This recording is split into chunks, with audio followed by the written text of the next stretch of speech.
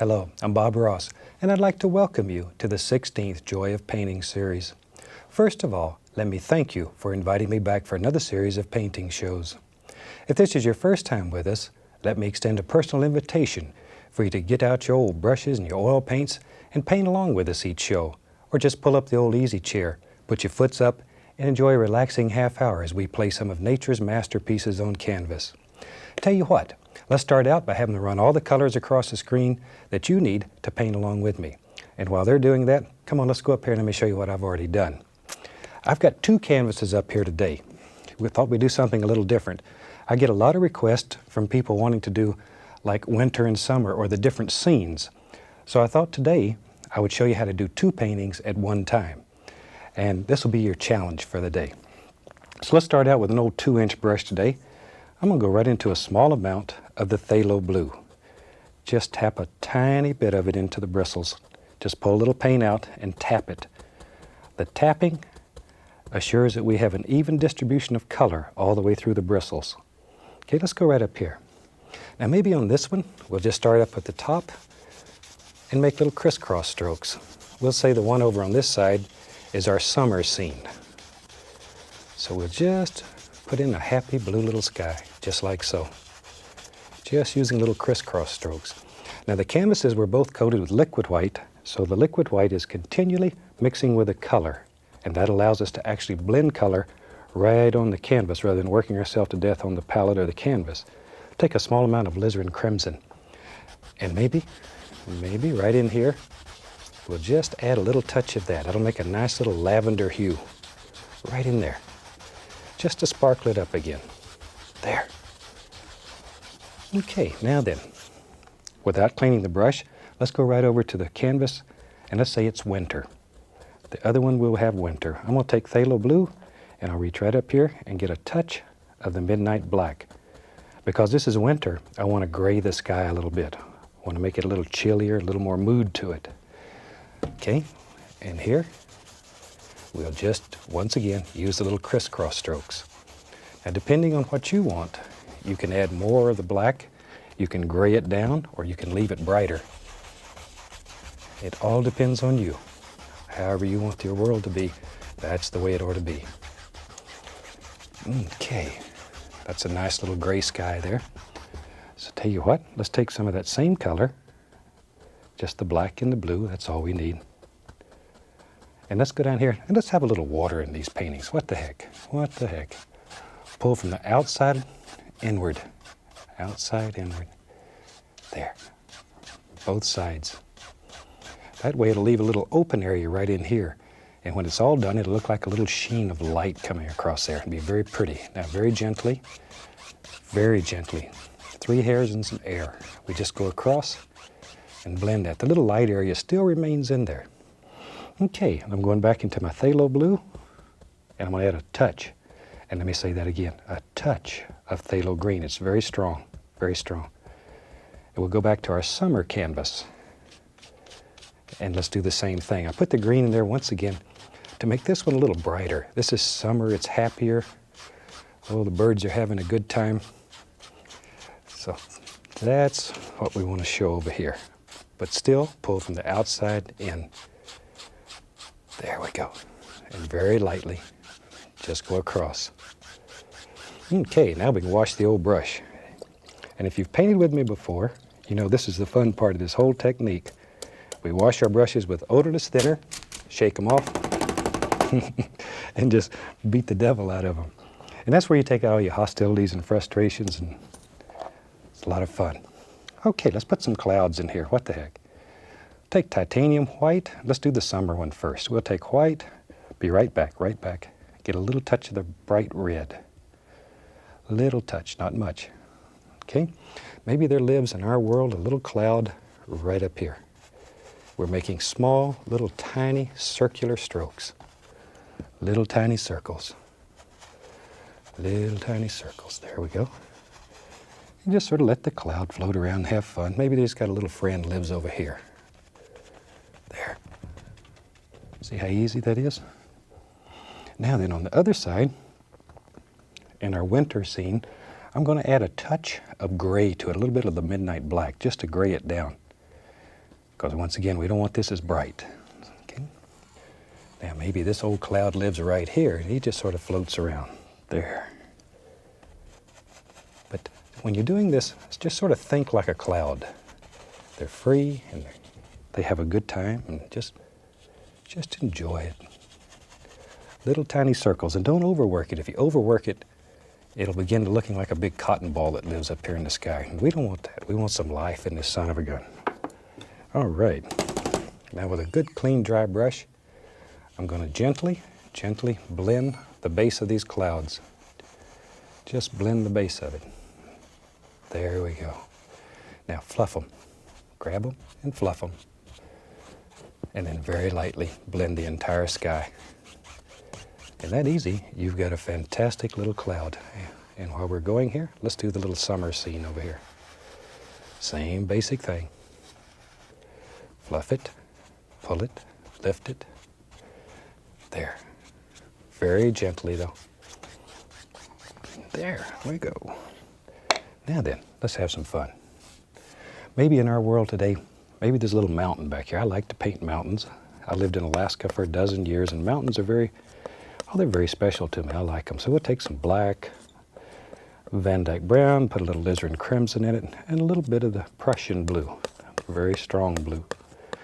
Pull the paint out very flat. Go straight down with a knife, cut across, and that gives us a little roll of paint right out on the edge of the knife. Okay. Now you have to make a major decision. Where does your mountain live? Maybe in our world, it lives right here. And I want this mountain to be quite small. Just a little tiny mountain that's far away. So all we need is just a basic little shape. Maybe this little bump lives right there. The only thing we're concerned with is a nice outside edge. We could care less what's happening down here. Don't worry about that. We'll take care of that. Don't worry about it. Now over here, we'll use the same color, and we'll try to make a mountain that looks about the same. We're trying to do the same scene in winter and summer. We'll make them look similar. There we are. Okay, maybe right there. Once again, we're only worried about the top of the mountain. We could care less. Down here, scrape off all the excess paint. Just scrape it off. Then with a large brush, we want to grab this and move it. Because the liquid whites on the canvas, you can literally move the paint. If this was a dry canvas, you'd be in Agony City right now. And just blend it down. Same thing over here on this one. Grab it and pull it. Just pull it. Think about the angles in your mountain. There we go. And just let it blend right into nothing, just like it's laying in the mist down here. Now then, we'll go back to our knife. And tell you what, let's do. We'll take some titanium white, dark sienna, and we'll mix them together. But leave it marbled like that. Don't overmix. And cut off our little roll of paint. It's right on the edge of the blade there. Let's go up here.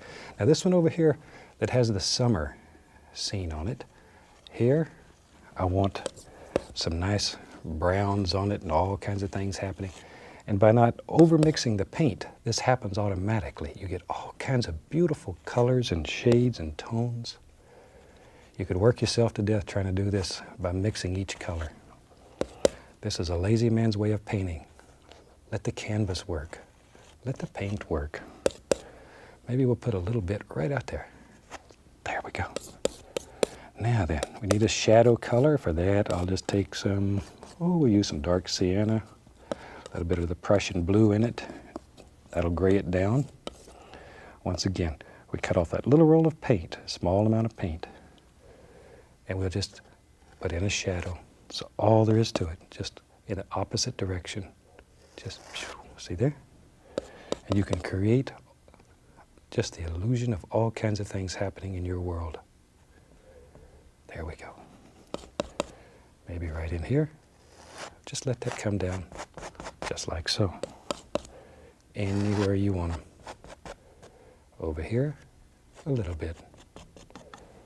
Okay, now then we'll take a clean dry brush. Be sure it's dry. If it's not dry, you're going to be upset with me because your color is going to sort of just mix together. we just tap the base of it here. We want to create the illusion of mist. Soft, misty areas down here at the base of the mountain. Then we lift it up, and that'll sort of bring it all together. There we go. All right, and that easy, we have a summer type mountain. Now let's go over here to the cold side. We'll take titanium white, and there's a little bit of that gray color left in it, not much. Once again, our little roll of paint. Snow on this mountain. As they say in Alaska, the hawk has came. There we are. The old hawk. He put snow on the mountain. And we'll just let that come right on out like that. A little bit on this peak like we had on the other one. Got to make those little noises or it doesn't work. There we are. Let's take a little bit of the, we'll use a little phthalo blue and a little touch of the black in it, a little white. We'll make a happy little shadow color, once again, right out on the edge of the knife. Just let that, but absolutely no pressure. No pressure. It just floats across there. As I've mentioned before in other shows, when I was teaching my son Steve to paint, I used to tell him to just pretend that he was a whisper floating across here. It's that delicate of a touch. Just barely touch the canvas. Okay, now then, we'll tap this. Just to create that old illusion of mist again. There. Just touch it. Like so. Okay. Now then, maybe there's some little foothills that live back here. So let's take, we'll use some black, and a little brown. I'm going to reach up here, get a little touch of the sap green. Not too much green, a little bit of white, just to lighten it up. Okay, let's go up here. Maybe on this one here, we'll just touch with a corner of the 2-inch brush and just make the indication of little distant foothills that live far, far away. There. Just touching. Now then, if there's going to be water down here, let's have a reflection. So all we'll do is just tap some of that color right down, like so.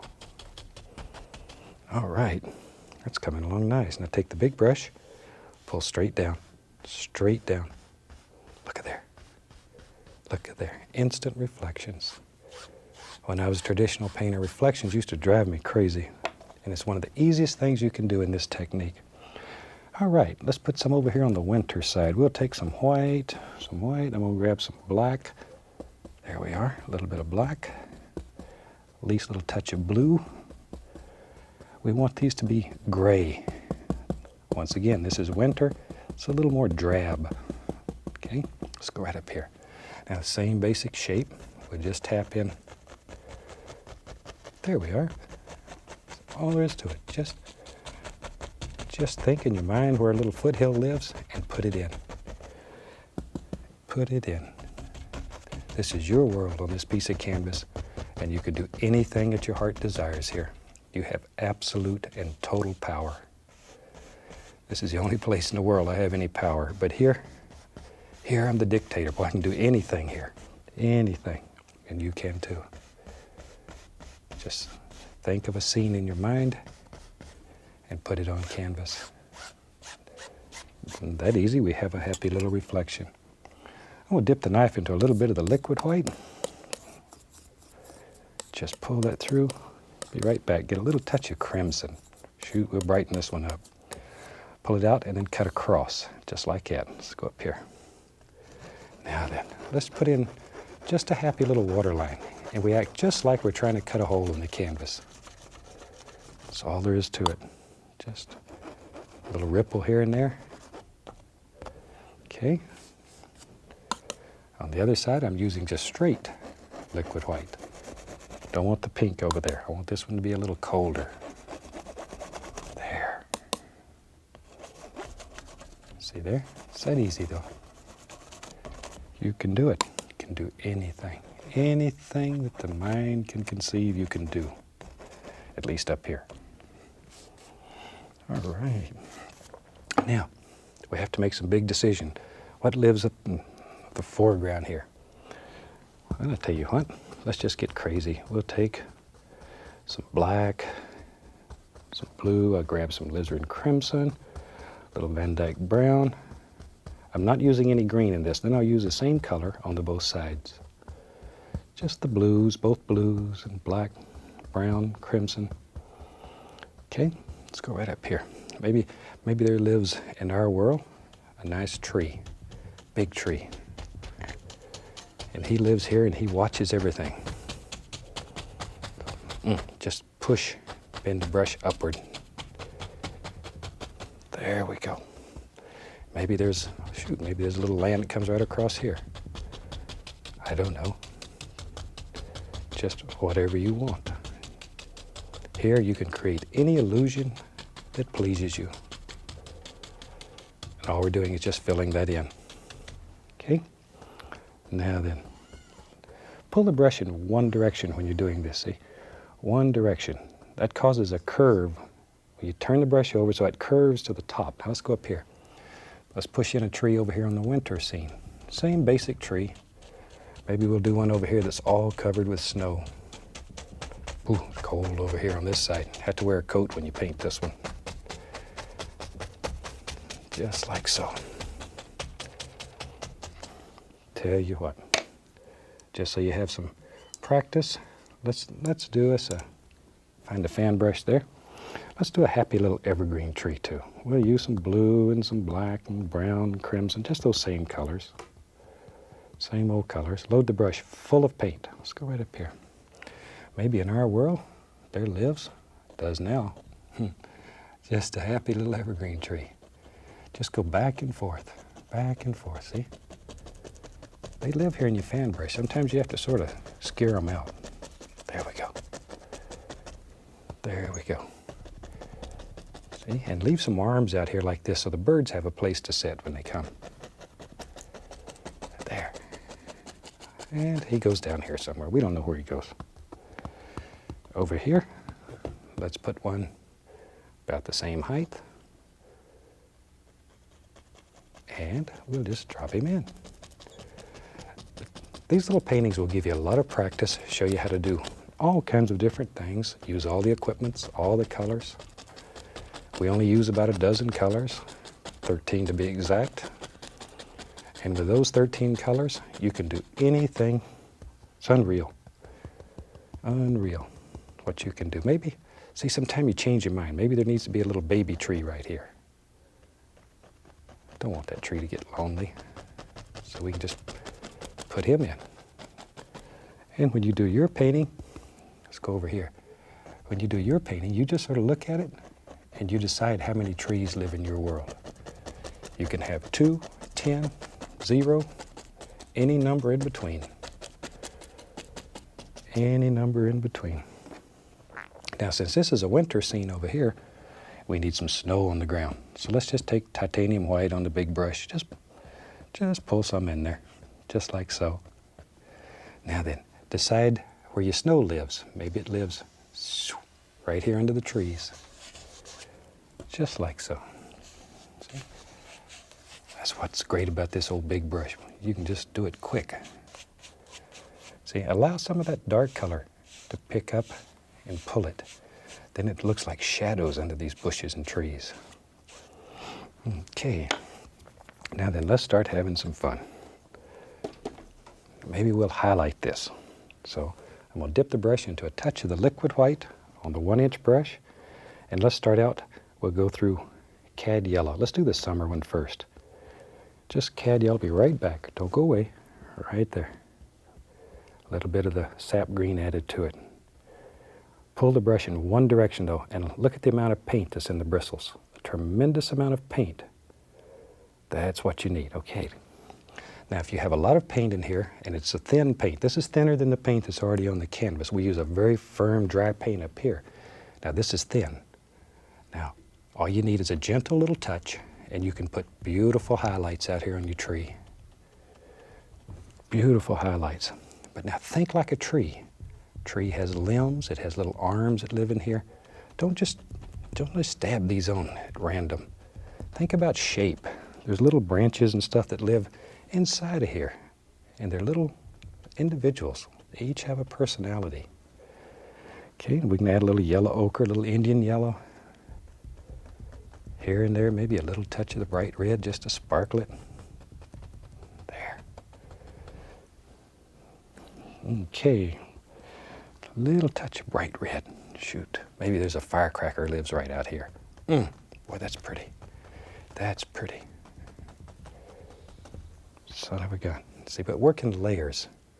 Now then, come right up in here. Notice that we leave some of the dark areas. Those little dark areas in between are very important.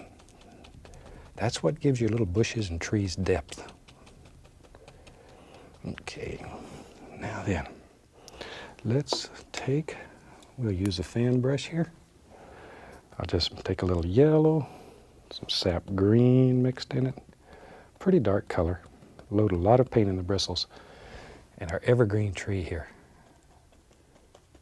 Just add some little highlights on him. Don't overdo. This gets working so well that you just want to cover up all the dark, and you lose your beautiful little tree then. He'll go away and leave you. There. Okay, now here's an old dirty, that's just 2-inch brush, it's dirty. We'll just tap it right into various colors. Just tap, give it a little push. Now then, let's come right down here, and we can begin putting in all kinds of little happy grassy areas. That easy. That easy.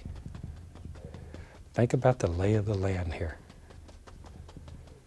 Just layer after layer after layer. Okay, maybe, look at there. So you can create a whole nother plane. That easy. There. But don't kill all that dark. Once again, it gets feeling good and you just go crazy. And you can kill all that dark. And then your painting gets very, very flat. It looks like almost like you cut it out of newspaper or something and glued it up here. Now we just take a knife, clean knife, and here and there we'll just scrape in the indication of some little sticks and twigs and little happy things that live all back in here. That's all there is to it. Let's do the other one now. Now, I have several fan brushes going, so I don't have to spend all my time washing them. We'll take some white, be right back. A little touch of the phthalo blue. Nice warm blue, very pretty. There. Okay, let's go up here. Maybe there's a little snow hanging on this tree. There. Boy, See, that's where the birds sit, right out here. Even in the wintertime, they have to have a place to sit. Sometimes when you're painting, you can almost hear the little birds. There. See, just once again, though, make up little stories and think that this is your world. It becomes a special place to you. And of course, people may look at you like you're a little strange, but us painters, we have an artist's license, and it says you can do anything on this canvas that makes you happy. Utilize that. We'll take titanium white and liquid white mixed together on the brush, pull it in one direction, load a lot of paint, a lot of paint. The liquid white's in there only to make the paint thinner. Let's go right up here. Put the rounded corner to the top, and let's just put all kinds of beautiful little snow-covered limbs out here. Now, if you wanted to, you could just take your liner brush and just make like a tree trunk. Maybe all the leaves fell off in your world. I sort of like to have these snow-covered things. To me, it's just beautiful. When I lived in Alaska, everything looked like this in the winter at times, and it was maybe one of the most beautiful times of the year in Alaska. It's cold. Whew. But, oh, it's pretty. It is so pretty. God was having a good day when he made Alaska. Things were going right. There we are. And maybe down in here lives a little bush. There he is. So just make up all kinds of little stories. Maybe over here. See, you can put a little bush right there. Just wherever you want them. Now then, once again, with our clean knife, and come right up here with the camera. See this dark area? That's where you want to put your stems. You don't want to put them up here. Put them down in the dark area because that's where you'd see them. And just scratch them. Just scratch them in. All you're doing is allowing the canvas to show through. There. Okay. Once again, though, mainly in these dark areas. We can come over here, drop in a couple, just wherever you want them. Okay, I'm going to find the old liner brush. Go into some paint thinner, some dark sienna. And we want this paint to be thin like ink. Turn the bristles, turn it. A liner brush has very long bristles on it. It loads a lot of paint. There we go. Okay, maybe in our world, right up here lives a little stick. Just take, touch, and it helps here if you're a little nervous. Makes a much more interesting little stick than one that's just straight. Or I think so. Just, you sort of make the decision. Maybe in your world, you want all straight sticks. I like to have them with little character. Okay, we can take that same color. Let's go over in the winter side. And maybe the little stick lives right here. See, there he is. There he is. You knew he was there. There. Just touch it. Give it a little pull. That's all there is to it. And you can put them wherever you want them. And that's how easy it is to make two scenes at once. I'm going to take a little more of the paint thinner, go into some bright red, and let's sign these. And just then you paint once again, just like it was ink. And you can sign them. We'll go step right over to the winter one, sign it. And I think we're all finished. We have two paintings today for the price of one. There we are. And I hope you've enjoyed this, and it shows you how to do a winter and a summer scene off the same palette at the same time. Think you'll enjoy. And from all of us here, happy painting, and God bless. I'll see you next time. Hi, welcome back. I'm glad you could join me today. Today I have a special friend with me here that I want to show him to you. This is my little friend Hoot, and Hoot's a little baby owl, and he is a character. And as you can see, Hoot and I have the same hairdresser. Boy, that son of a gun's got a hair that looks just like mine. And he's about 2 weeks old now, and this is his first time in front of a camera, so he's a little nervous. But I borrowed him from the bird lady so I could show you. That's Diane Schaefer. She lives here in Muncie, and she takes care of all these little characters when they get hurt. This one was orphaned. As I say, he's about 2 weeks old. Hey, isn't he something though? Beautiful little bird. Yeah. You going to talk a little bit? Okay, I think we have to go to work now. I tell you what, let's have him run all the colors across the screen that you need to paint along with me today. I'll set him down. I'll be right back with you. So we'll just set him right over here. There we go. He's still squawking. Grab the old palette. As you can see, today we have a canvas up here I've taken black gesso and I've sort of painted a basic shape in here. And on top of the black gesso now, we've allowed that to completely dry, and then we've taken and put transparent color over here. And that's a mixture of, we've put some Van Dyke brown, a little bit of phthalo blue, and phthalo green, and then I just covered it. In this spot right in here, I've just put liquid white. And everything is wet and it's ready to go, so let's go. Tell you what, let's start out today with an old 2-inch brush. I'm going to go right over here and pick up the least little touch of the cad yellow. Just the least little touch. There we go. Okay, now right here at the horizon, I want to put a nice bright little area right there.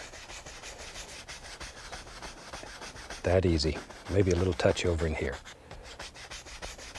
Okay, now then, without cleaning the brush, I'm going to go right back over and pick up a small amount of yellow ochre. Just a little yellow ochre. Okay, now then, right above that, and allowing it to blend together, we'll put that ochre. It's pretty already.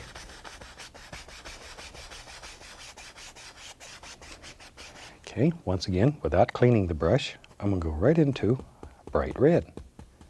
So we started with cad yellow, went into yellow ochre, and now we're into bright red. And just tap a little into the bristles. Just tap it, and that gets a nice even distribution of color all the way through the bristles. Okay? Now then, with the red, we can go right in here. And we're just using sort of little crisscross strokes. And just apply a little of that. Because you had the yellow on your brush, this is going to turn a beautiful orange color. There. And we just blend it right on down into the yellow ochre. Just let it sort of disappear. That's pretty already. I like these colors. Now then, once again, without cleaning the brush, this is one of those paintings I like because you don't have to clean the brush a lot. I'm lazy. I'm going to go right into phthalo blue. Just a small amount of blue. And once again, tap the bristles. Okay, let's go back up here. Now up in here, we'll put the blue. There we go. A little darker. And just let it blend right down to the red. Okay, now we can wash your brush. Wash the old brush. That's the fun part of all this. Shake it off. Cover everything in the studio. Now with a nice clean dry brush, you can go back in here and just blend all this together. So you can't tell where one color stops and the next color starts. Just like so. Okay, and that gives us a beautiful little sky. And it's very, very simple. Now then, I'm going to put a little black on the brush, and then I'm going into yellow. I put the black on the brush only to make this turn green when I touch it. Little tiny bit of the midnight black. And I'm just going to tap some color into it. Let's go right back up here. Maybe there's a little hill way back here in the distance. So all we do is just tap. Just tap. All you're doing is touching the canvas with a brush. Canvas will pull off what it wants, give you back what's left. Just like the tax man. He takes all what he wants and gives you what's left. Usually there's not much left. There. All you're doing is just tapping. Gently, gently tapping. Now if you wanted to show maybe another plane in here, you start with fresh color and leave a little dark area between them, and you can create the illusion of another plane there. That easy. And you can make as many or as few as you want in your world. Hope you enjoy seeing the little creatures. I like to show you the little birds and stuff. We have some birds that are grown, and I can't show those because they're sort of hard to control. That little owl, he's a character. It's one of the most beautiful little birds. Okay, while we have that old brush going, tell you what, maybe we'll just tap the corner here into a little bit of paint. We'll get a little yellow ochre, a little Indian yellow. Just the corner of it, just that corner. Okay, let's go back up here. Maybe right along here lives a happy little tree. I'm just going to take the corner of that brush and just begin creating the basic shape of a little tree. There, add just a little touch of the bright red there. Make that rascal stand out and sing. See, all you need is a big old 2-inch brush, a little imagination, some practice, and you can paint fantastic paintings. Beautiful little paintings. Look at there. This bush lives right there. Just sort of make up a scene in your mind and drop it on the canvas. So what's so nice about this style of painting, you can put an idea on canvas before it escapes. When I was a traditional painter, I'd get an idea in my mind and shoot, by the time I got around to painting it and spending a week or two working on it, the vision in my mind had totally changed. Here, you can do it while it's fresh. There. All right, see? Now we've created a whole other plane right here just by doing that. Just by doing that. And maybe, tell you what, it helps to be a little crazy when you do this and think about little stories and make up little things here. In my mind, I think this is a beautiful place back here to maybe have a little cabin that lives way back over in there. So for that, let's take some Van Dyke brown. Pull it out very flat, and we take the old knife, cut across, so we have a little roll of paint right out on the edge of the knife. There you can see it good. Now maybe our little cabin maybe it lives right there. We'll paint the back eave first, just like so. Paint the other side of the roof. Zoom. There we are. See how easy that is? Now if you don't make those little noises, though, it won't work for you. You gotta make those little noises. Doop. There we are. One right down here. And one right along here. Now that is a nice way of blocking in your basic shape for your little cabin. And you're not committed yet. You could still change that little rascal any way that you want to. Maybe it's got a roof on it. We'll use some brown and white, a little bit of black in there. We'll make sort of a dirty gray color. Just leave your color marble like that. We don't want to overmix it. Once again, our little roll of paint. It's most important how you load this knife. Now then, just touch and get nervous here. Let it go. Boop, boop, boop, boop, boop, boop, boop, boop, boop, boop. See there? And it makes beautiful little shapes on your house. And you can just let it just bounce right along through there. It looks like little shingles you can see far off in there. Maybe a little bit out here on the other side. You can see a little touch there. Now then, I'm gonna get the small knife. That small knife is fantastic for sneaking into little places. We'll take some dark sienna, a little white, mix them together, but not over mix them. Maybe we'll put a touch of Van Dyke brown there too. Ooh, I like that. That's nice. See, you got beautiful colors happening right there. And when you pick up that little roll of paint, those same colors are right there in that roll of paint. Now then, touch and just pull it down. Barely, barely grazing. Barely grazing. Look at that. See? And that's simple. You can paint the front of your little house, your little cabin. Now for the side over here, not as much light will hit that. So we'll add some more Van Dyke brown. We'll make it darker. Cut off a roll of paint, same way. And, loop, right there. We'll put a little bit on the side. See there?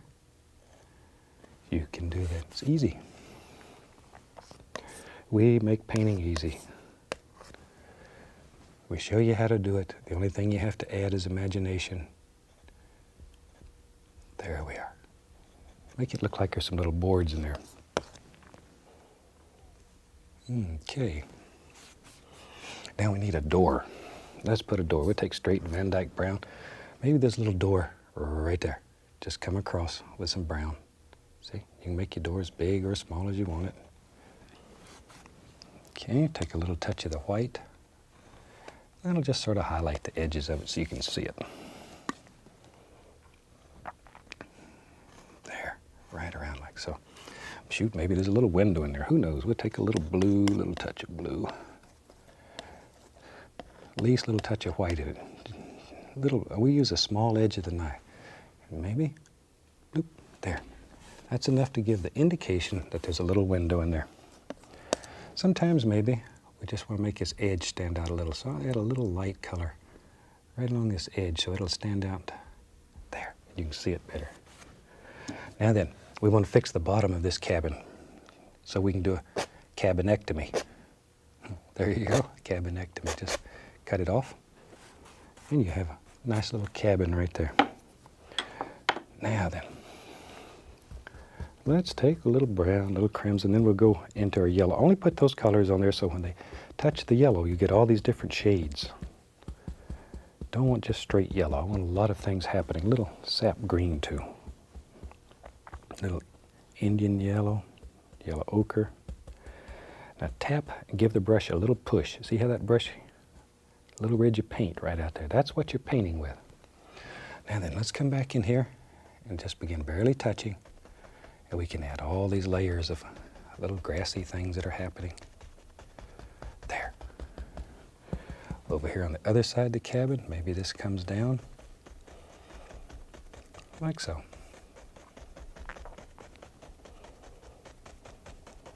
Okay. Tell you what, we need a way to get to this little cabin. Let's take some Van Dyke brown. Go right in here. And just begin pushing that like so. And we want to make this path get larger and larger. It's hard to see right now against the black, but it'll show up.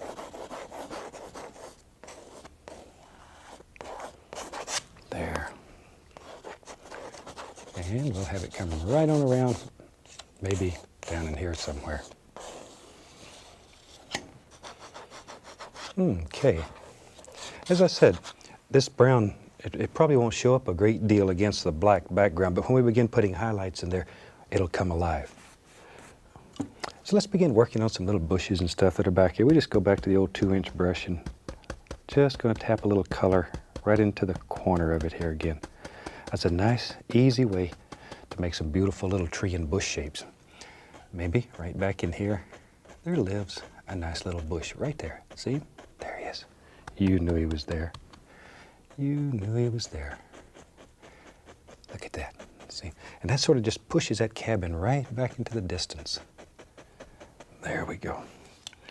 Now let's begin working on maybe some of these trees here that are on the sides. So for that, I'll use the liner brush and I'll go into, we'll just use this color right here. That's a nice color. That was just brown and white. We want that paint to be very thin, very thin. Let me get a little more paint thinner here. We want to be sure it's real thin, like ink. Turn the bristles in there. All right, now maybe right up in here. Maybe there lives a nice tree trunk right there. Turn that brush, let it wiggle and jiggle, and all kinds of things happen as it works its way down there. Just keep turning it. It makes very interesting tree trunks. Then you can come back in here and drop in the indication of some little limbs and branches and sticks, and need a place for that little owl to sit. There. Well, that son of a gun's got some talons on him. He'll get you. There. You have to be very careful with him, be respectable. Because he doesn't realize how strong he is. Even just a 2-week-old baby owl, boy, he's a son of a gun. Maybe over here. See, there's another tree. Maybe he's got a friend right here. And in your painting, you put as many or as few trunks as you want. Just sort of look around and each one will be different. Look at your painting, because it's not going to be exactly the same as mine. The only thing we try to do here is show you how to make effects, how to create certain illusions, and then you do with it whatever you want. We each see nature through different eyes. So you paint the way you see it, and then it's right. Then it's right. The only rule that I respect in art is if it makes you happy, then it's good. You do what makes you happy. You paint scenes the way you see them. And that's when you really, really experience the joy of painting. There. Now we have all kinds of little tree trunks and things happening in there. While I got that going, maybe back in these little bushes here, we can make out the indication of some little things that are projecting up. There's one. And once again, you decide how many of these live in your world and drop them in. Okay.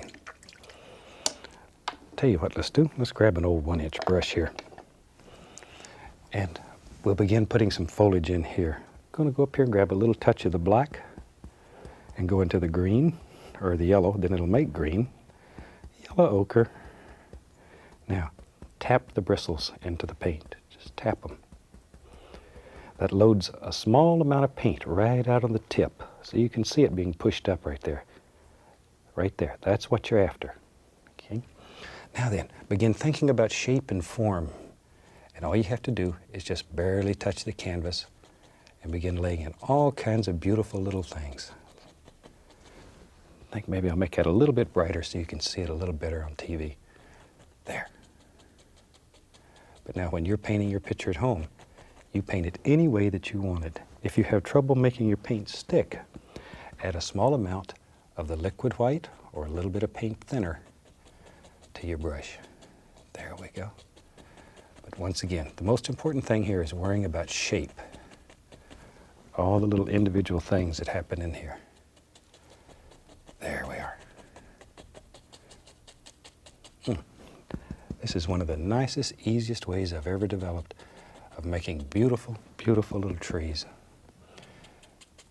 And even if you've never painted before, you can do this. You can do it. It works. We give you everything you need here. All you need is just a little practice and a little imagination, and off you go. There. Just layer after layer, and don't be in too big a hurry. Just work in one section of your tree at a time. I have to be in a hurry here. If I don't get done in time, they have no sense of humor. Boy, they'll get me. But at home, just take your time. Think about one clump of leaves, one group, one individual, one friend. There. And just layer after layer. All these beautiful things live deep in the woods and in the trees. See? Some's in the back, some's in the foreground, anywhere you want them. There we go. Once again, if you have trouble making the paint stick, add the least little touch of paint thinner or liquid white, either one. The liquid white, of course, will make your paint a little brighter. So if you don't want it to get any brighter, then add nothing but paint thinner. There, right in there. Okay, little baby one lives there too. Now let's go on the other side here. This big old tree that's hanging out over here. We'll give him some nice highlights. There. See? But still working in clumps or groups. That's what makes that son of a gun stand out. And save some of these dark areas in between. That's what gives your tree depth. If your tree starts looking flat, chances are you've killed all those beautiful dark areas. And you can go back and put them in, because we don't make mistakes. We just have happy accidents. Learn to work with anything that happens. Anything that happens. Okay, maybe since we have that area, we'll just put some leaves right out here, some nice highlights. Look at that. Did you ever think you could take a big old 1-inch brush and make just thousands of beautiful little individual looking leaves that easy? You really can. You really can. There we go. Okay, shoot, that brush is too slow. Let's get serious here. Get the old 2-inch brush. It does the same thing, only faster. We'll tap a little color into it. Same old way. Now then, let's begin creating the lay of the land. Just begin deciding where this goes. As it goes away back in the shadow area back in here, use less and less pressure. Let it just sort of disappear. Darker, darker, darker back in here. This is where a creature hides back in here. That's where the little bunny rabbit lives. It's quiet and dark. There we go. Okay, just varying the colors. Little bumps and hills in your land. All kinds of happy little things in here. But start in the area that's farthest away and work continually forward, forward, forward. And that helps create that illusion of depth, the illusion of distance in your painting. And to me, that's extremely important in a painting, that it has depth and distance and many, many different planes in it. There we go. See there? But the curvature that you put in here, once again, that creates the lay of the land, the way the land flows, the direction of the land, whatever you want to call it, all means the same thing. And the more you tap this, the softer it'll become. It just gets, it'll look like velvet if you work it enough. Look just like velvet. I'm going to add the least little touch of liquid white. Just want to thin that paint a little tiny bit more. A little bit of liquid white. There we go. See, that sticks easier. Anytime you have problems making it stick, just try adding a little bit of liquid white or paint thinner. There we are. Just layer after layer after layer. This is a very simple little painting. If you've never painted before, this is a nice one to start with because it's very easy and it works well. Okay. Add another little hill right there. Yeah, let's go over to the other side and have some fun over there too. Shoot, we don't want this side to have it all. We'll use a little more of the sap green. Just tap that right in there. Load that old brush up. Now then, I have to make a big decision. Maybe it comes right down here. You can just push that little cabin as far back as you want. You could come way up in here if you wanted to and look like it's behind the hill. There we are. Maybe this one comes from way over here somewhere. It just drops down. And maybe you want to create, maybe this is a more severe drop. Maybe it drops off faster than the other side. And you can do that just by changing the angle. Make up little stories in your mind, once again, and just work from that. There. See? And you can turn this so it comes towards you. Look like all those little grassy and things and little ferns that are hanging over. Just layer after layer. I've probably painted 20,000 paintings and I still get excited when I see this work. It's so fantastic. Every day I get letters from people all over the country who have never picked up a paintbrush in their life. And they've tried this and it works and they've experienced a whole new world. Whole new world. And it makes people happy. And the people you share it with, it brings a lot of joy to them. It's the reason we call this a joy of painting. There, I hit a little touch of the bright red that time. But see how this is hanging over? It's unbelievable how you can change these angles and create all types of illusions. Okay, now then, let me find an old fan brush here. We put that Van Dyke brown in here and it didn't show up much. Now watch what happens. I'll just take a little bit of titanium white on the fan brush, just a little. Now we go back up here and we just barely touch. See, now that brown begins to show. And we can clean up the bottom of all these little grassy areas, bring it all back together. And you can make this as light and bright as you want it, just by adding more white. Or you can add a little white with some dark sienna in it. That's very pretty. Whatever, just sort of experiment a little. The fun in painting is the experimenting, learning new things every day. If you paint for 1,000,000 years, the next painting is going to be your masterpiece. You'll always see something in your painting that you can improve. You know, I get letters from people all the time and they say, I did a painting and I'm not satisfied with it. That's fantastic. Because that makes you want to go do another painting. You see what would make it better. I hope you're plagued with dissatisfaction your entire life. That way you'll get better and better and better. Now, maybe here and there you can even see the indication, a little brown in there, it's too bright. There we are. A little stone lives right up here. It climbs right up the side like that. You can just put anything in here that you want. Okay. Shoot, I think we about have a finished painting there. I'm going to take a little bit of the bright red with paint thinner. And when you go to sign these, I get a lot of questions about how do I sign it. Look how thin this paint is. I mean, it's literally, it'll run. You can see it dripping right off the palette. Thin like ink. Turn the bristles in there. And let's go right up here and we'll sign this one. Hope you've enjoyed it. It's a fantastic little painting. It'll teach you a great deal. Try it. Let me know how it works for you. That one's signed. I think we're going to call this painting finished. And on behalf of my little friend Hoot that I showed you at the beginning of the show, I want to wish you happy painting. God bless. I look forward to seeing you again. Hi, welcome back. I'm glad you could join me today. Today I'm standing here with some of my little friends that I'm going to show you here. This is 4 little robins, and they're just little babies, only a few days old. Boy, oh, look at that.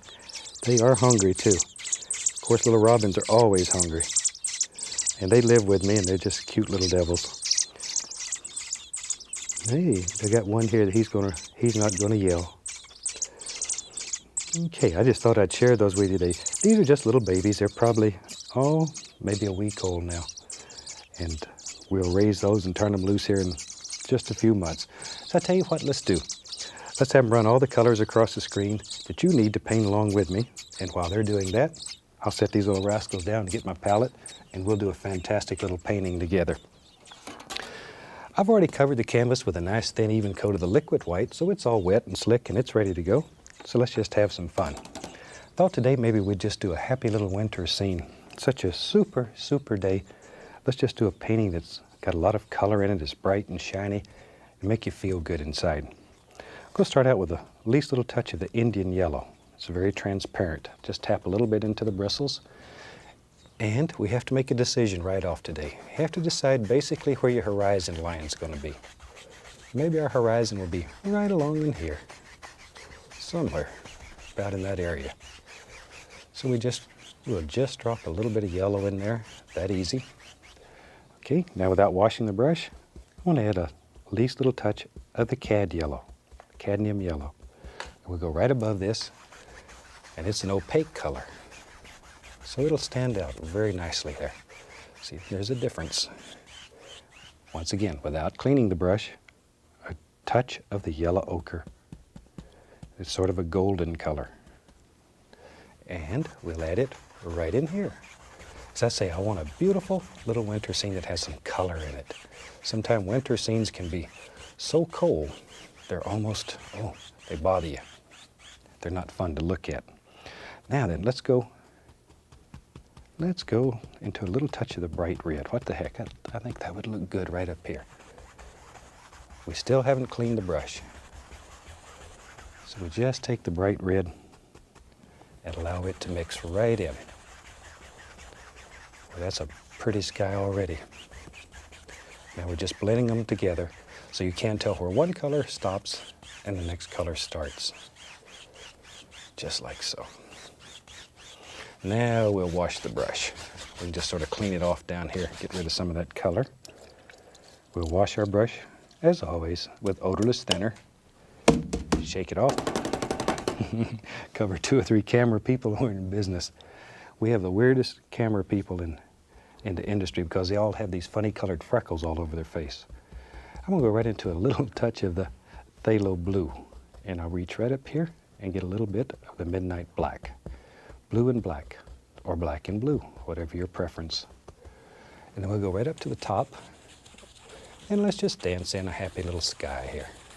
Just making little crisscross strokes, like so. And let it come right on down to the red. There. And where these two come together, it'll turn sort of a lavender color. But it also, this red acts as a barrier between the yellow and the blue, so you don't end up with green. There we are. Okay, now then, we'll wash the old brush again. Just get it good and clean. Shake it off, give it a good whack, and then we can just blend the sky together, like so. Now, if you do this at home, I'd recommend you get your brush beater rack, because if you beat your brush against a solid object like I do here, you're gonna redecorate your living room, and your popularity is going to go down about 10 points. I mean, just that quick. Now then, let's take the knife. Let's go down here, get a little touch of the yellows, a little bit of the yellow ochre, like so. A little of the cad yellow mix, pull it out flat. Get a small roll of paint out here on the knife. Maybe down in here there's just the indication of some little clouds that are floating in here. All you have to do is just touch. It'll take what it wants. Just touch it. Then, with a nice dry 2-inch brush, very gently, just blend these out. Now if you really want to throw some light in there, you can take a tiny bit of titanium white and put it here and let it sort of blend upward. It'll really make that sparkle. It doesn't show much now, but when we put different colors down in here, that son of a gun will jump out at you. Shoot, I tell you what, while we got this old big brush going, let me show you. Let's have some fun. We'll go right into that titanium white. What the heck? Okay, let's go up here. Maybe up here in this sky lives a beautiful cloud. Just up here, floats around, has fun. Just using the corner of the brush, making little circular patterns, just little tiny circles around and around. We just let it go right over in here somewhere. We don't care. Wherever you want it to live. There. Now then, let me grab a clean brush. I have several of them going. We'll just blend the base of this out, like so. We're carefully not touching the top yet. See, the top of these individual shapes we want to save. And then we're going to fluff them. Just fluff them up. There, look at that. And then very lightly, just blend the entire sky. That easy. Okay, maybe we'll get crazy today. Shoot, I'll just use a 1-inch brush. It doesn't matter. Let's take some dark sienna, put a little of that on there, and a little bit of black with it. Dark sienna and black. Mostly dark sienna though. And let's go right along in here, and maybe there's some dark clouds.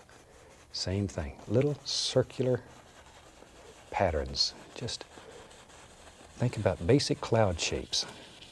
Don't just throw this in, though. Think about individual shapes as you're doing it.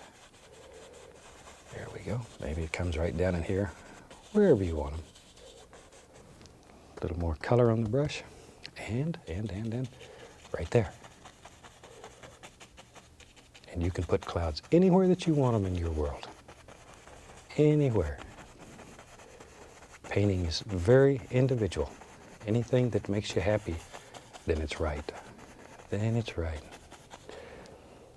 There we go. Now, once again, with a large brush, I'm just going to sort of mix this up. The biggest thing this does is removes the excess paint. And then we'll come back and we'll highlight these little clouds, make them really stand out. This just takes off the excess paint, so you don't become a mud mixer, and then you'd be mad at me. All right, let's grab an old fan brush. I'm going to go into the titanium white. Titanium white. I'll be right back. I'm going to get a little touch of alizarin crimson. Just mix them on the brush. Shoot, that's fine. Nice pinkish color. Now then, let's go right in here and just highlight just some of these clouds here and there. Just where you think light would strike. There. Just make all kinds of beautiful little things. That easy. That easy. Just using the corner of the brush though. That's all we're using. And just, once again, those tight little circles. And you can make the most beautiful, fluffy little clouds you've ever seen. There. Maybe. There he is. There he is. I knew he was there. So did you. We just had to find him, pull him out. There. A little up here. And wherever you want them. Don't want too much color. If you put too much and it's too bright, then you'll lose that beautiful darkness that you've worked so hard to get in these underneath clouds. Now with a large brush, we'll just blend this again. All we're doing is softening the bottom part though. We want to save those nice top edges. Just softening the bottom so it blends together. I beat the brush only to remove the excess paint off of it. It's easier than going through the whole cleaning procedure. Then we can fluff this up, pull it, shape it, tease it. There we go. And very lightly, just blend it all together. I'm going to take my large brush and add a little more of the pinkish color right in there. I want a little of that pink right in there. Ooh, that's pretty. And if you'll experiment with these guys, it's unbelievable what you can make. And of course, none of us are interested in that happy buck. But if you should be out selling your paintings, these kind of paintings sell like hotcakes because of all of these beautiful colors in there. You'll find if you're selling paintings that people buy paintings as much for color as for content. A lot of time people are looking for a painting to match a room or to create a mood. I'm using just dark sand and a little bit of black here. Be right back, put a little white into it. There we go. Just a nice dark brown color. Tap a little into the bristles. Now we have to make another big decision. Maybe back here lives a little foothill, and all we're doing is just tapping. Just sort of decide where he lives and just tap. Like so. See how easy that is? Maybe it comes on back up in here. There. Just a beautiful little foothill back in there. Now we can grab that and very gently, short, tiny little strokes, lift upward. And it'll look like little trees that live far, far away. Far away. Now, tell you what, let's create some mist at the base of this. So take a clean 2-inch brush and tap firmly. You can probably hear how loud that is. We're really tapping, but just the base. See there? Just the base of it. And that'll create that illusion of mist. Now maybe back in here we want a little snow. If we're going to have a winter scene, we need some snow. It's hard to have a winter scene without some snow, unless you live in Florida. Okay, decide where your snow is going to live. We can take a large brush and just pull. And it doesn't show up too much yet against that white canvas, but it will as we work on down here. See, sometimes you can get a little crazy. Let's play a little game here. Take that same color. Maybe there's another little layer of trees that are far off right in there. See there? Give it a little upward lift. Shoot, that easy. We got another layer of trees. Grab the bottom of it and pull it. Allow some of that color to mix right in the white, and it helps create that illusion of mist. Okay. And here, these are just some of the colors that were in the sky I'm going to add right in here. Just wipe them on any old way. Some of them will show through, and it'll look like reflections coming from this beautiful sky onto here. And it just happens. You don't have to worry about it. It'll be there for you. I tell you what. Shoot, let's have some fun. We'll just keep using this old 2-inch brush. Now you could do this with a round brush. It'd work just as well. I got this one dirty, so we'll just use it. Take just the corner of it. Maybe back in here, we have some beautiful little tree shapes. All we're looking for is just some basic shapes. These are just little trees that are far away back here. Just tap them in. See how easy that is?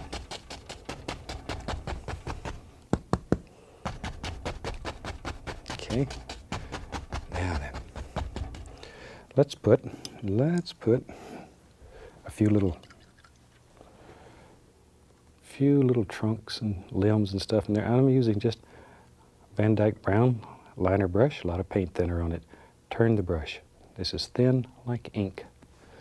And maybe we can just see some tree trunks here and there. There they go. Just a little trunk. We don't know how many trees are back here. However many you want.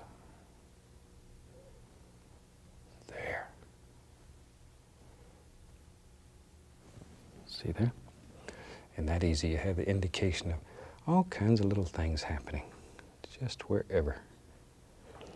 Now sometimes it's fun. Let me show you something. I'll show you something. I'm going to take some liquid white, put it out on the palette. Maybe we can come right down here. Then I'm going to mix some yellow ochre with it. So you have a very thin paint now, very, very thin. Okay, let me clean my knife off. Now we'll take the liner brush, dip it into paint thinner.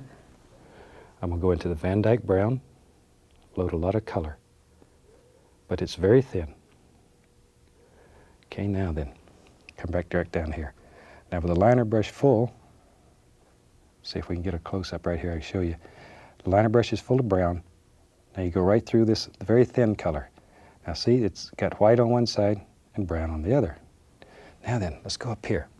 Maybe up in here there's some big trees. They're right in here. And you can do the highlight and the shadow in one stroke. Sneaky, huh? Okay, reload it. Van Dyke brown. Then we'll go right through the liquid white with a yellow ochre in it.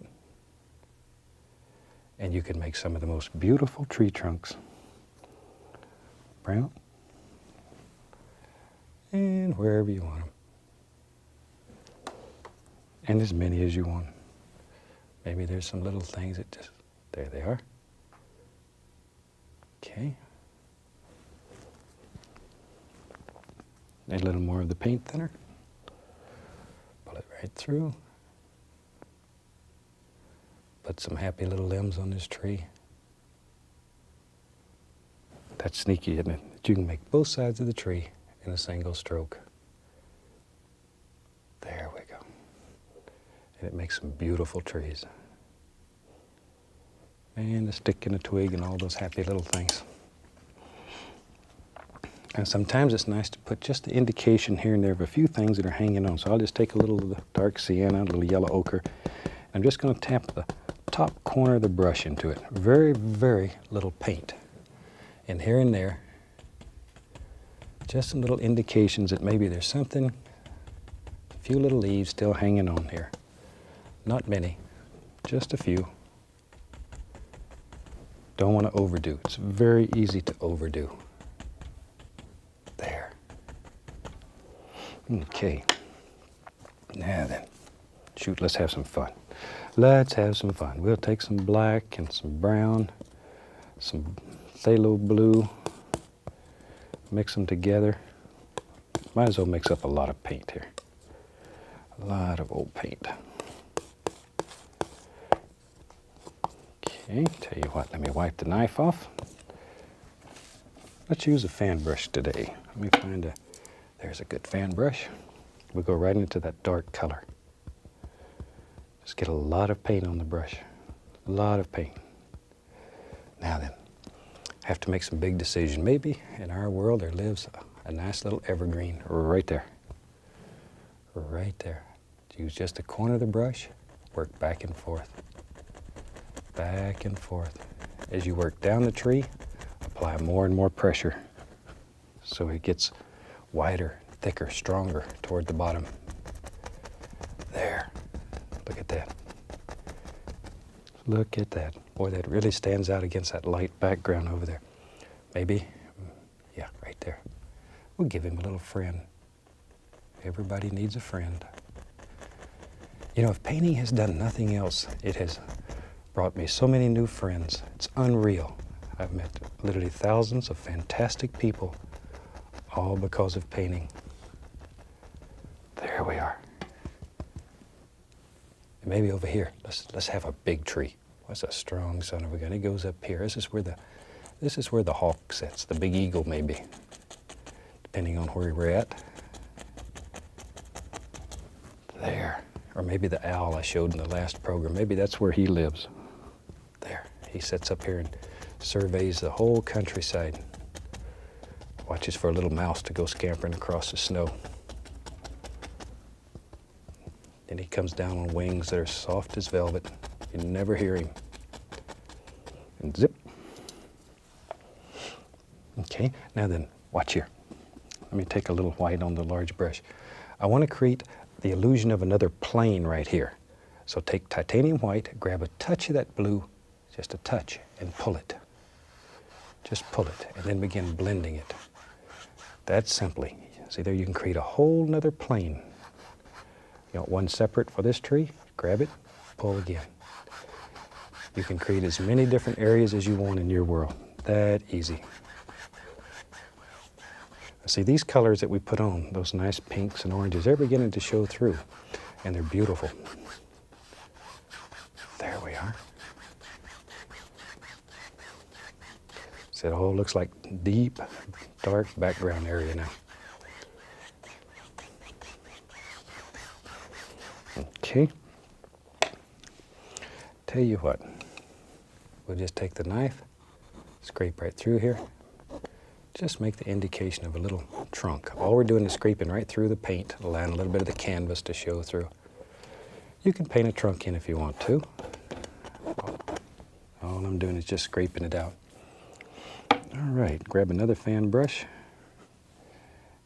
Take a little of the liquid white, a little titanium white, a little phthalo blue, mix them together. There, beautiful blue. That phthalo blue is so pretty. A lot of paint on the brush. Now let's go right up in here. Let's just put some highlights on these trees. Oh, that is beautiful. So beautiful the way that stands out. Brings that tree alive. Makes it jump out at you. And what makes this so attractive, this is a cool color. Blue is a very cool color, and it's against these warm colors back here.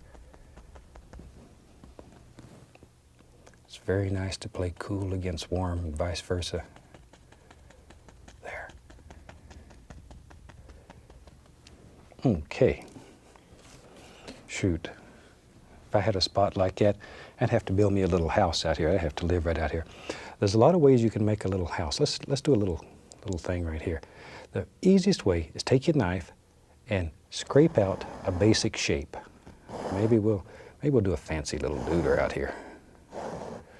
Okay, we can scrape this out without being committed. Maybe it comes out, maybe it goes on over here. What the heck? Maybe the carpenter just got crazy and has a long roof over here. There's the side. Here's the front, or however. Maybe that's the front. It's up to you. Now then, take Van Dyke brown, a little dark sienna in it. Just mix them together. Pull the paint out very flat. Get a small roll of paint right out on the edge of the blade. Okay. Now then, let's go right in here. Got to make those little noises. All we're doing here is just blocking in color. There we go. Just block it in.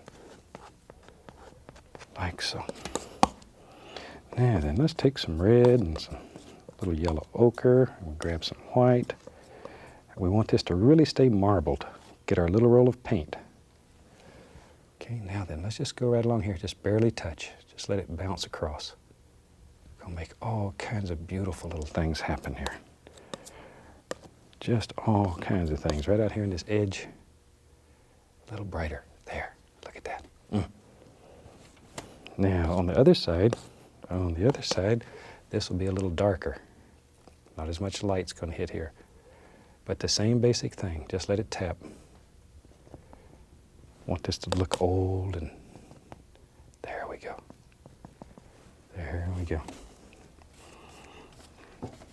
Maybe, tell you what, let's put some snow up here on the roof. And we're just going to let this snow bounce along like it's old snow up here. So it's thick. It's thick. Now just gently pull right across that, and it'll look like you can look through it. Make some very nice effects. Very thick, though. Sometimes we paint very thin, other times very, very thick. Maybe this old cabin, yeah, let's have a little shed right here. What the heck? A little bit of brown, just like we did the other one. Some of our nice highlight colors, tap those in. Darker over here. Okay, a little white up here. Just like so. Okay, now we can come in here and we just do our old cabinectomy. This is where you get your perspective right. Bring everything together, get all that color off the canvas. Go into our old big brush. Now then, just come right up in here. Now we can lay all kinds of happy little snow things in there. Just like that. Begin thinking about the lay of the land. There we are. I'm going to add a little phthalo blue to that. There. Now maybe we want to change the angle. Watch here, watch here. Maybe this comes down like that. Just by doing that, we can change this angle. Now then, take our fan brush. We'll take a little dark sienna, a little Van Dyke brown mixed together. And let's just pop in some little bushes and some little weeds right along in here, like so. Push the brush upward so it bends. Maybe over in here, there's a few in here. Wherever you want them. There we go. And back to our fan brush, it has white on it. Grab a little of that, pull it. Then just blend it together. Just blend it together. Tell you what, maybe in our cabin over here, let's have a couple little windows. Just bloop, bloop, that easy. We got a happy little window. Let's get crazy. You know me, I like them old big trees. So let's take some of the browns, that's Van Dyke, dark sienna. Let's go right up here. Maybe there lives in our world a big old tree. Right about there. And we give him a little friend. Take a little bit of light color, go right down the side. So one side's got some highlight, grab it, give it a little pull. Like so. Take our liner brush, a little thin paint on it, and we'll drop in some little sticks, twigs, little arms on this tree. Just like that. All kinds of little things. And with that, we about have a finished painting. While I'm finishing this up, I'd like to wish you a happy painting. Hope you've enjoyed this one. It will certainly help you. And if you paint this one, you'll learn how to use the equipment and play with color. It'll make your day better. Put a little stick and a twig here. I think we'll call this painting finished. So from all of us here, happy painting and God bless.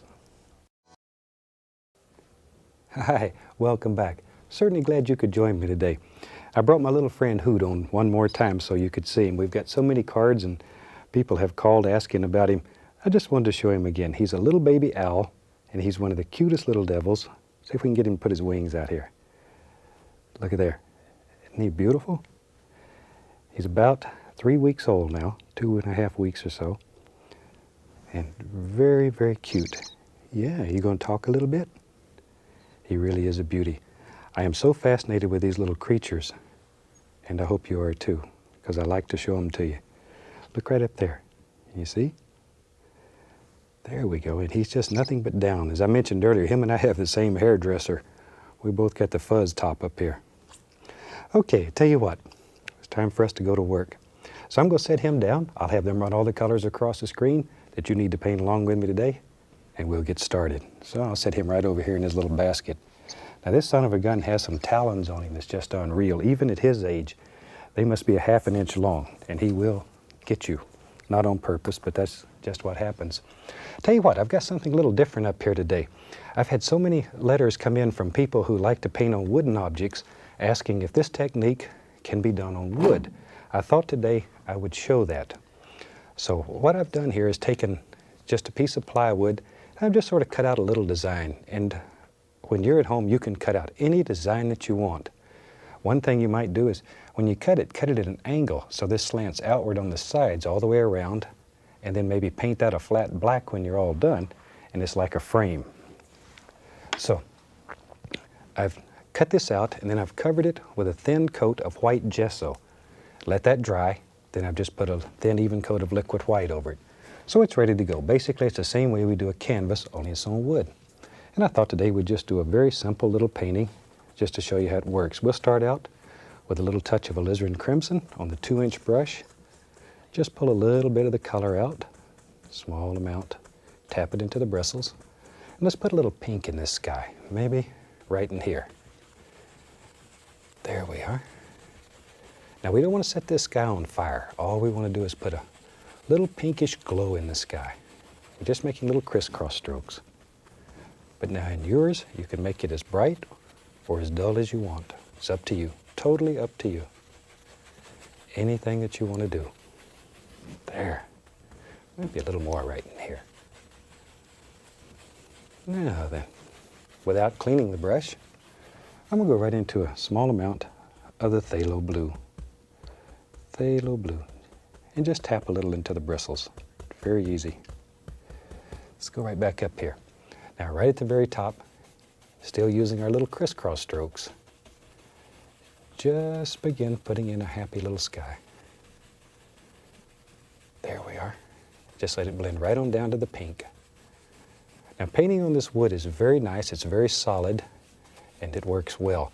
You can also paint on masonite if it has a coat or two of gesso on it. We'll just bring some little streaky things in here just by tapping and giving it a little blend. You can make all kinds of little effects wherever you want them. As I was saying though, masonite makes a very nice surface to paint on. The only thing that's really different about wood or masonite is when you're using the knife. This is very hard. There's no give to it. Unlike canvas, when you paint with a knife on canvas, it gives, it bends to the shape of the knife. This has no bend to it, of course. Maybe we'll put a happy little cloud in there. What the heck? Let's go into titanium white. We'll use the old fan brush. Just titanium white. Be right back. Don't go away. A little bit of bright red in it. We'll just sparkle this up a little. Okay, let's go up here. Maybe in our world, there lives a happy little cloud here. And you could put them anywhere you want them. Just any old place. Tiny little circles. Tiny little circles. Okay, maybe we'll brighten him up just a wee bit. There. I hope you enjoy seeing Hoot and all the other little creatures that I bring you. They are really very special to me. And they're some of the best friends in the world. I love little animals. All kinds of little animals. There. Now with a large brush, I'm just going to blend the bottom out just exactly the same way we would do on canvas. Just like so. I still have a little squirrel that lives with me in my home. And he lives in a great big cage. We call it Squirrel Hilton. Boy, that little son of a gun, he is something else. But he's a little bit too uncontrollable to bring on the show. Maybe I'll take a picture of him and show you in one of the next series or something. I couldn't keep him still long enough to bring him out here. He lives in Florida. I have a home in Florida, and the squirrel stays there. He knows about this cold weather. Okay, maybe, tell you what, let's just take us a little black, a little Prussian blue, a little crimson, a little Van Dyke brown, what the heck, just dark colors.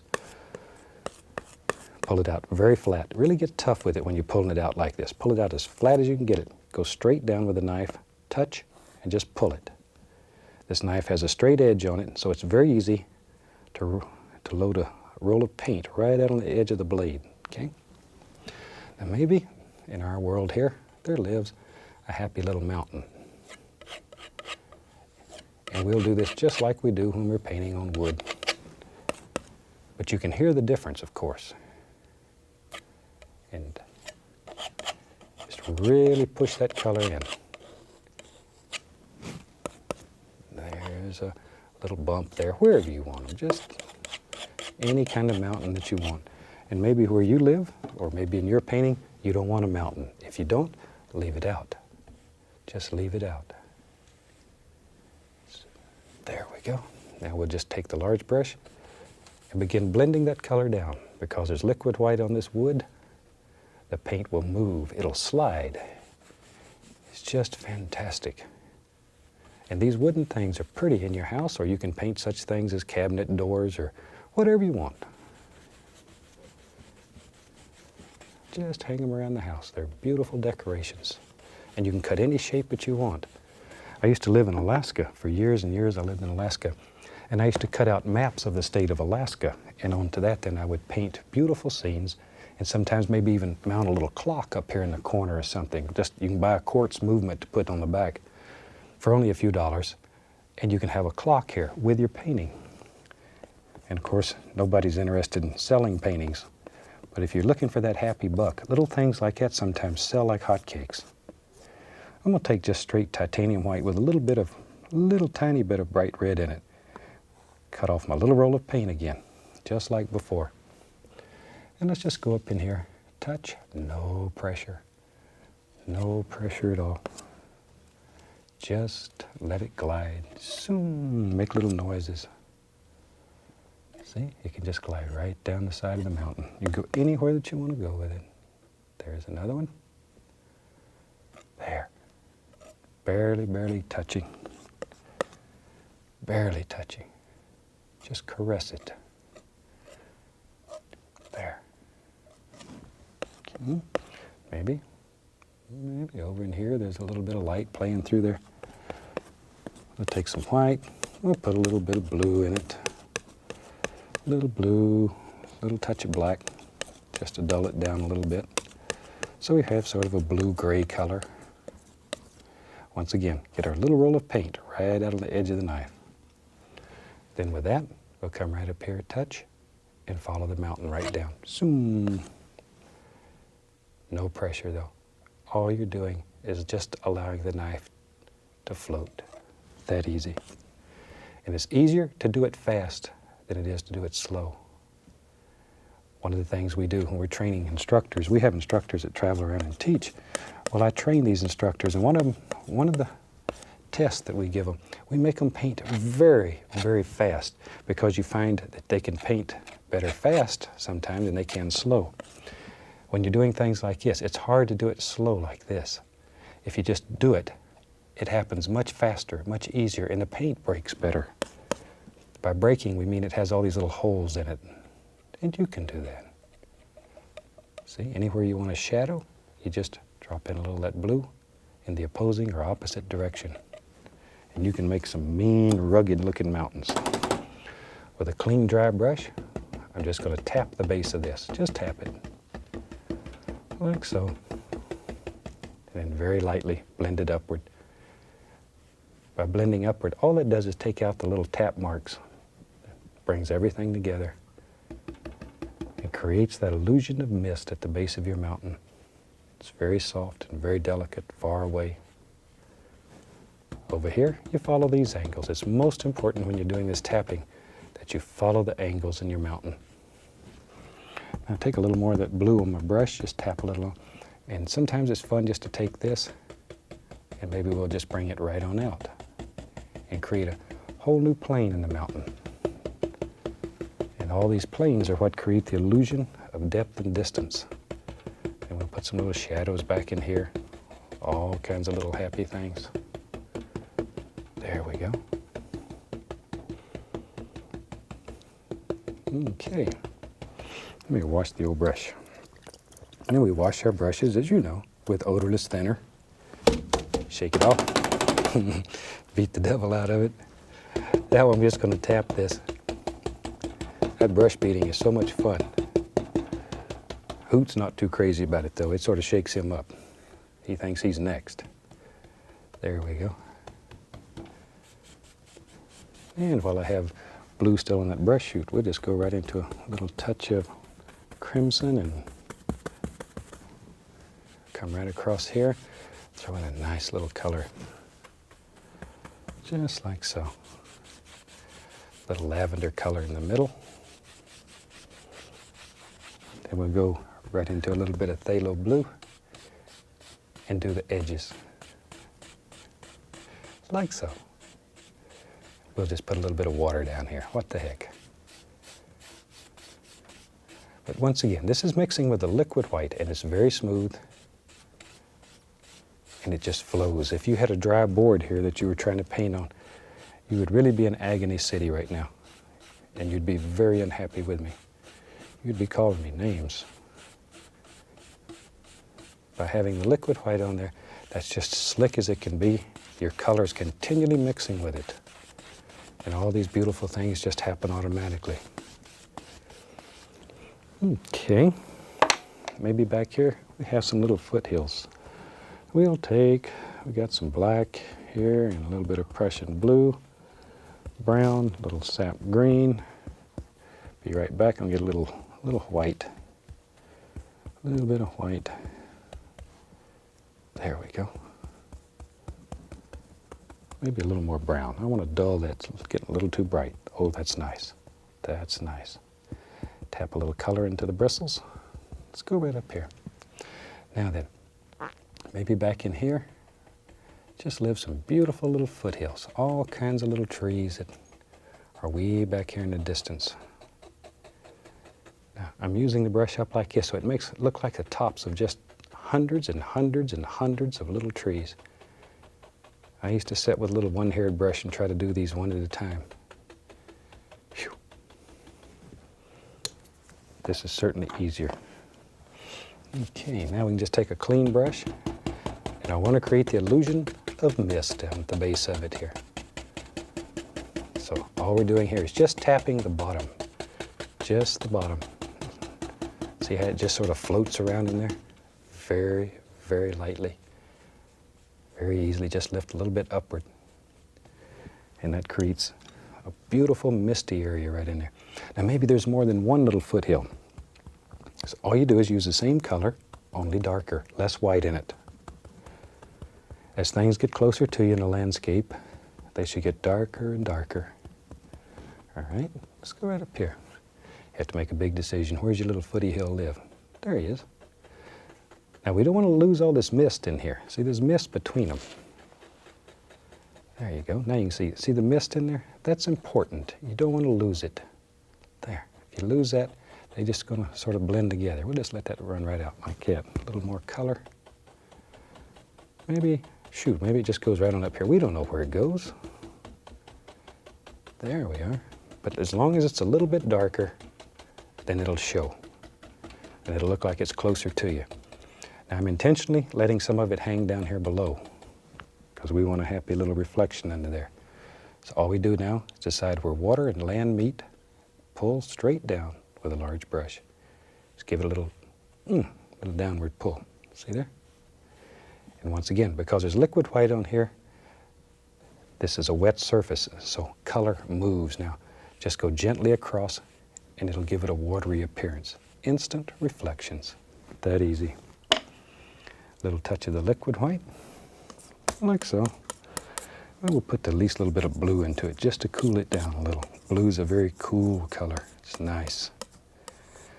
Pull it out flat and take the knife and cut across. Let's do that one more time so you can see it. Pull it out flat and cut across. That loads a little bit of paint right onto the edge of the knife, okay? Now, just push very hard and we'll just cut in a happy little water line. Now this is a little slicker than canvas because it's wood. So you have to hang on to your knife a little tighter because it'll slide up and down and make you unhappy. It'll run right on off down here somewhere. That's one of the disadvantages of painting on wood or metal. You can paint on metal the same as you do on wood. If you want to paint on metal, I recommend you paint it first with something that'll stop the rust. Just a spray paint or something if you're going to paint on metal. Then put your gesso on it, allow that to dry, and paint like normal.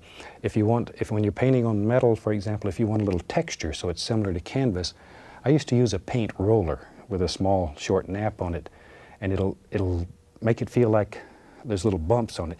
It'll give you a texture like canvas, and it makes it much easier when you go over it. Much, much easier to paint on it. Okay, let's do some little things back in here. Let me we'll use a fan brush today. Clean off a spot to work. We'll take some black, some Prussian blue. Oh, put some brown there. What the heck? Anything you like. A little sap green, lizard crimson. Big old gob of paint. As long as it's dark. Okay, let me clean my knife off here.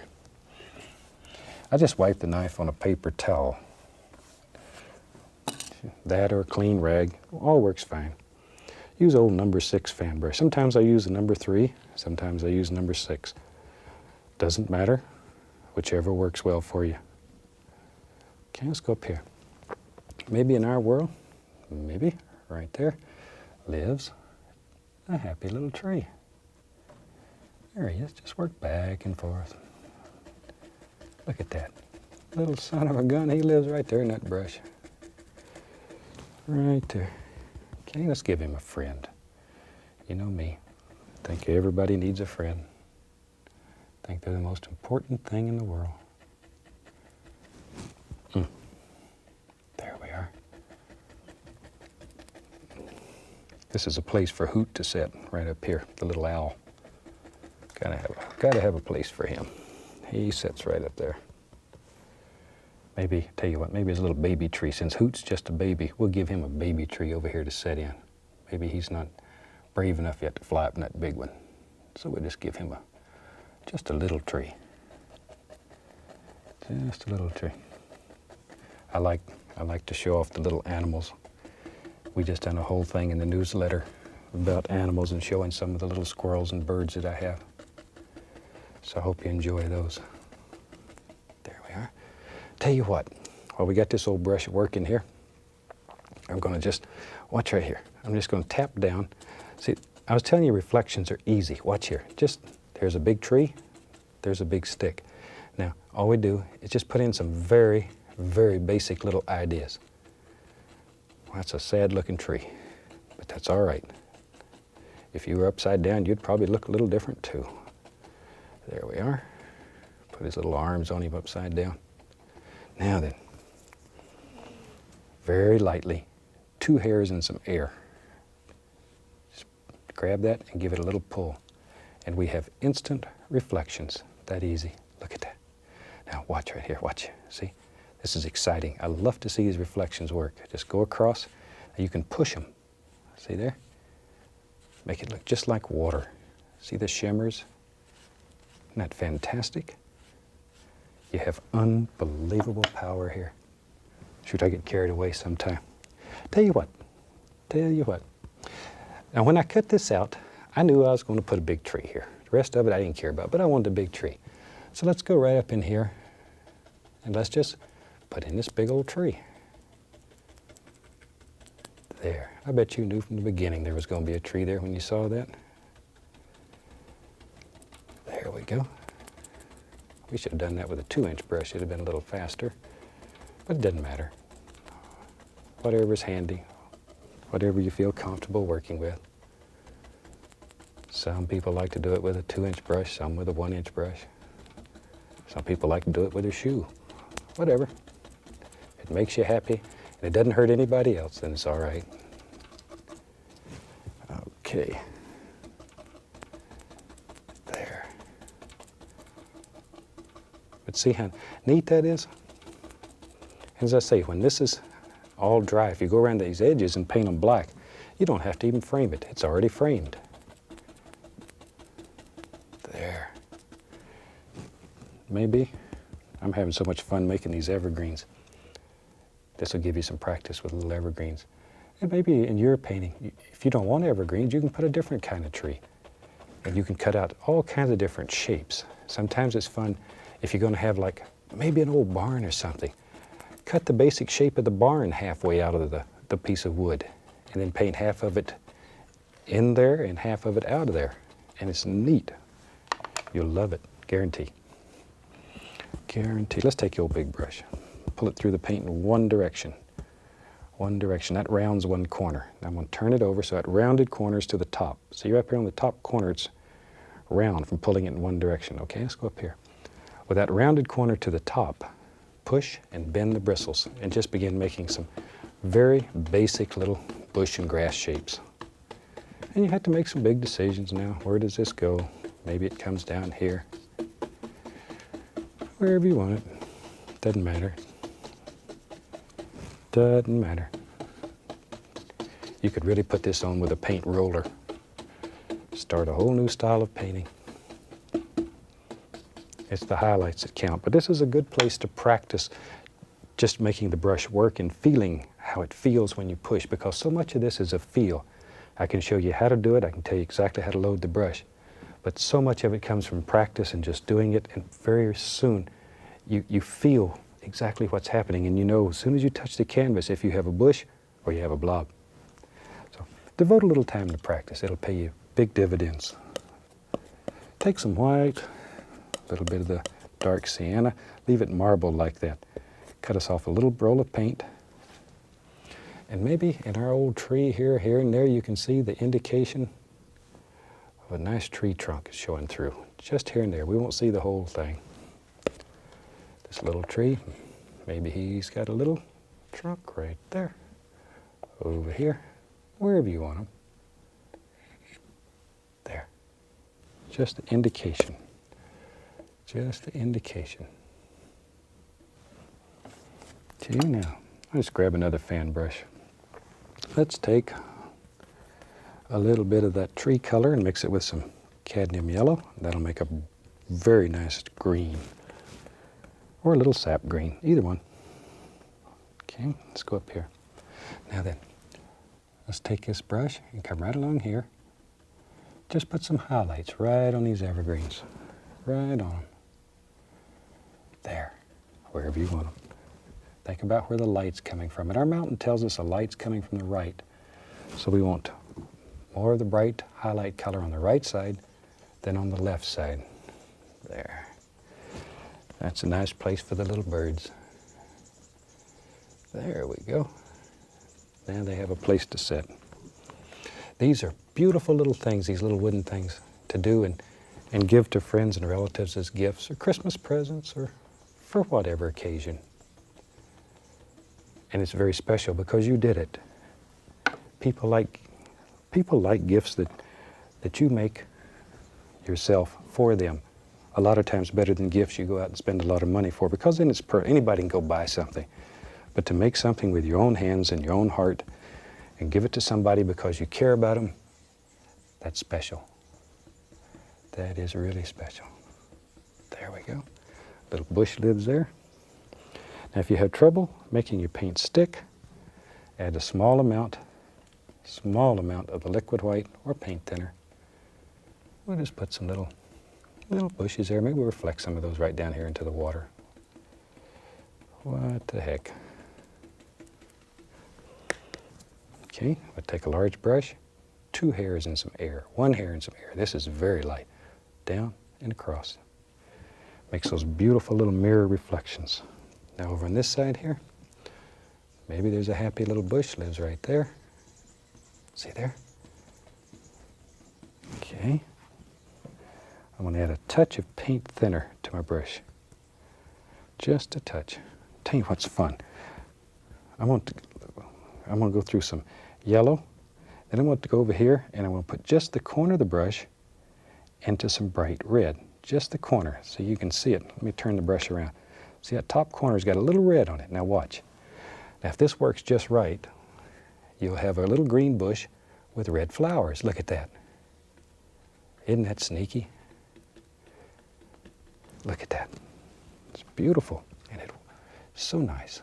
Now we just put in all kinds of happy little plants and stuff. Wherever you want them.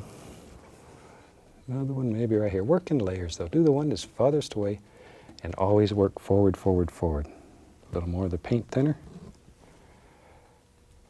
And we'll just keep right on going here. Work in layers though. Work in layers. And you vary your colors a little. And in your world, you pick out the colors that you want, the colors that make you happy. There, add a little bit more of the bright red, a little touch of Indian yellow, yellow ochre. Vary some of these little things. Maybe, ooh, there's a nice little bush. He's sitting right here. There we are. Now then, with our knife, just a clean knife, we go up here in these dark areas, scrape in our little sticks, twigs, all kinds of little things. I'm going to take a little of the Van Dyke brown. Let's go right over here and put in a little bit of land. There, look at that. A little brown and white, a little highlight, a little liquid white on the knife. We'll put in a water line. Shoot, we got that rascal just about finished. But I hope this shows you how you can take an old piece of plywood and turn it into a beautiful, beautiful painting that once again makes a fantastic gift to give to loved ones or just anybody you're looking for something to give for a gift.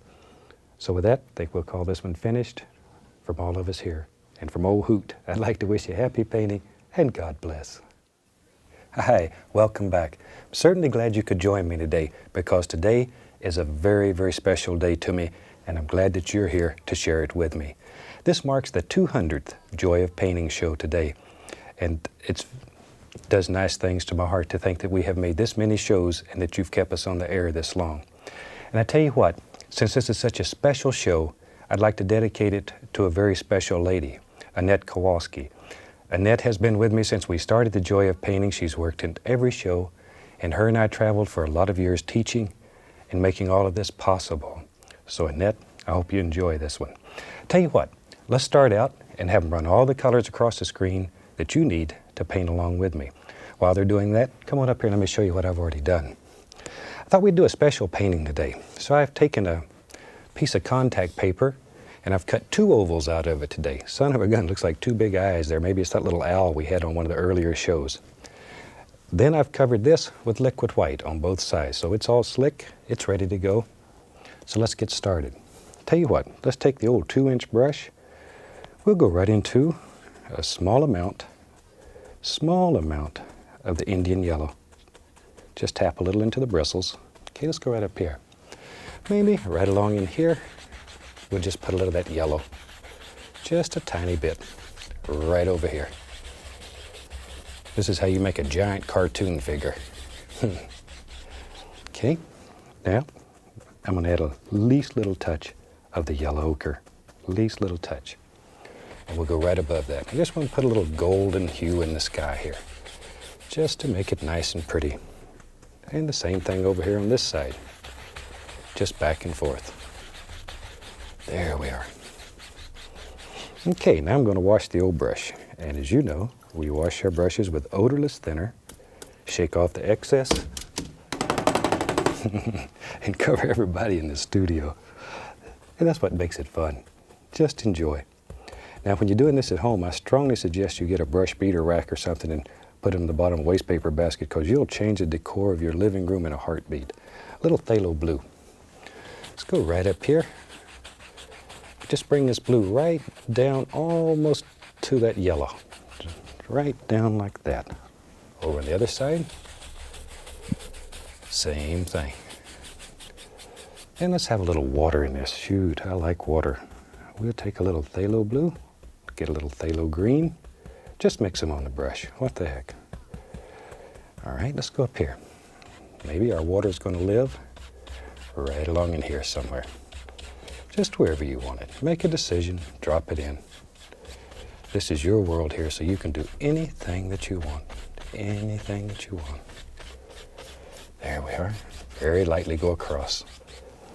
Okay, a little more of the phthalo green, phthalo blue mixture, and we'll do the other side. This is like painting 2 scenes at once.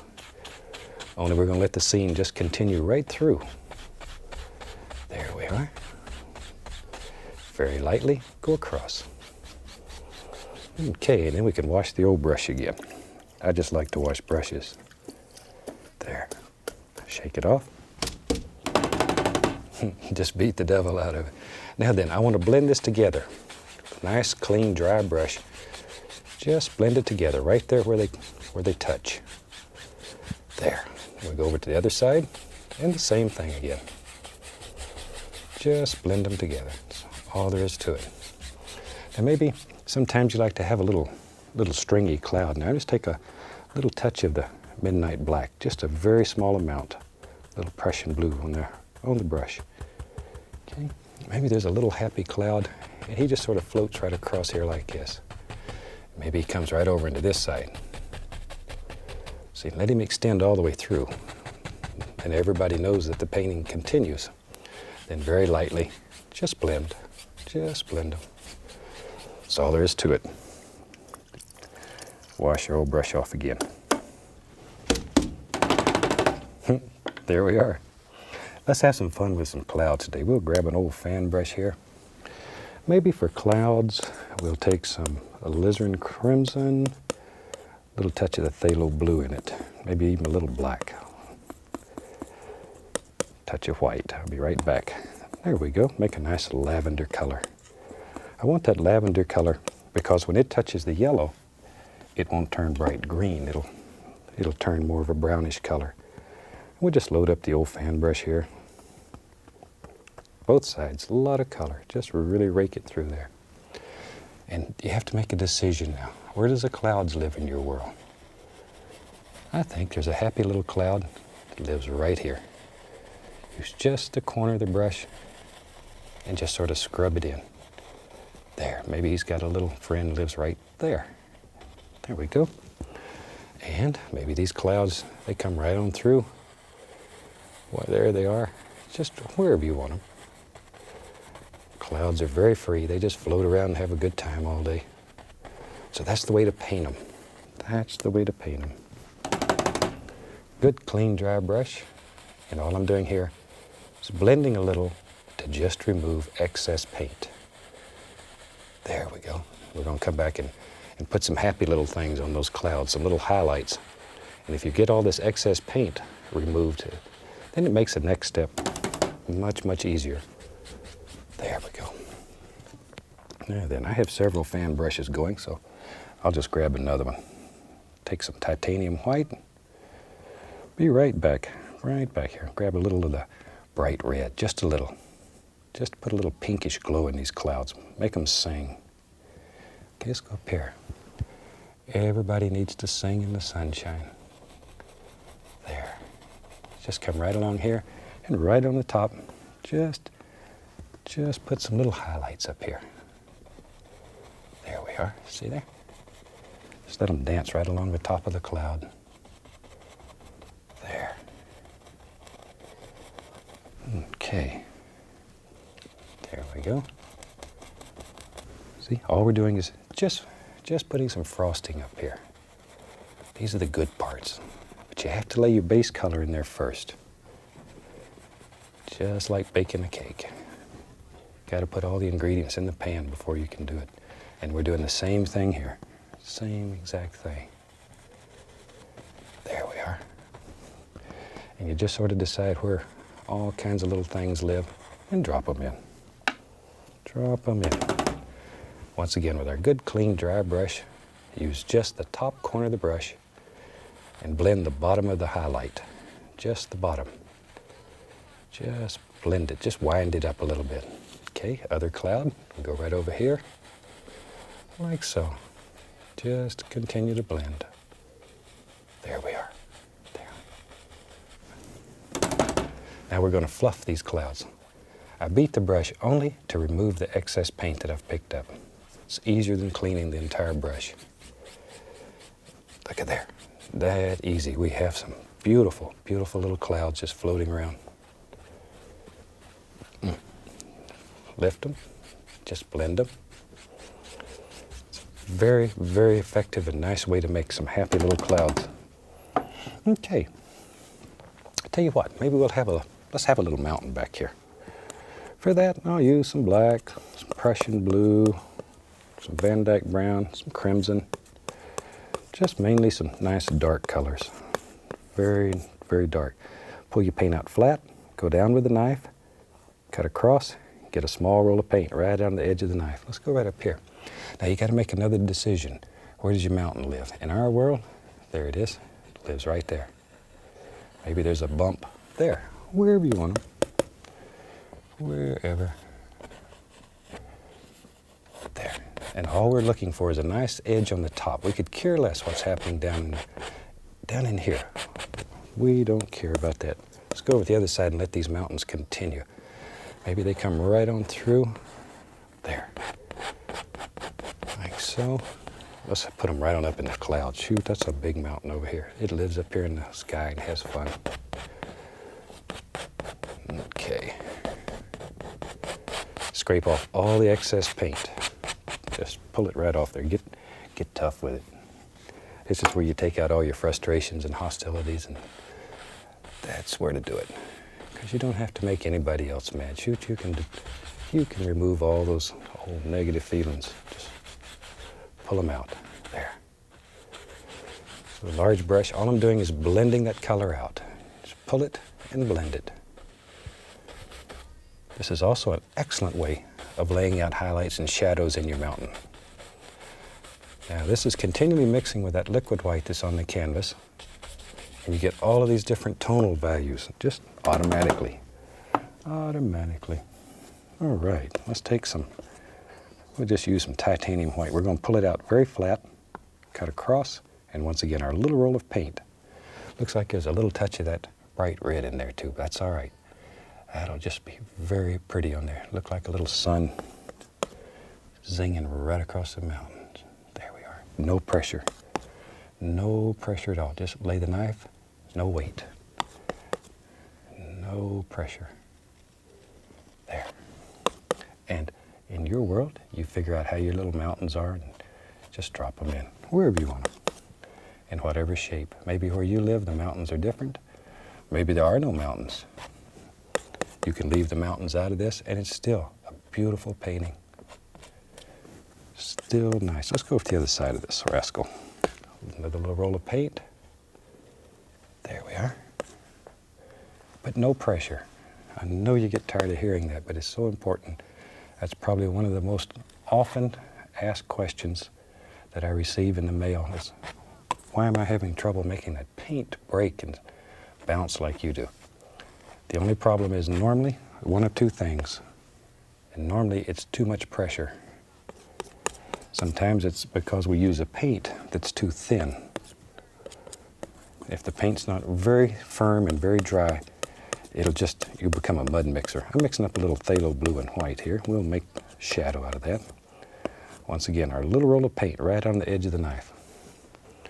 Okay, give it a touch and a pull. Just follow your mountain. Shoom, right on down.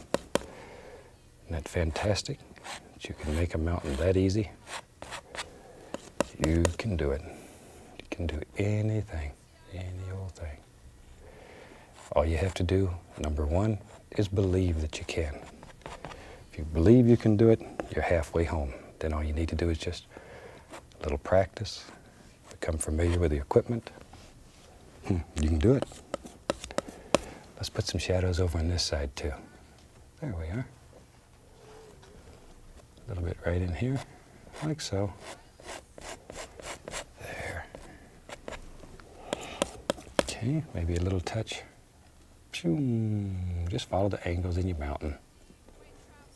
There. And you can come back and you can add all different planes in here if you want them, or just anything. Anything. As you know, if you've painted with me before, we don't make mistakes here. We have happy accidents. You learn to work with anything that happens. Any old thing that happens.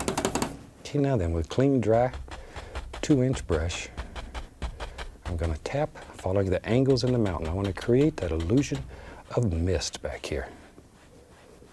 So lift upward. Now, this takes out the little tap marks, brings everything together, smooths it out. Let's go over here. It's most important that you follow those angles, though. Most important. If you don't, you're going to just chop the bottom of your mountain off. It'll look like somebody took a big razor blade and just zipped it off, and away it went. And it's much nicer if you can sort of look through the mist and see it. Okay, maybe we can bring a little projection out here, just by putting a little of that shadow color on the brush. You can create a whole nother plane in the mountain. Whatever. Just let your imagination go. Here, we just want to show you how to do it. What you do is up to you. Completely and totally up to you. There, maybe over here. We'll just have a little thing comes out here too. Wherever you want them, and however many you want. Tell you what, we'll just use the same old brush. I got a little of that lavender color left. That was just a mixture of alizarin, crimson, and phthalo blue, and a little touch of white in it. Okay, let's go right up here. Let's go right in here. Maybe there's a little foothill lives right there. Just take the corner of the brush, or you can use a 1-inch brush or fan brush, whatever. There we go. See there? Just put in just a happy little background thing. There, far away.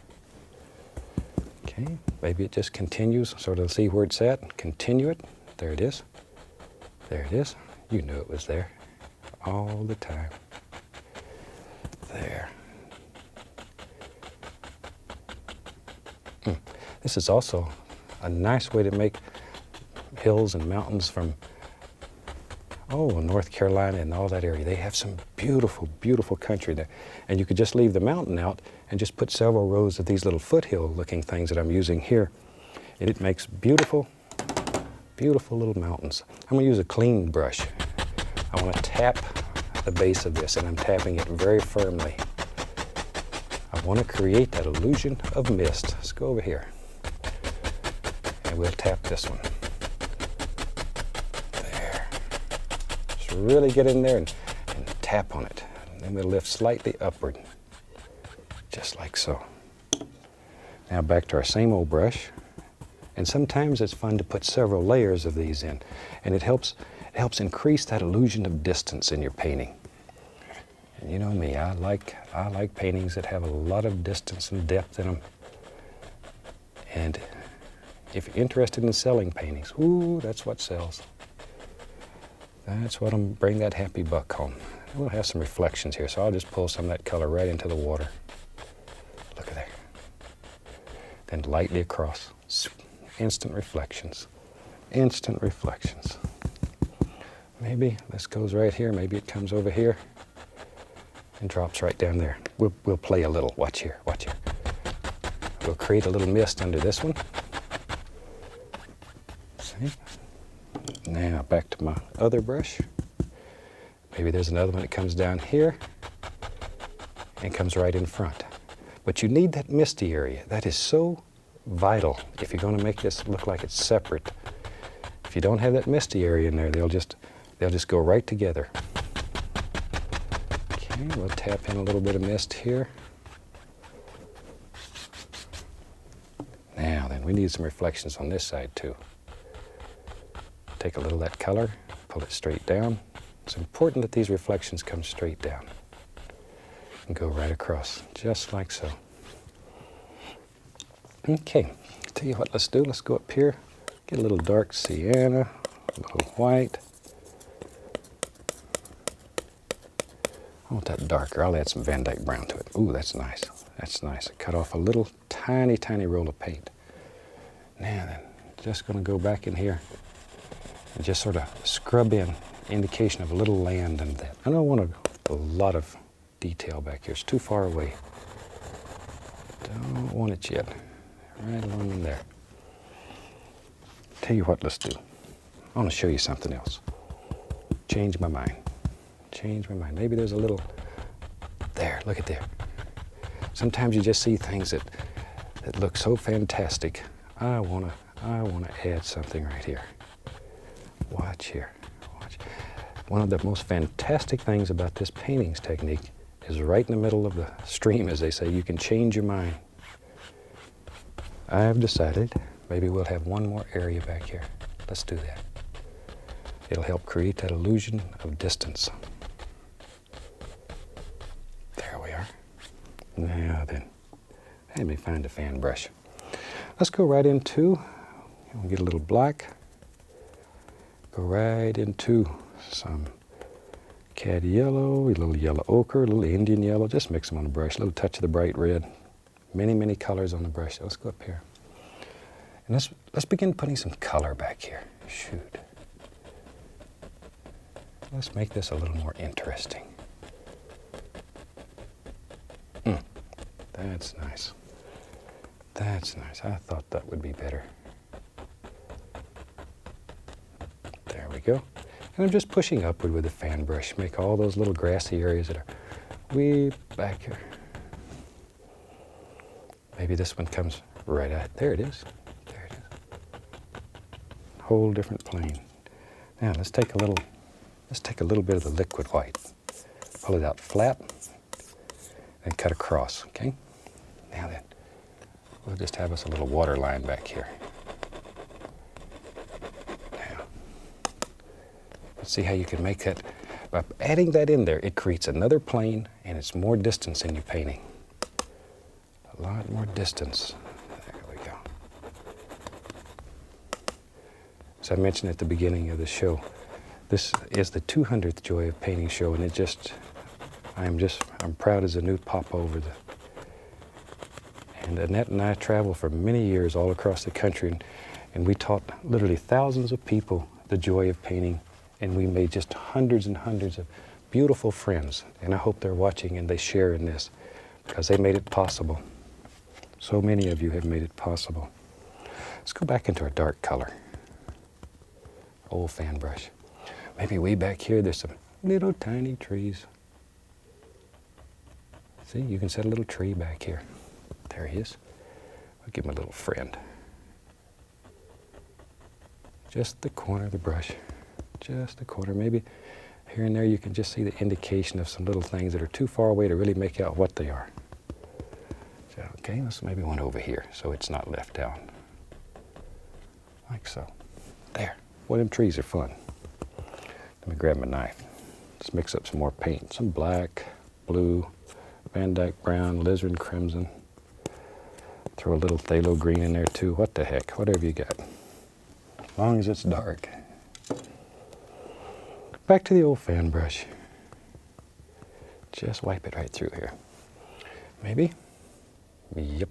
Boy, there goes my mountain that I like so well. That's all right. We know he's back here. So if anybody ever asks you, you can tell them there's a fantastic mountain that lives right behind this tree. Let's make a beautiful little tree right there. Nice evergreen. Maybe? Yep, right there. Right there. Another one. Shoot, we don't want them left out. There's another one right there. Maybe when this one was little, it got stepped on. He's got a little crook in him. And we'll just put some little land masses right out here. We can bring some of that right down. And all I'm doing is applying some color there. Take another large brush, grab it, give it a little downward pull. Doop, doop. Go across. And there we are. Now we can take some black, some cad yellow, just mix it together on the brush. Go right up here. And let's put some highlights right out here on these little trees. Just some nice little highlights. There they are. Don't overdo. Keep these trees pretty dark. Pretty dark. Okay, I'm going to take a 1-inch brush, dip it into a little bit of the liquid white, then go right through a little cad yellow, a little sap green, all the different yellows here. Let's go right up here. Out here, we're going to have a beautiful little bush that lives out here. Little yellow ochre. There we are. Okay, just drop that right in. You can reflect a little of that down in here if you want to. Give it the most gentle pull. There. Very nice, very nice. A little bit of Van Dyke brown, put in a little land. Take a little white, a little dark sienna. Oh, it's a nice color, beautiful color. Cut off that little roll of paint. Just put the indication out here of a little highlight on that. A little touch of the liquid white. Then we have a little water line right under there. Clean knife. Scrape in a few little sticks and twigs and little happy things that are happening. Shoot, that's looking nice. It's really coming along nice. A little indication here and there of a stick and a twig. Now then, tell you what, fun time. Let's bring the camera right up here. I'm going to pull the contact paper off and let you see what's happened. This is the moment of truth. Ooh, look at that. Now we have two great big eyes looking at us. Now, watch what we can do. Watch what we can do. Let's go back to the fan brush in that dark color. In the middle here, in our world, there is going to live, boy, there sure is right now, a beautiful big tree right here. I love this idea. This idea was sent to me by a fantastic man. He's one of our teachers. He travels all over the country and teaches people this method of painting. He lives in British Columbia. Super friend, and his name is Nat Auger. And Nat comes up with all kinds of ideas. Boy, he makes some of the wildest things with this contact paper you've ever seen. Okay, maybe, tell you what, maybe there's another tree lives there. Let's just say there's one there. Maybe we'll have another one there. You don't get crazy? Okay, there he is. So just put them trunks up there, then we can come back. In here, you could care less what's happening. We'll separate that with highlights. All you're worried about are the nice tops. All right. And here we go, right there. Use just the corner of the brush. As you work down the tree, apply more and more pressure. More and more pressure. And this big one up here. There he is. There he is. Boy, he's really hanging out here. Big old tree. There he is. Tell you what. I like these old crookedy trees. There's another one. Right about there. Wherever you want it. There we go. Shoot, listen. It's too slow. Let's get the big brush. Pull it through that dark color in one direction. Load a lot of paint into the bristles. That's important that you load a lot of paint. Then we can just give it a push. Decide where we want our land to live out here. And we'll come right along here, maybe like that. There's a little thing. Wherever. Go back to some of this dark sienna and white. Put us in an indication here and there of a happy little tree trunk. Just wherever you think they should live. There we go. However many. Okay. Now we can take a little touch of the liquid white, go into some of our colors, and let's begin putting in a beautiful little bush or two here and there. There he is. There he is, a little yellow ochre here and there. We can drop one in. See there? Just wherever you want them. Maybe, tell you what. Maybe there's a little land out here. We'll just take a little brown. Come around. And while I'm finishing this up, the old clock on the wall tells me that it's about time to go for the day. I hope you've enjoyed this. It's a super little painting. It'll teach you a great deal. And I want to thank you once again for sharing today with me, because this was a very special day. And from all of us here, I'd like to wish you happy painting and God bless. Hi, welcome back. I'm certainly glad you could join me today. You know, we get hundreds of letters here at the Joy of Painting, and one of the things that I read over and over again is people want to learn how to do a basic face, just how to paint the human face. Well, I think I told you the story years and years ago when I was going to school, that my instructor became a very good friend, and after a long period of time, he took me aside one evening. He says, "Bob, I want to tell you the truth. I want you to go out and paint bushes and trees, because that's where your heart is, and leave portrait painting to someone else." Well, I thought today I would bring that gentleman here. His name is John Thelm. He comes to us from Coeur d'Alene, Idaho, and he's one of the most fantastic portrait painters in the country. And he's going to show us today how to do a basic figure, how to block in a face, how to get the proportions right, the things that we normally have a lot of problems with. And I think he's going to show you a technique that you'll find easy enough that you can do at home with very little practice. John, welcome to the Joy of Painting. We're so glad to have you here today. Well, thank you for having me, Bob. Well, good. John, what are you going to do today? I'm going to explain a technique called the wipeout technique. It has to do primarily with the surface that we're painting on, which is a shellac surface, Bob, and it allows a person with a rag to get up here and just wipe down this canvas and create lights that are already on there, or apply paint and then just simply wipe it out with the rag. It's a subtractive process as well as an additive process. We'll start today with just the basic shape of the head. The human head is roughly 8 inches high and approximately 6 inches wide. These are just all average dimensions. The first thing that we do is find what's called the median line. That's a line that transverses from the center of the forehead right down through the nose, through the center of the lips, down the chin, and right down the base of the neck. And we can put that line anywhere we want to and be able to tip and turn the head in any kind of a fashion that we choose. Let's say we want a 3/4 view of the head on a tilt. The head is sort of an egg shape, like so, Bob. If we cut through the center, that's roughly where the eyes are, the eye line.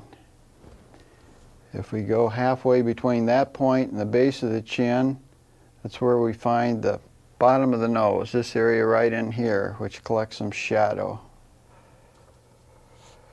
Then if we go halfway between that point and the base of the chin, that's roughly where the mouth lies. Now you can see by just putting in some shadow areas in the eye sockets, this area in here, the nose is simply nothing much more than a wedge shape on the dark side. There's usually quite a lot of shadow collects right underneath the lower lip. So what we're doing is finding those shadow areas, and then we'll come back later on and start defining features. But what we want to do is find these shadow areas and make this head begin to have some three-dimension. So I'll play the devil's advocate here, John, if you don't mind. Basically what you're going to do is apply the shadows first and then pull the highlights out. Is that correct? That's right, Bob. If we come back in here with the rag and establish a light source first, we'll say that the light is going to be coming from this direction. I'll make a little arrow up here so we don't forget what side the light is coming from. Well, that means that then we can come back with the rag and find some light that would hit on this cheek over here. A good deal of the forehead would be cast in extreme light. This lip on this side, the plane, and then down here on the chin. It's fascinating that you can do with a rag what most of us work so hard to do with a brush. And so someone at home doing this needs only a minimum amount of equipment. Is that correct? Well, it's a quick and simple method that really requires very little in the way of tools. As you can see, I'm primarily working with just two sizes of brushes, one smaller one and a larger brush. And these are bristle brushes that you're using? Right, just oil painting brushes. This is a 1/2 inch brush, this is a 1 inch brush. And we'll come back and establish the lips. The lips really are nothing much more than a couple of triangles that are then hooked together a little bit here. We'll find some more light that would hit on the lower lip. Generally speaking, the upper lip is in shadow. The lower lip has some light cast on it. Then back to shadow again for underneath the lower lip. But just by putting that highlight and a little shadow in there, John, I see a lip there. It's beginning to develop. Now let's find the eyes. There's roughly the distance of an eye between the eyes. If we were to determine the width of the eye, it would take up an area about like so, Bob. And the same with this one. And then the width of an eye in between. We can come back with the rag and find the highlight that would come down the plane of the nose.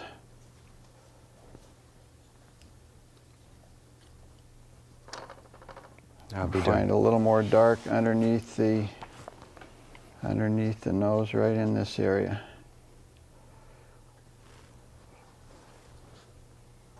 Now, the corners of the mouth really control expression. If we want to find a smile, we can move this paint around, and first thing you know, we've established a trace of a smile here.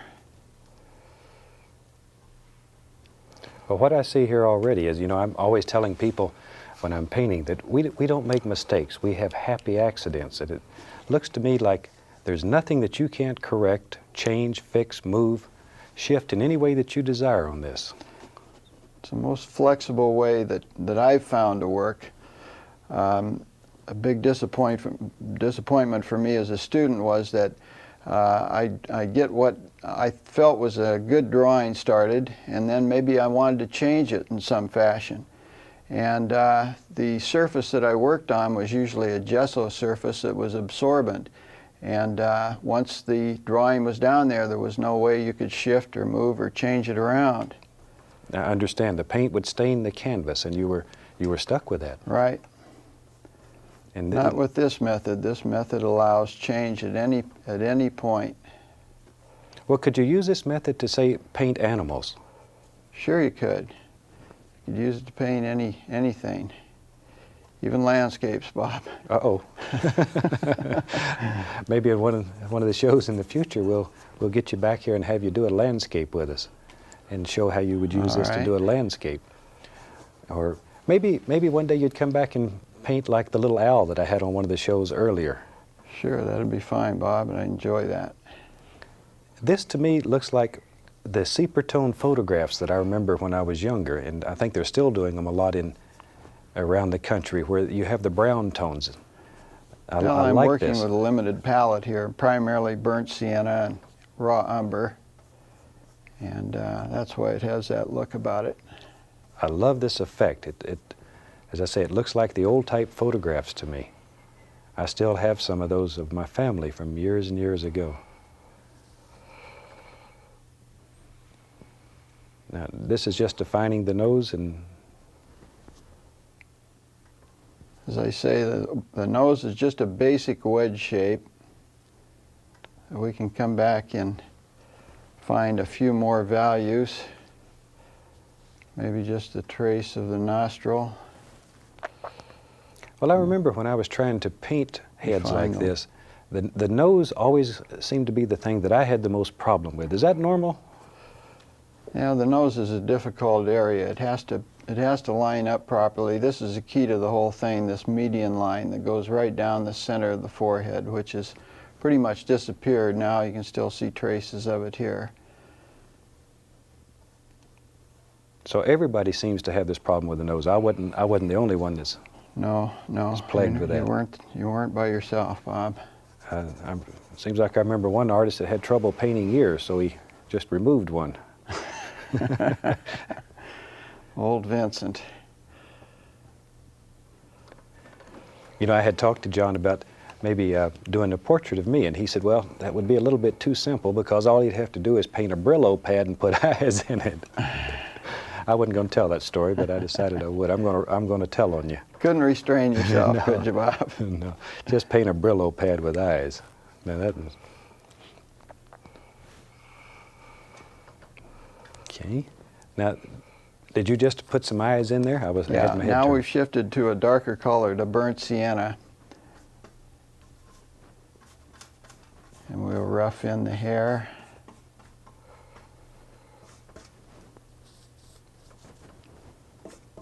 Almost taking on a clown-like appearance here, isn't it, Bob? Mm-hmm. It really is. I like that, though. I like the colors that you're using. The earth tones are so pretty. Here's another area where expression lies in the eyebrows. Then by changing the eyebrows, you can actually change the expression of the whole portrait. You certainly can. Let's do it. Okay. You mean at this point now you can still, with this technique, change your mind? Or you could turn this person and give him a different expression? Any kind of an expression. Let's say we want to go from this smile to a bit of a frown. Mm-hmm. Let's try that. We'll move the mouth up slightly, turn down the corners.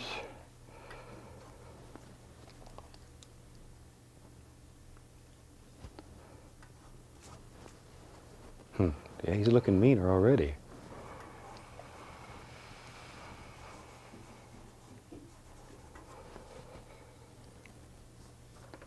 Find that line that sometimes goes from the wing of the nose down to the corner of the mouth. We almost have a an open mouth, screamy kind of a look now.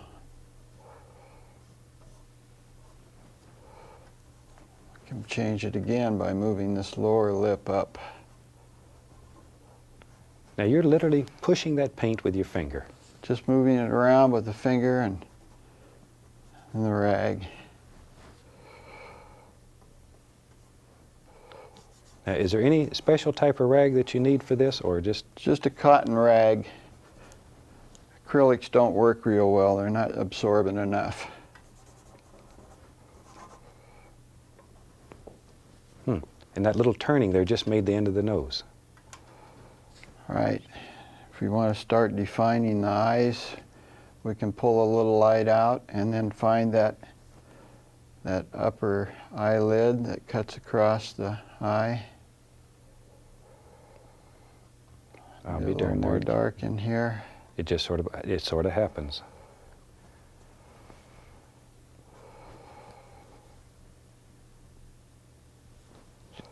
Well, you're making me believe that I can paint portraits again. I may have to go back and... Sure you could, Bob. give this a you try. always could. Anybody can. It's the foundation of the thing is finding the major planes of the face and the proper placement of the features. And by dividing it the way you showed us at the beginning, Just pretty simply much... find that median line, find the eye line, the base of the nose, and the mouth. All there is to it.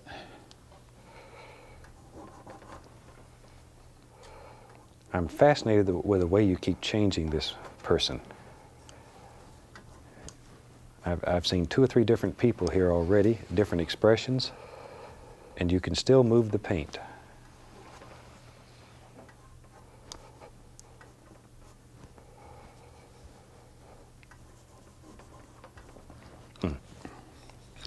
We can also continue to change the lighting effect.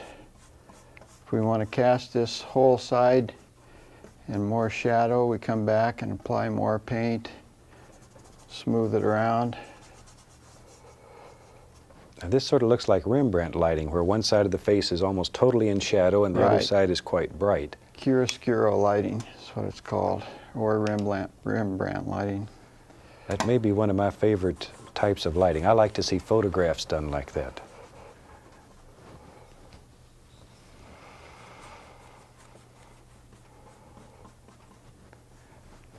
Now you're painting on a masonite panel today, if I'm not mistaken. That's right. It has 2 coats of gesso on it and then a coat of shellac. And the shellac is what allows us to move this paint around so quickly and easily. Okay, now we're getting into a neck. Find the neckline over here, trace of his shoulder.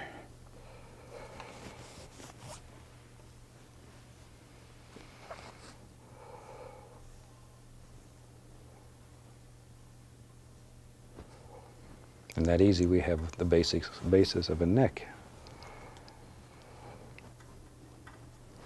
Try to find this depression that's right in the center of the rib cage right here. Do you have to have a study or a good knowledge of anatomy to paint portraits, or can you just learn this and just work at it? It helps to understand anatomy, but it's not absolutely necessary. If you know these basic divisions, the placement of the eyes, the nose, and the mouth, simplifies things greatly. So then a person who does not have an extensive knowledge of anatomy can be a pretty good portrait painter. I understand, of course, that it's better. Portraiture is a specific approach to painting the head.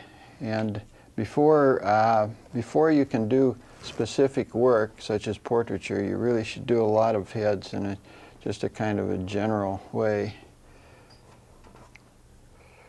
working from memory and your imagination. Well, now, do you prefer to work from like a photograph or to have a person actually sitting there when you're No, when you're I'd doing really much rather have somebody sit for me than use photographs, Bob. Even though that they're moving, you can pretty well work with it. Right. What'd you just do to the eye there? All of a sudden that eye is beautiful. I picked out the light that's on the upper lid. Now we can come back and put some dark in above that eyelid. Define the eyes. Find just the,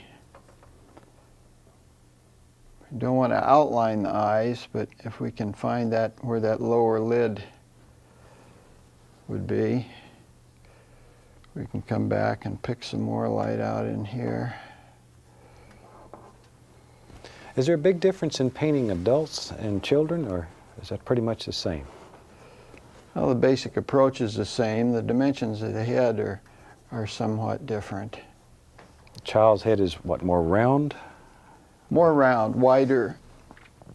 The relationship is not so long and wider. Understand. And the compression of the features are all pulled in tighter together.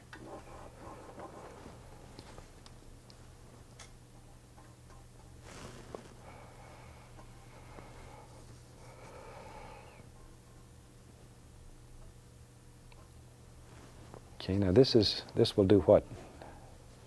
This defines the mouth, or? There again, we don't want to just draw a one line for the mouth. Find the corners of the mouth, and there's usually more darkness in this area right in here in the corners. And there again, that's the area that defines the expression. And by changing the corner of the mouth, you could literally change the expression on a figure when you're painting it like this. Right. Another method for removing paint besides the rag is a dry brush like this. I think you do this sometimes, don't you, Bob? Right, where we use a dry brush to pick up excess paint. Pick up paint and move it around, pull out areas, find lost and found lines.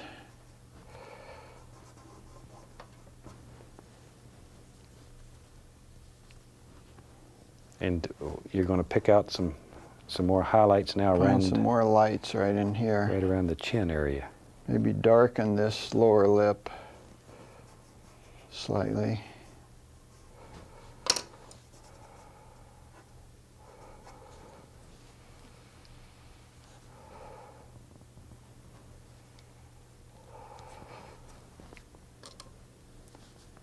Thighs are a bit too close together. We can move things, just start shifting things over.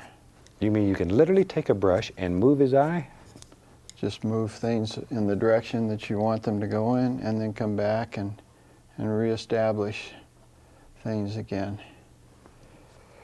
So you're serious when you say you really can't make a mistake with this? It's a very flexible approach. Well, this is the way I have to paint.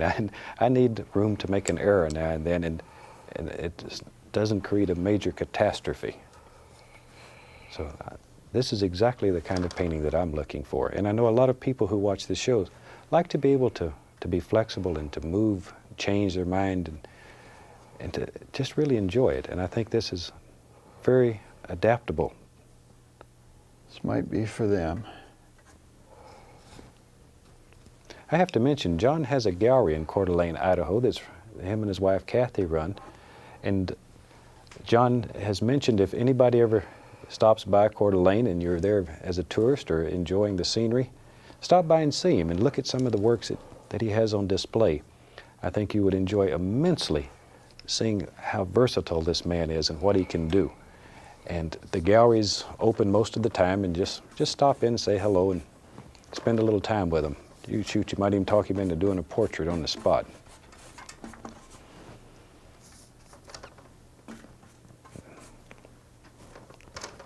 What are we doing, John? Laying in a little hair now? Roughing in the hair, right. This changes the appearance greatly. No Brillo pad, huh? No Brillo pad today, Bob. Maybe another day. I'm never going to forget that.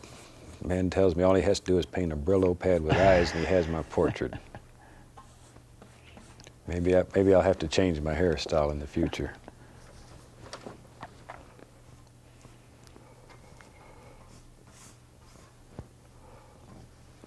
There. That is really something. I'm so impressed. See how that hairline changed things, Bob? It looks like a different person, Yeah, it is a different person. just with a few strokes.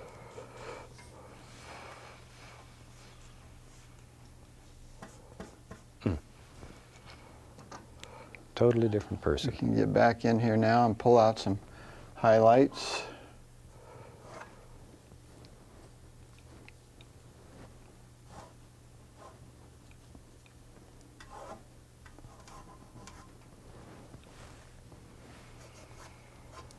And you're still just using the rag and lifting paint off the Right. panel. That's Same procedure all the way through. We haven't really changed a great deal.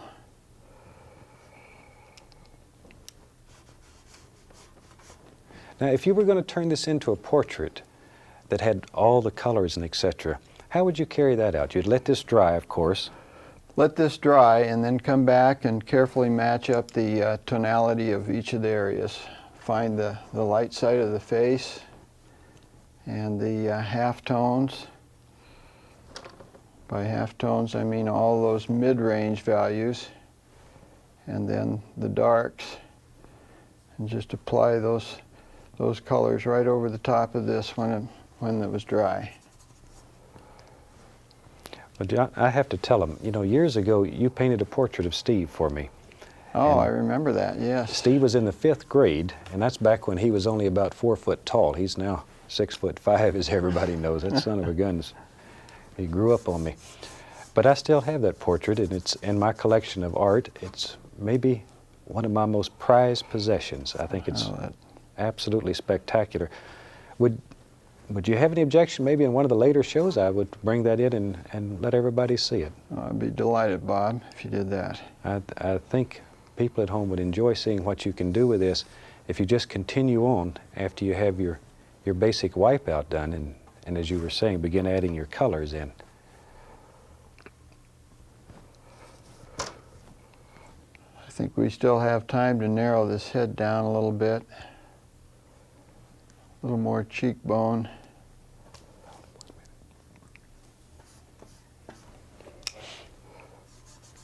And even at this stage, you can still change.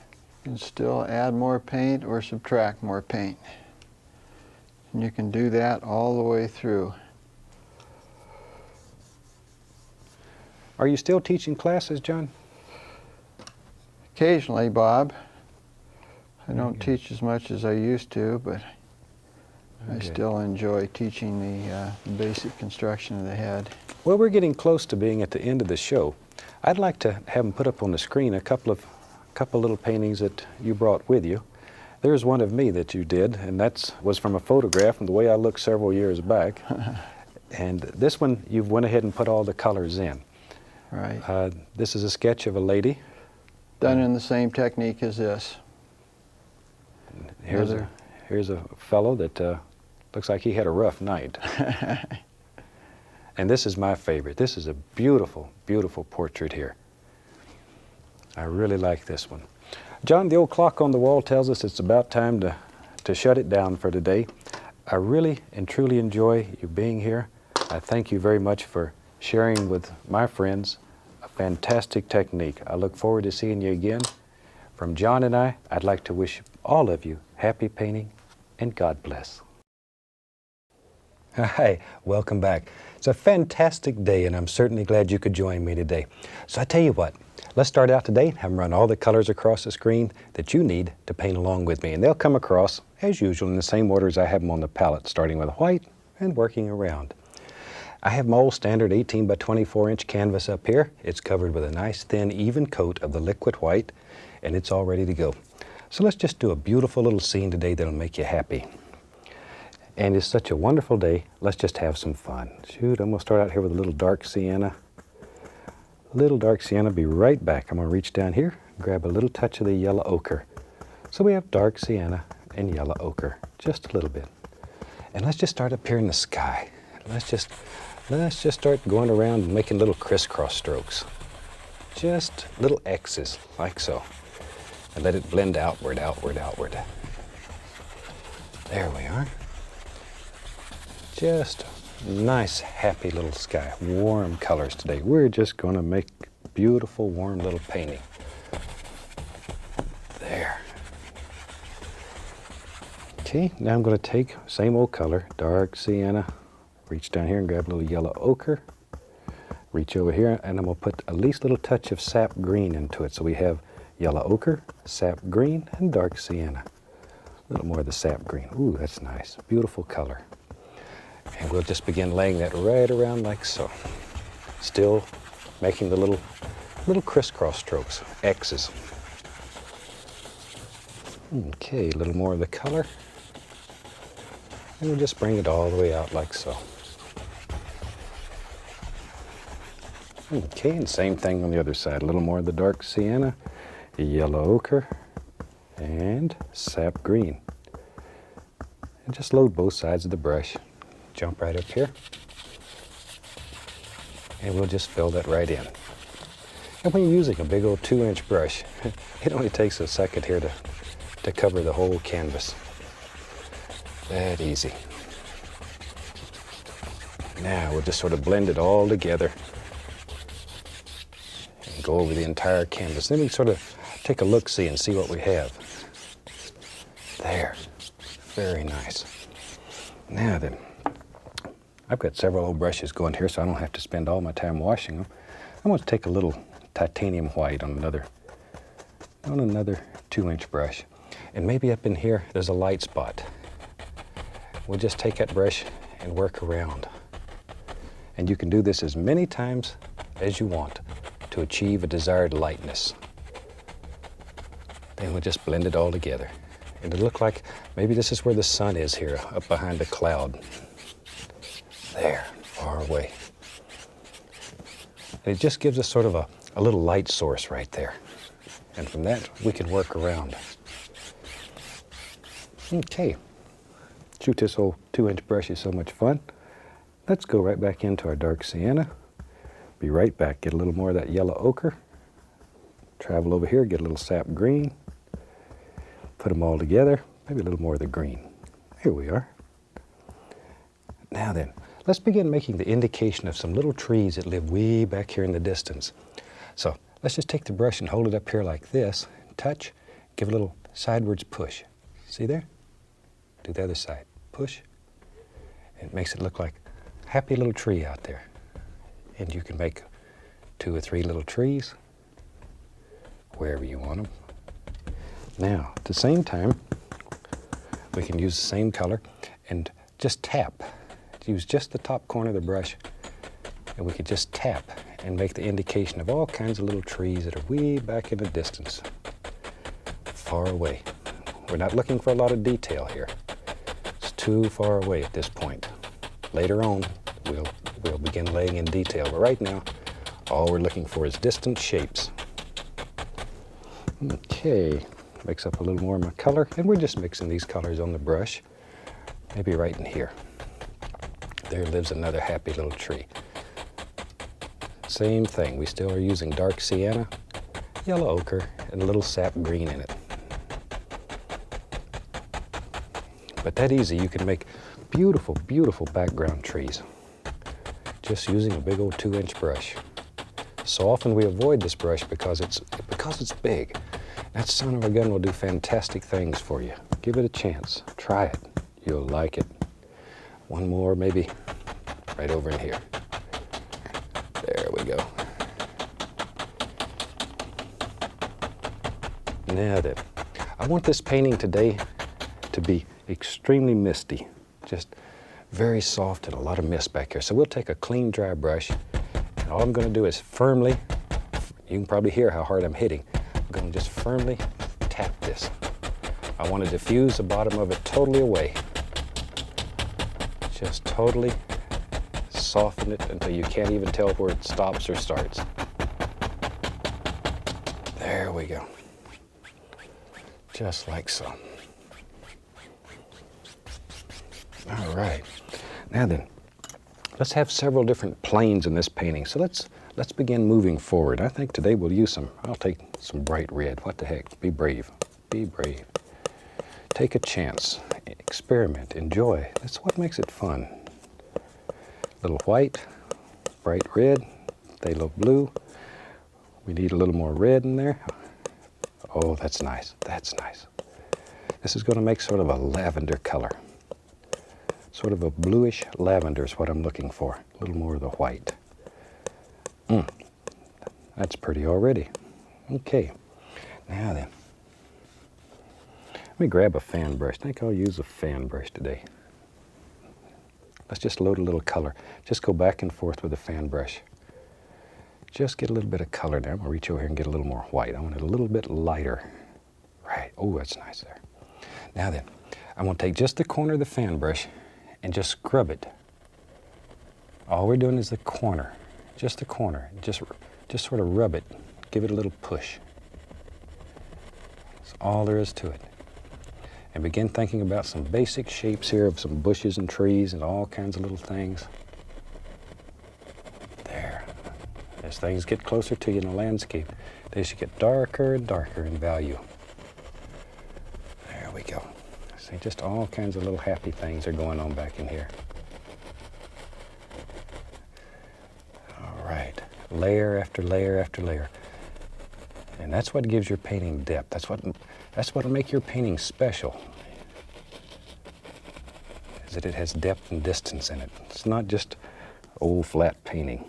Okay, now we'll take a 2-inch brush and tap the base of that. Only the base though, we don't want to mess up those beautiful tops. And once again, that'll help create that illusion of mist. And that mist is your separator. It separates each plane and each layer. That's what we're looking for.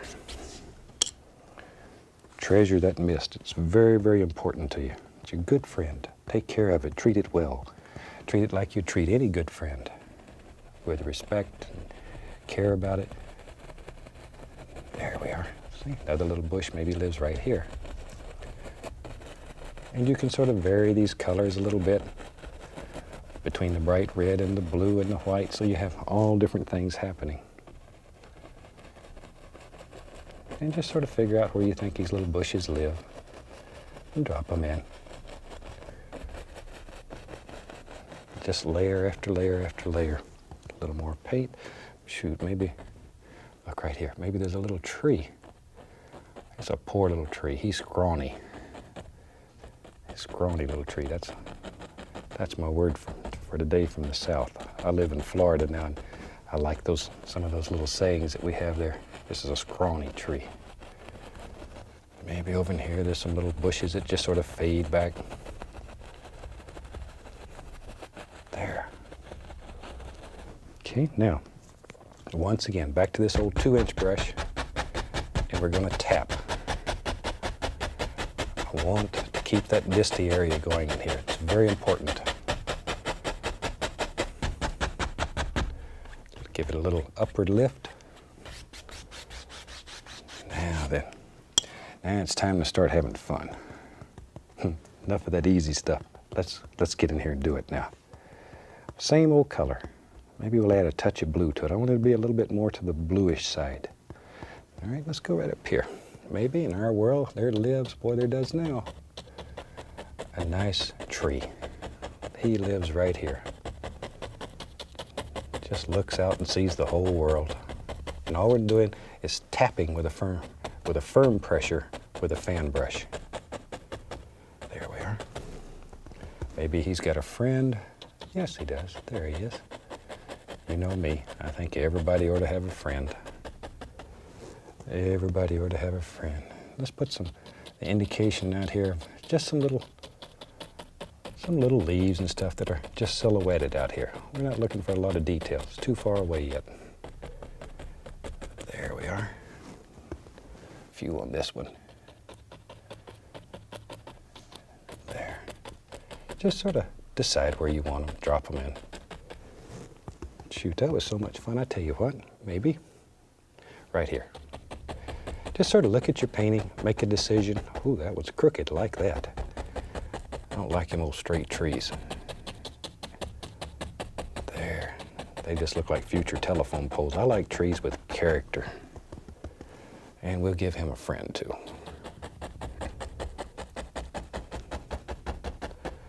There. Now, maybe right down here, we'll just take the corner of that brush and scrub it again. Just to make the indication of some more little things that are happening. But all you're using is just the corner of the fan brush and just rub it. Just rub it. It's like you're making waves in the ocean almost. Same basic idea. If you've painted seascapes with me using the fan brush, then you know exactly what I'm saying here. You can do it. Now then, I'm going to tap the base of that. Really get in there and tap it.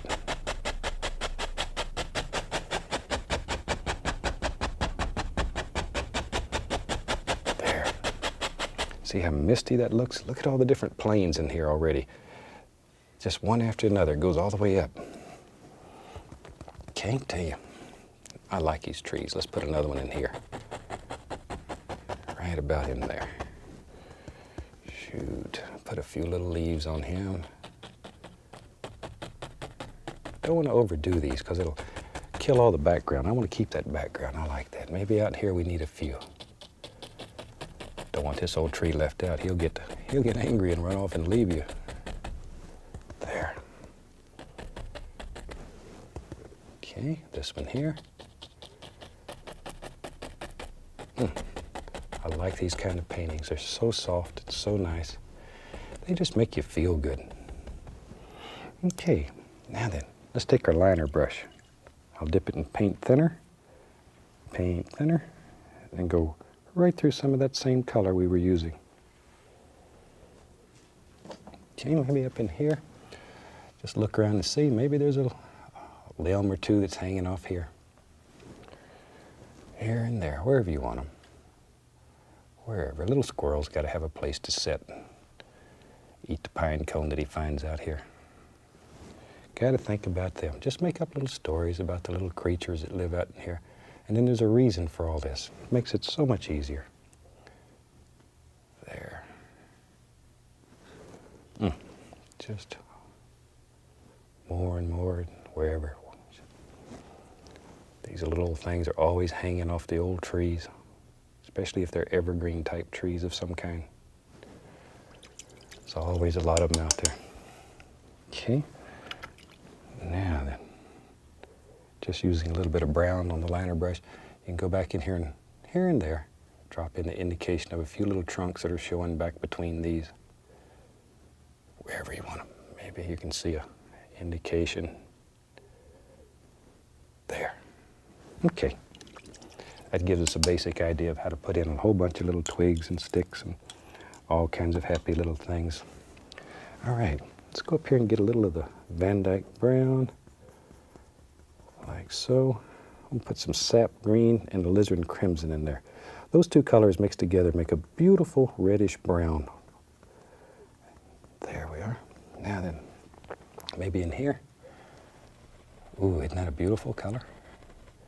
See, maybe in here there's some more little bushes and stuff that they just go right on over. Where do we want them? Where do we want them? There we go. Just wherever. Make a decision, drop them in.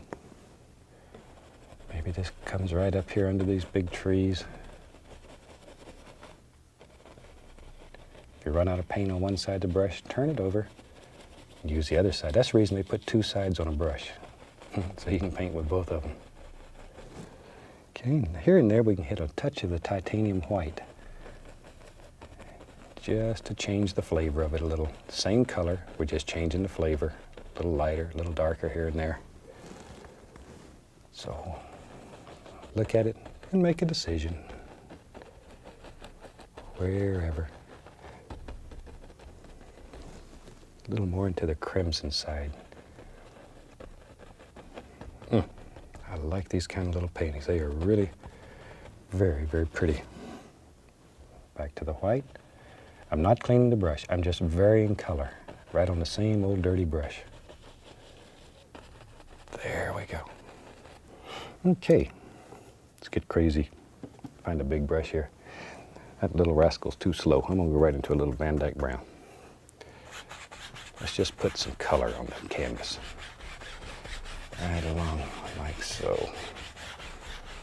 I know, you're saying, Bob, you have certainly done it this time. You may be right, too. But let's just see. I know all this needs to be dark because I want to put a lot of nice things in here that need a dark base. So we could just paint all this dark. What the heck? There. That's a lot easier than worrying about it. Just throw it in. Good and dark. All right. Now then, let's take a little brown on the knife here. Maybe there's a little hill over here. We just take the knife, just sort of let it flow right down like that, right on out. We'll put some rocks and some stones and all kinds of little things over here. There they are. Just wherever you want them. Wherever. Okay, I'm gonna take some white, a little dark sienna. Just mix it up like so, and put some black in there too. Nice. Leave it color marbled like that. Cut off a small roll of paint, so you have that little roll right out there. And let's go right in here and just drop in the indication here and there of some little highlights that live right along in there. But see, you get all those variations because you didn't overmix your paint. If you overmix the paint, then you just end up with one flat old dead color. And we like paintings that have a lot of life in them. Shoot, we want happy paintings. Happy paintings. If you want sad things, watch the news. All right. Now I'm just going to go right in here and just pop in some little, get a little color on the brush here. A few little things that work right down like so. Use a little small knife. Then we can create the illusion of some nice strong rocks here. Put a dark edge under them. There. See, but all these little things are just happening. Maybe right out in here. Shoot, maybe we got all kinds of stones right out here. Just wherever you want them. Just nice rocks and stones. I know you're saying, that don't look like rocks and stones to me. All right, doesn't to me either, now that you mention it. Let's cover them up. So to cover them up, take another fan brush. I'm going to dip it into liquid white and then go into titanium white. Be right back and get a little tiny bit of the phthalo blue. But there's a lot of color on the brush. I put the titanium white in there only to thin it. Okay, let's go back up here. Now maybe these rocks will live down here, but underneath, they're underneath, maybe just a happy little waterfall. Maybe it lives, yep, right there. Right about in there. See, and it hits down here and there's little splashes going on. There. Tiniest little bit of blue though, not much. And you let all kinds of little things go on. Maybe there's little stones in there and you can just have little splashy doers here and there, wherever. As many or as few as you want. Now we can grab this. I want to pull this down, straight down, and go across, just like we were making a reflection.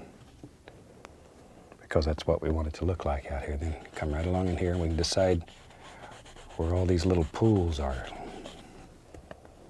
See there? Just create all kinds of little illusions. There we are. It's a super nice and easy way to make a happy little waterfall.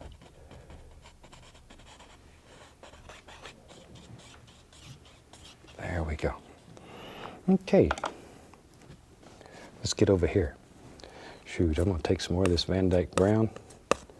Maybe over here. Let's come right down in here. Maybe there's a big Big projection or big rock that lives. Yeah, there he is. He hangs out over here. Big stone. Maybe, I'll tell you what, maybe there'll be another one here. Just wherever you want them. Just sort of look at your painting, make a big decision. There it is. And drop it in.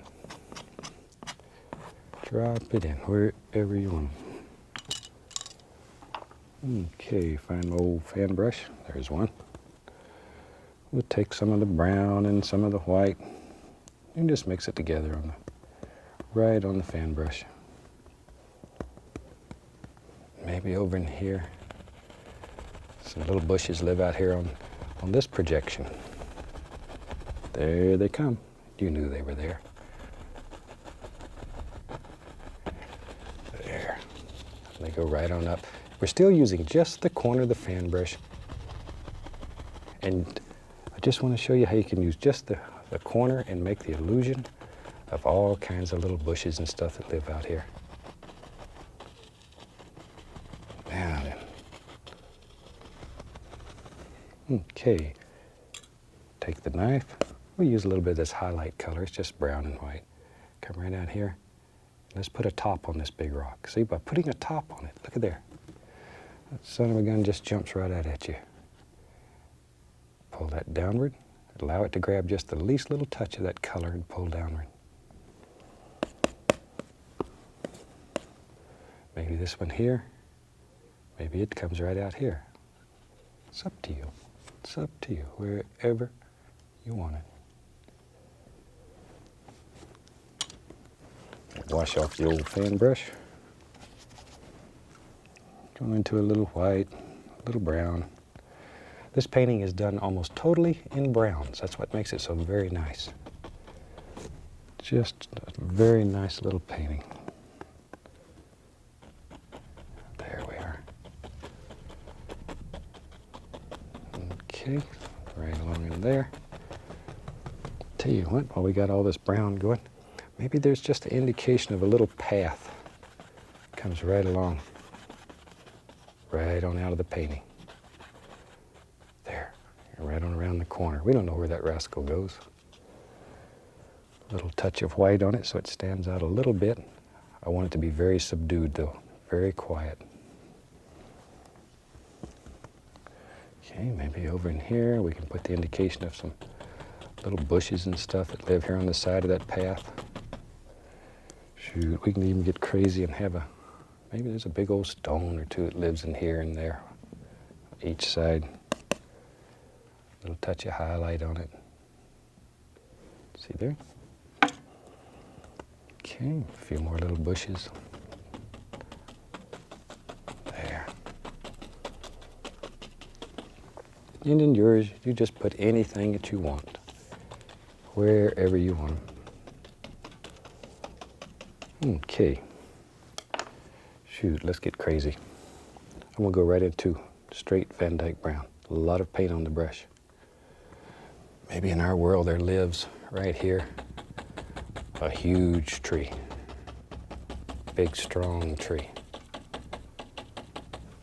There we go. If I move to the side, you can see him a little better. He lives right out here. And maybe he had a friend. Oh, he lived right here. Maybe he fell over. Maybe he took the week off. Just fell over in the stream there somewhere. Okay, now we'll take a fan brush that has light color on it, and we'll just take titanium white and go right along this edge. Zip, zip, zip, zip. Just bang it on there. Right out here on the stump, like so. Now, take the brush, grab it, give it a little, tiny little pull. See, that's all there is to it. Just give it a little pull. Blip, blip. That's why I told you not to worry about it. There, makes a beautiful tree. We can take some of our brown. Maybe there's a limb or two lives out here. Wherever you think they should be. Just here and there. Okay, maybe, let's have one over here. I don't want this side left out. There's another one. Big old son of a gun. And he's got a little friend. But isn't this a fantastic way, using basically just a fan brush and knife and a couple little pieces of equipment, to make a super little painting. Maybe there's one all crooked one. You know me, I like these old crooked trees. There he is. That's where he lives. Back to our white. Come right along the edge. Grab it, pull it over, pull it over. See, that makes that tree look round. Little paint thinner on the liner brush. We want this paint to be thin like ink. And let's go in here, put in a limb or two, wherever, maybe over here on this old stump. There's still a limb or two hanging on. There we go. Just all kinds of little things. There. And we need a few leaves on this one. And this old painting will be about done. There we go. Not too many. Not too many. Maybe there's a little one that goes right on off the canvas there. And shoot. A few finishing touches. And in yours, you put a few sticks and twigs and limbs wherever you want them. That brings it all together and makes it interesting. I think we're about ready for a signature. Take a little of the paint thinner, a little bright red. We'll sign this one right over here. Hope you've enjoyed this one. It's sort of different. It'll certainly give you a little challenge. So try this one. Let me know how it works. Drop me a line, okay? From all of us here. Happy painting, and God bless. Hi, welcome back. Certainly glad you could join us today. It's a fantastic day, and I hope you're enjoying yourself. So I tell you what, let's start out today, have them run all the colors across the screen that you need to paint along with me. While they're doing that, let me tell you what I've got done up here already, okay? Today, as you can plainly see, we have a black canvas up here. Now, to make a canvas black, we paint it with black gesso, allow that to dry completely. Then I've covered the entire canvas with transparent color. And let me tell you what colors I've got up here, because I want to have a beautiful, bright little painting today. So in here, I have Indian yellow, which is a transparent yellow. It may look sort of green on your screen, but we watch what happens. Then right above that, I have a little alizarin crimson with a touch of phthalo blue in it. The top is just phthalo blue. On the bottom, I've got a little streak going right down here, the same colors. This is just Indian yellow. Put a little of that lavender color on each side. Down here in the bottom, a little dark sienna. Thought we'd do a little ocean scene today, and I'm going to have a beach down here. So the dark sienna will turn out to be your little sandy area, if all goes well. And then I decided where the horizon was going to be, and here I've just put a piece of masking tape across, so we'll have a nice straight horizon line. And it's slightly above center. You don't want it right dead in the middle. It won't look right, okay? So let's have some fun. Now this is a fantastic painting to do for friends and neighbors, and don't tell them that you've already put all this transparent color up here, because it'll look black. And then all you do is take a little bit of the white. We'll just use the old big brush today. And as I say, don't tell them anything. Prepare the canvas so they can't see it. I'm telling you all the secrets, but don't tell them what you've done. And then just walk up to the canvas, give them a big smile, and touch it with white, and watch what happens. Because when you touch it with the white, all of these beautiful colors will just come alive. And they'll think you're a magician. Years ago, when I first started demonstrating, I used to do a lot of canvases like this. Just start with a canvas that looked black, and then begin adding the white and letting all these colors happen. Okay, now I'm going to wash the brush. Wash the old brush. That's the fun part. And there's a screen down here in the bottom of my can that I scrubbed the bristles against. Shake off the excess. Just have a little fun, and off you go. Now then, you can make this sky as bright as you want. But I suggest strongly that each time you start with a fresh brush. By that I mean good and clean and fresh color. And go right in here and decide where your light area is going to be. Start in the light area, and once again, blend outward. Just blend it outward. There. Isn't that fantastic? You have to wear sunglasses when you do these paintings. They're so bright and so beautiful. Now on up in here, we're going to begin hitting that little lavender color. Add a little more of the white to the brush. Isn't that something? And we just blend them together here. And you're putting an opaque color, which is the white, on top of all this transparent color that's over the black gesso. A little more of the white. We'll go right up in here. Now we begin hitting the phthalo blue. There. Just making little crisscross strokes. A little more of the white. But what a sky you can make. Color stands out so much brighter on these black canvases. There. Okay, let me wash the old brush again. One thing about these, though, you will become an expert brush washer. And that's all right. It's a lot of fun. There. One of these days, I'm going to show you our camera people so you can see what they look like. There. Okay. And all I'm doing here is just blending these colors together so you can't tell where one color starts and the next color stops. Just blend them together so they're nice and friendly. Be careful not to pull this blue down into this yellow or you'll have a bright green sky. Chances are that's not what you're looking for today. There we go, one more time. Let's grab a fan brush. I'm gonna go right into, let's see, we'll use some black and some alizarin crimson. That's good, just black and crimson. Now then, maybe there's a few happy little clouds that live out here. So let's just go right in here, and just barely touching the canvas with a fan brush. Just decide where your little clouds live, and just put in some very basic little shapes, using sort of a rocking stroke. Sort of let that brush just rock and play. There, the old rocking chair stroke. Sometimes I feel that's where I should be, is in the old rocking chair. There we go. But then you drag out your paintbrush and you realize how much fun life is.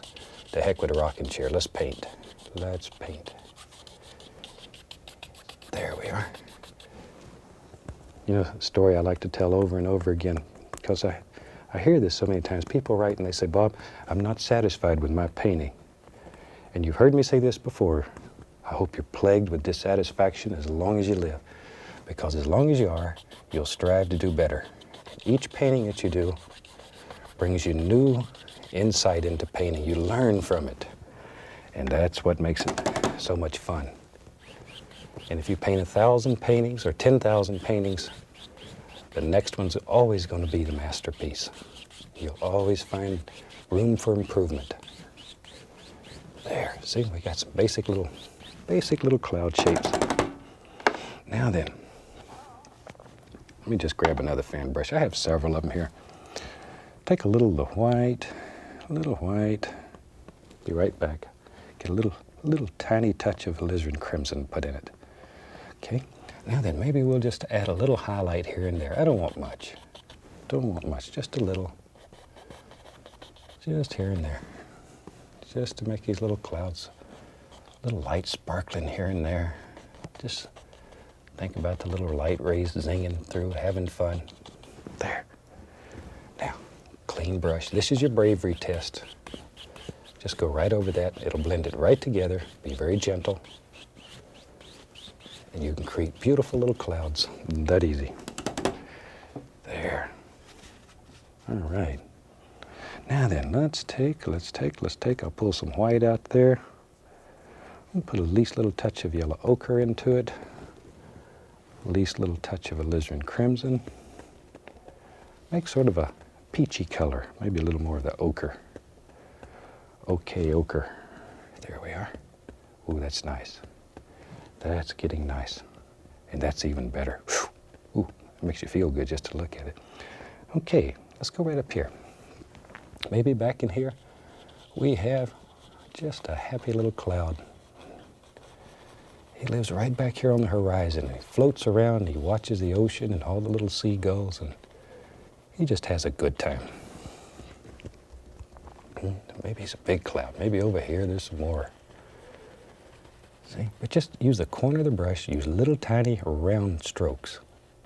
Tiny little strokes. Tiny, tiny little strokes. There. Don't let them get too big. There. Look at all them little clouds. Isn't that fantastic? Grab a little touch more of the crimson here. I want to be a little darker. It's farther away from the light source over here. A little bit darker. A little darker. Wash the old brush off. Okay. With a large brush. All we're going to do is just stir it up a little. Just blend it, mix it, tease it. There we are. And we're going to fluff it. There. Very lightly, very gently over the entire thing. And if you want to get a little crazier and have a little more fun, you can take a little touch of the white and go right in here and maybe just put the indication of a few little highlights that live on just some of these. Don't overdo. Don't overdo. Sometimes it starts to feel good and you get carried away. There, just a few.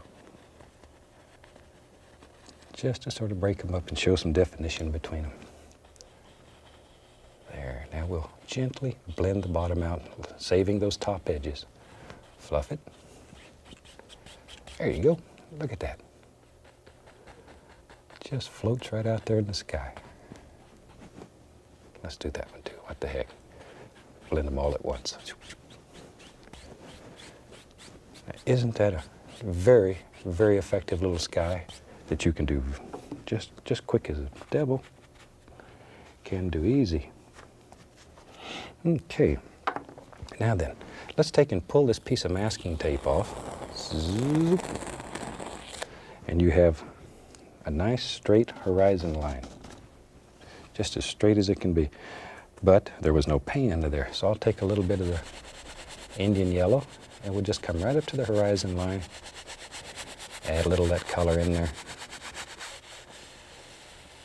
There.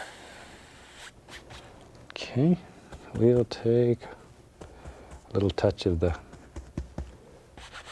lavender, put on the sides, same as we have everywhere else. Then it'll all work together. There, we're in business. Now then, clean the old brush one more time.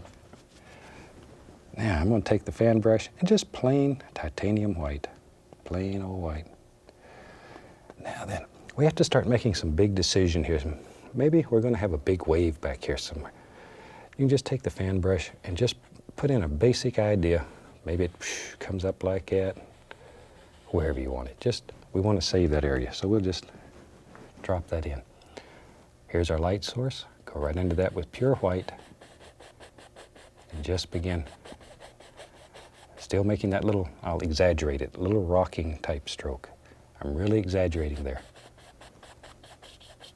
But that'll begin creating the illusion of little things happening back there. And it picks up that color it's underneath. All those beautiful little things happen automatically. You don't have to worry about it. Don't have to sit and try to plan it. It will happen for you. And maybe, how about if we have a nice little deal that lives right there? See, you just drop it in, wipe your brush off, and then very gently begin blending that color back. There. Just blend it back. Okay, same thing right here. Let's just blend a little of that color back. We want to save this dark area. That's very important. It's your good friend. Good friend. Just like so. Darker, darker, darker as it gets away from you over here. Okay. Maybe there's some part of that wave that's curling over. So for that, I'll take some white, a little touch of blue, shoot me right back, and get a little bit of little tiny bit of cad yellow and add in there. I want this to be sort of greenish color. All right, now maybe this wave, maybe it comes here and the light's hitting it. Got to make those little sounds. If you don't make those little sounds, it won't work. Well, maybe it will, but it's more fun if you make the sounds. There. It's like so. Shoot, we don't know. Maybe there's some over here too. We'll have a nice breaker in here. There. Okay, I'm gonna grab. Maybe I use a number 3 fan brush. That's a fine brush. We'll take some blue, some alizarin crimson. Reach down here, grab a little touch of white, a little more white. Just mixing up a dark lavender color. There we go. Nice. Okay. Maybe we'll just use a fan brush today. You could use your filbert or your fan, whatever.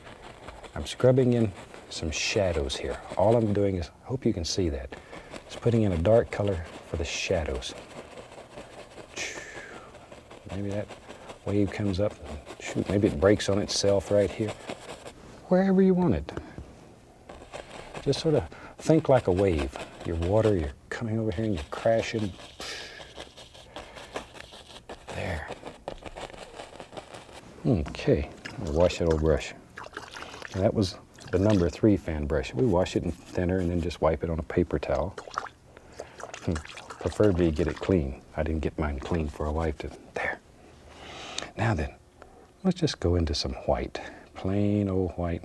Once again, number 3 fan brush. Now then, come right on top of that color that we laid on, the lavender. Just use the corner of the brush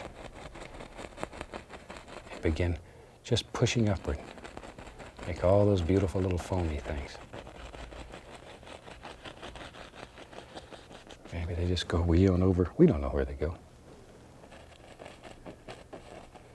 Comes right on over. I say it helps to make all those little noises.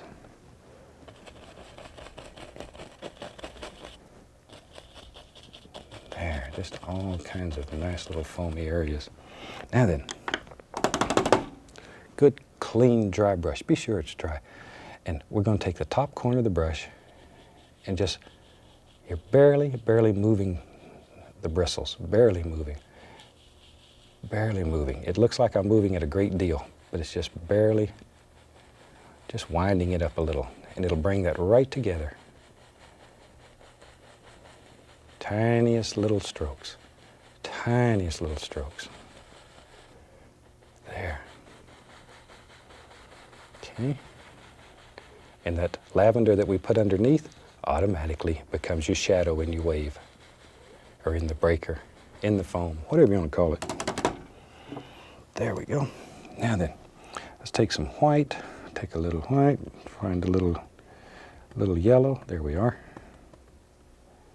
And let's go, there's a little blue in there too, so it makes a nice green. Let's go right up in here, and let's just scrub in a nice eye or transparency. This is the light part. Now, once again, take this brush. You barely move the bristles. Barely move it. It'd probably be better if you did this before you put the foam on. Be easier. Then begin thinking about the shape and the form of the water. Now then, I'm going to go back in here and just redefine this edge of this nice foamy thing right here. Almost broke it up.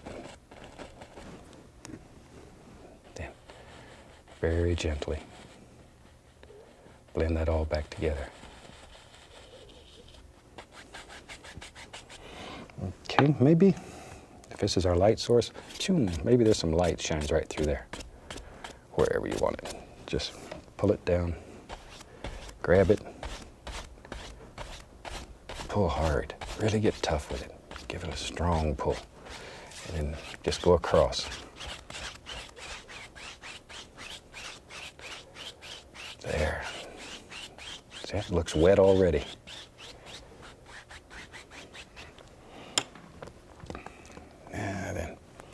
Tell you what, let's take the knife. I'm using the small knife and get a little tiny roll of just white paint. Now, let's make a decision. Maybe in our world, right here's the foam coming down. Shoom. Just take a knife, push very hard. I'm bending the blade. Absolutely bending the blade. Now then, let me find a clean fan brush here. Now we want to take this, touch it, and just begin blending it back. There we go. Look at there. Isn't that easy? It's a super way of making some very effective little seascapes. Very, very effective. Now then, we have some things coming out of this wave.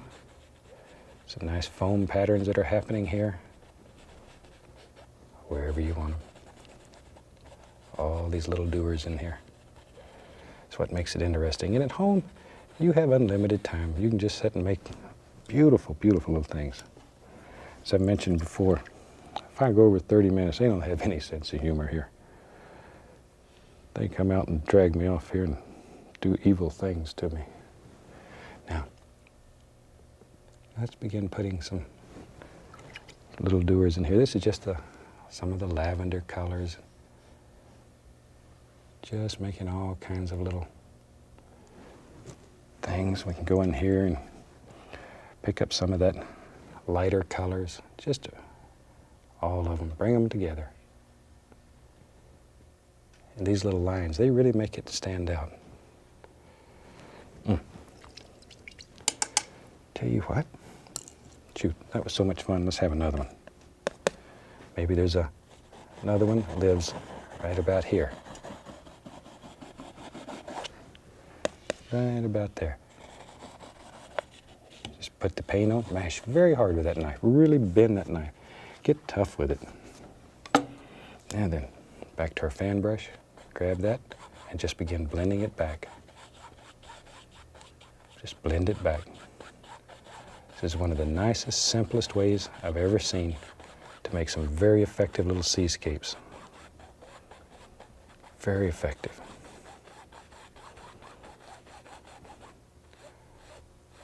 See there? Just think about angles and how the water would play through there. There we go. But look how this color just jumps alive. These black canvases are some of the most beautiful, beautiful effects that I've ever seen. Shoot, I want to do that again. Maybe there's another one way over here.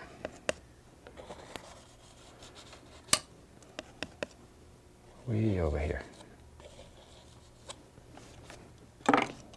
Maybe this one here is just a wet spot in the sand. It's not as much water here.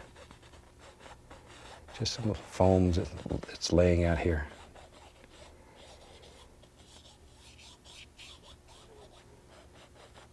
There we go. But by pulling that down, you already have your reflection there. This is lazy man's way to paint.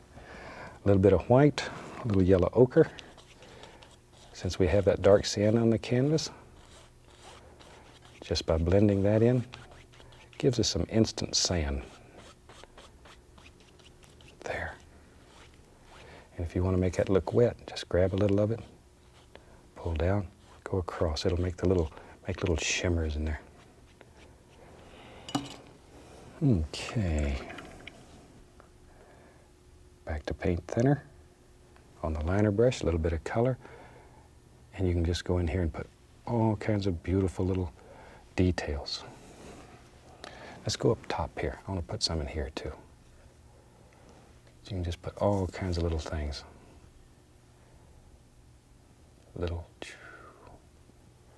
See all kinds of little doers happening, following the basic angles of the wave.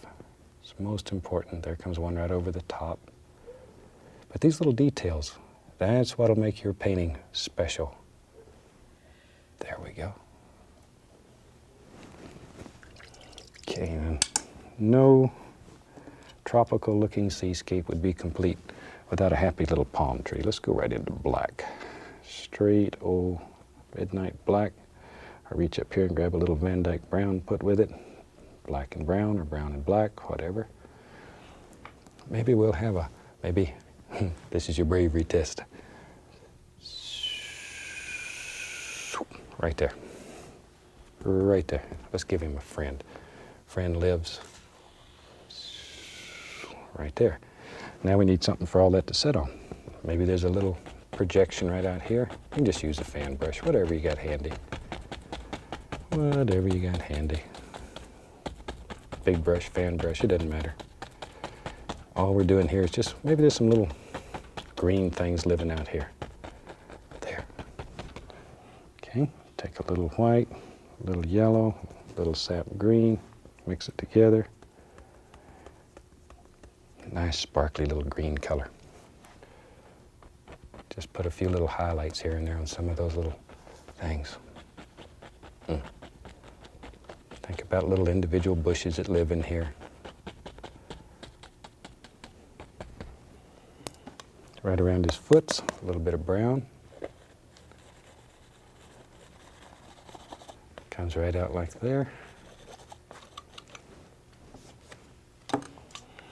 And we can take on this palm tree, pull a little of that to the side. That'll just make it, give it a little more character. A little white on the brush here, very little. Just enough to make it look round. Now then, let's go into our black with a liner brush with paint thinner on it. So it's very, very thin, very thin. Okay, let's go up here.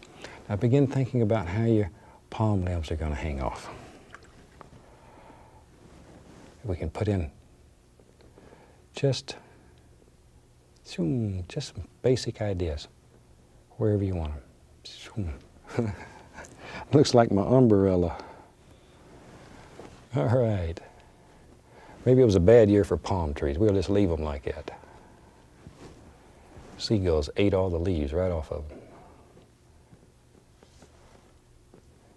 There we are. And that's just to give you a basic idea of where you want to be. Shoot, we'll just grab a fan brush. I'm going to dip the brush into paint thinner. I want this paint to be very thin. And I'm going to go right into the midnight black. But see how thin that is? It will literally run. It'll literally run if you're not careful. Okay? Now then, begin thinking about where you want your beautiful leaves on this palm. Grab it, just give it a little downward pull. See? Maybe this one comes over, like so. Shoot, we can put a little something on the other side. Look at there. See, these are one of the simplest kinds of trees to make. Very, very easy. Shoot, maybe there's some things over on the other side, like so. Little doers out here, wherever you want them. This is your palm tree, so you can do anything with it that you want.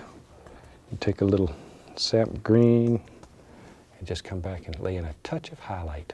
Just zip here and there, just to make it stand out. Phew. Okay, good, good.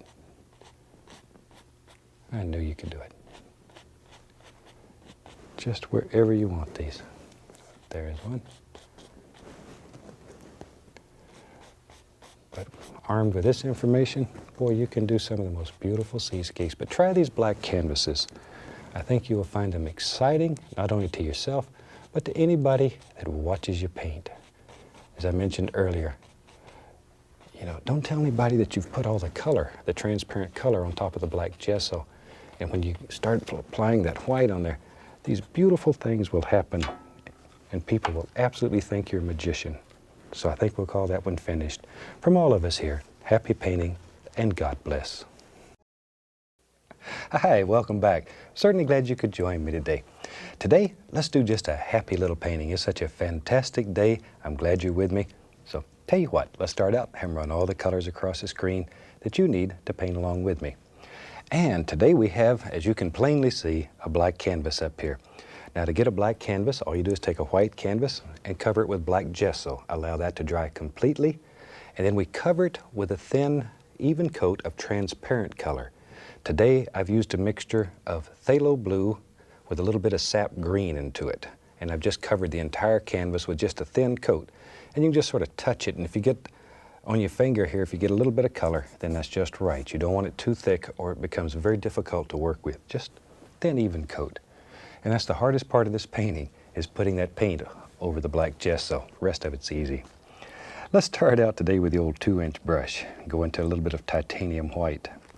You know, as I've mentioned before, when I do these black canvases, if you're ever painting in front of friends or family, do these black canvases and put the color, the base color on before you go out and to do your demonstration. And then when you hit this with white paint, the beautiful colors happen and people think there's something magic happening. And don't tell them the secret, that's between you and I. Now then, maybe we'll have a little bit of light up here in the sky. I think we'll do a happy little waterfall today. So we're just going to start right up here. Just pick out an area. Just making little crisscross strokes. Just begin laying in a little bit of color. And you can see how that just comes alive. That blue and green underneath there. Just really makes it jump out at you. It's a super, super nice way of making very effective little paintings. And color stands out so much brighter on a black canvas. And now you can keep going back and make this as light as you want it or leave it very dark. It's totally up to you. Painting is a very individual thing. So create your own world. Make it the way that you want it. And then it's just right. Okay, now we have a little light area up in the sky. Let's wash your brush. We'll just scrub it off. Good old odorless paint thinner. Got a screen in the bottom of the can, so it allows the solid materials to sort of settle down to the bottom. Shake it off. And just beat the devil out of it. Now, as I mentioned before, you can change the decor of your room in one heartbeat doing that. One thing I want to show you, I've got a lot of letters in, people saying, how do I contain this? So I brought a little brush beater rack out here to show you today. It's a very simple little device, and it just goes right in the bottom of a waste paper basket. And you shake the brush inside of the basket, then you beat the bristles firmly against this. It contains it, only a couple of bucks, and it'll save you a happy home, your marriage, you can't believe it. Let's start out today. We'll just take the old 1-inch brush, just go into a touch of the phthalo blue, little brown, be right back.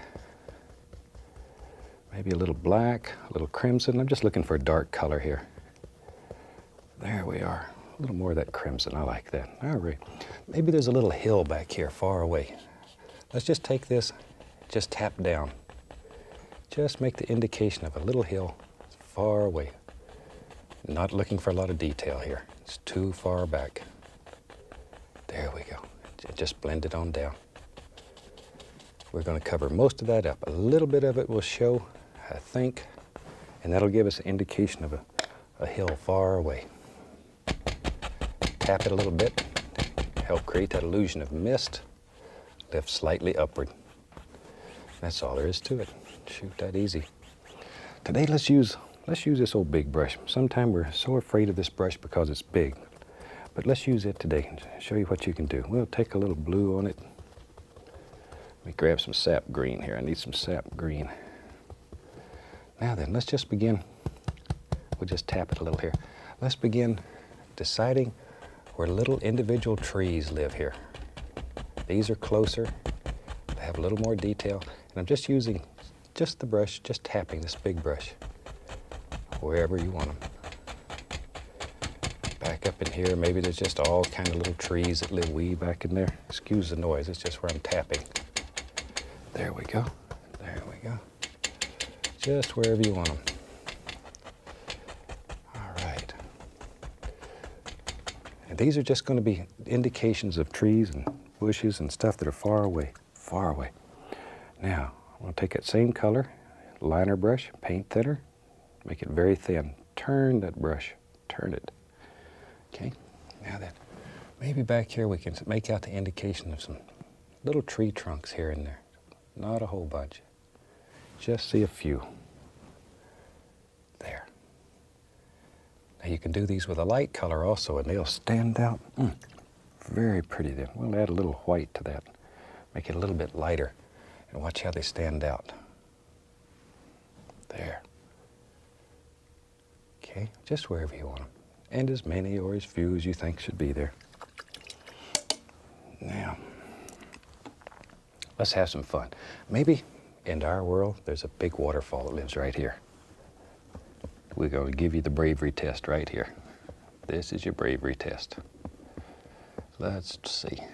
If our waterfall lives here, this is just titanium white on the large brush. Decide where he lives. Touch, like so, and pull it down. Just touch it and pull it. What could be simpler? Touch and pull. There we are. And decide how big he is. Just pull him straight down. This old big brush will do some fantastic things for you. There. Okay. Now then, maybe down at the base of our waterfall, there's some beautiful mist. For that, I'll just use the old fan brush. A little bit of the titanium white. And we got to make some big decisions here. Maybe our waterfall just hits right down in here. And I'm just spinning that brush. Just spin it, wiggle it, push it. Make all kinds of just beautiful little shapes. Just get crazy with the brush. Just let it go. There. This is where you take out all your frustrations. Just let that rascal spin in there and carry on. And it's picking up the color that's underneath. There. See, normally if you do this on a canvas, you've just ruined it. But here, this is where you have fun. This is where you have fun. Now we'll take a clean 2-inch brush and very gently just begin winding that up. Just blend it. Blend it, blend it. And you can create some of the most beautiful little misty areas. Tap it. Blend, tap. That tapping really diffuses it. Just wherever you want them. There we go. Just create all kinds of misty areas. And very lightly. Then we can blend out all the little marks. It looks like we just have a cloud of mist hanging there. Maybe a little more right in here. I want this to be a little bit brighter. So you do the back one first, and it'll be like there's another layer of mist laying here. But do the back one first. Have it totally finished, then start this one. If you want to create several different layers within this misty area. Okay, we'll just blend this one. Blending, blending, blending, tapping. There we go. Okay, give it a little fluff it, like so. And we're in business. We have another layer of mist. And you can just make layer after layer after layer, create unbelievable depth in your painting. Okay. About time to wash your brush here. Scrub it off. And we're in business. All right, I'm going back to the big old 2-inch brush here. A little bit of the blue and be right back, a little sap green. Now we can begin just putting some things over here. Some very basic little shapes. Maybe there's trees that live on this side of that big old waterfall. Just think about basic little shape you want. And all you're doing here is just tapping. Just tapping. There we are. Now I'm going to begin adding at least a little touch of the yellows. A little yellow ochre, a little cad yellow. Same old brush. Just begin putting the indication here and there of just a little highlight, a little more detail. There. That's hanging right out over here in front of the waterfall. See how that pushes that waterfall back though? It creates another plane in your painting. And that's exactly what we're trying to do. I want to add a little black to that. Get up in here and put some darker things. These are farther away, they're dark. Just basic tree shapes. Tell you what, I'm going to be tapping in some of these little tree shapes. You know, painting's so fantastic because over the years I've met literally hundreds and hundreds of beautiful people, and they've painted with me and they've brought a lot of joy to my heart. I'd like to share a little piece of film with you and show you somebody here. I think you'll like it. The opportunity to travel to Music City, USA, Nashville, Tennessee, and paint with one of country and western's living legends, Mr. Hank Snow. Annette Kowalski and I had a private class for Hank and several of his friends from the Grand Ole Opry. One of the participants was Grant Turner, the voice of the Grand Ole Opry, and the only announcer to be honored in the Country Music Hall of Fame. Also present was Fred Perta, a fantastic gentleman who makes everything work behind the scenes at the opera. Jimmy Snow, Hank's son, allowed us to paint in his television studio for a couple of days. Jimmy and his wife Dottie recorded this historic event on film so we could share a couple of minutes of it with you. Now here we are on the last day of painting. I've learned more in the last couple of days than I could learn in a year, really. Well, thank you. Shoot, you're doing almighty paintings there. Son of a gun. He have his own TV series coming up real soon here. Look for Hank Snow and the joy of painting. Hank, thank you very much. I really enjoyed painting with you. My pleasure, Bob. Can I show him your hand? Sure. The other one's Hank, worse. Not that one. Hank paints his hand, too. Isn't that fantastic? I thought you'd enjoy seeing Hank, and boy, that son of a gun's a fantastic painter. You know, he's so talented. He can sing and he can paint. I don't think there's anything the man can't do. And I was very honored to have the opportunity to paint with Hank and Grant Turner and Fred. They're fantastic people, and from the bottom of my heart, I thank them for allowing me to be a little part of their world. There. Okay, I've just tapped in some little things here. Now I've got the liner brush, and I'm going through a little bit of black and the colors. I'm going to put in the indication here and there of a few little tree trunks that are way back here in the distance. Way back here. When you're doing this, if you have trouble making the paint stick, all you have to do is just add a tiny bit of paint thinner. And so you can just put all kinds of little limbs and sticks and wherever you want them. Just sort of think about where they would live in there and drop them in. So all there is to it. Same old brush here. We're going to some Indian yellow, cad yellow, yellow ochre. Just mix these colors up. Now then, all these dark colors we put on here. Now I'm just going to begin putting some highlights here. I want this to stay very dark, so I'm not looking for a lot of color, just indications. Begin thinking about individual little trees, though, in here. There's a nice one. Maybe a little light's hitting him. He's standing out here in the sun. Look at that. See, just using this big old brush, you can make all kinds of things. There we go. Maybe here's another one. Look at that. There he is. Big old tree. He lives right up there. Here's another one. And you can put layer after layer after layer of beautiful tree indications without hardly doing a thing. This is the lazy man's way of painting. Okay. Now then, this old waterfall's coming way off up there, splashing, making all that. Shoot, it's time to have some fun. Let's go into some Van Dyke brown, a little dark sienna, get some black. I'm looking for a very dark color. Let's go up here. Maybe there's a big stone that's right about here. Boy, look at that rascal. Just have to make a decision. Where does he live? Drop him in. And we'll just paint that in with a fan brush. There.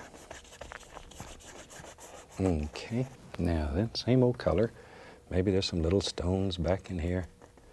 You know, if there's all these big stones, there's going to be little stones. Now, just by changing the brush strokes here, with the least little amount of color, we'll use a little dark sienna, a little white, but the least little amount on the brush. Want this to stay dark. You can create the illusion of all kinds of little rocks and things happening in it, but mainly with just your brush strokes. You really don't have to work a lot. See, already that looks like big old rocks, and it's just the brush strokes. Let them work for you. Shoot. If you can do it easy, why work at it? Maybe there's some mist down here at the bottom of this. Okay, we'll take whole brush and just tap this and work it. All kinds of nice misty areas down here. Just let that blend right up into your rocks there. Just lay that son of a gun right down into the mist. All right. Now I'm going to dip the brush into the smallest amount of liquid white and go into the titanium white. Load the brush full of color. And out of this mist back here, we're going to begin seeing water coming and choom, it's going to fall and splash and have fun. We don't know where all it goes and where it's headed. Push upward to make little foamy things. There. And there's stones underneath the water that you don't see. Just let it go. Let it go. Just sort of think about where a little stone lives. Push, bend. All kinds. These little streams are so much fun to do. Just think like water. You're running along here and having a good day. It's a good day. And all of a sudden, some son of a gun pull the bottom out, bloop, and you fall. Just make up little stories. See there? There he comes. That little stream just keeps on moving and meandering down there. Wherever you want him. Maybe he just comes right on out, still falling in places. There's rocks and stones and old trees. There we are. Maybe there's a little beaver hiding under there. Whatever. That's a pretty fast stream for a beaver, but maybe he's a fast beaver. Whatever. Okay. Now then, let's put in a few more stones. And when you're doing yours, put in as many rocks and stones and things as you want in there. You can just drop them in. Maybe there's a big one lives here. Big rock over here. Now, once again, just use brush strokes and the least little amount of color, and you can create all these illusions of little stones and rocks. But it takes very, very little paint. Very little paint. Just let that old fan brush just work. There. I love these little black canvases. They're so effective. There we are. Maybe. Right. There. We'll just put another rock. So you just sort of make up ideas and drop them in. Whatever feels good, do it. If it feels good and it doesn't hurt anybody else, then it's all right. It's all right. Now then, here we go. Choom, we'll just change that to a little waterfall that falls right off there. And it splashes up against the base of these rocks. There it goes. Right on out. Shoot, maybe it just runs right off the canvas over here. We don't care. Wherever you want it. This is just titanium white, a little liquid white that thinned a tiny bit, and then it's picking up the color that's on the canvas. So the canvas is working for you. You don't have to do anything. Just rub a little white paint on it. I get so many letters from people that have tried this and it's working for them. And whole new worlds have been discovered, and especially my young friends. There's so many young people all over the country who write, and you can't believe what they're painting. You just absolutely can't believe. And it creates an interest in art and a caring for nature. And anytime you can instill that in a young person, it's so fantastic because they're the greatest people in the world. And we got to keep this old planet together, boy, because it's all we got at this point. Maybe one day we'll have something else. Right now, though, this is it, so we have to take care of it. It's one of the reasons I like to show all the little birds and stuff on the show. We don't want to lose them. And people like the bird lady here in Muncie that take care of them. They're special people. Special people. And there's probably someone in your area that does the same thing. shoot, go see them. They're usually glad to show you what they're doing. They need your support and help. And they're really providing a worthwhile service. Somebody has to take care of these little rascals. I'm just doing the same old thing here. Get off my soapbox. I talk too much sometimes. There. Shoot. Let me grab another fan brush. Maybe down here. Maybe I'll take a little blue, go into the yellows. I want this to be dark. Let me grab a little more black. That's too light. There. Just right on the fan brush. A little bit of that dark greenish color. Maybe there's some little grassy things that live down here right down here. Isn't this a beautiful place to come and hike or fish or whatever you do? I love to fish. I'm an avid fisherman. But I'm not a very good fisherman. Shoot, I catch fish, I put a little Band-Aid on him, give him a little CPR, pat him on the tutu, put him back in the water, wish him well. Come back next week, try to catch him again. If we leave him there, then he's there for the next time. Back to the old big brush. Other fishermen sort of frown upon me sometimes the way I fish. But I think that's the way to do it. That way everybody has a chance to catch him. There we are. I'm just putting in all kinds of little indications here of just bushes and stuff. Not looking for a lot of detail. When things are so thick like that and they grow together, it's hard to find individual details. Okay, maybe right here lives just a happy little rascal. And all we're doing here is just taking this large brush and tapping downward. You know, a lot of times when there's this much water, you have a lot of moss and a lot of trees that they hang. They have a lot of hangy downs on them. And it's so pretty. It's beautiful. Just let it hang right out over the water there. There we go. Okay. Now then, let's take our little liner brush here. I'll go right into, this is sort of a grayish color. Let me get a little more thinner. I don't have quite enough thinner. Right back. There we are. I want this to be very thin, almost ink consistency. And here and there and there and here, back here in these trees, I just want to sneak back in here, put the indication of some tiny little tree branches and stuff that are growing. Just a few. Adds a little detail to your painting. And if you're out selling paintings, of course we don't do that, but if you're ever out selling paintings, this is what makes your painting sell while somebody else will stand there and frown at you because their painting doesn't sell. It's these little details, the fact that you care enough to do the extra things. That's what makes it nice.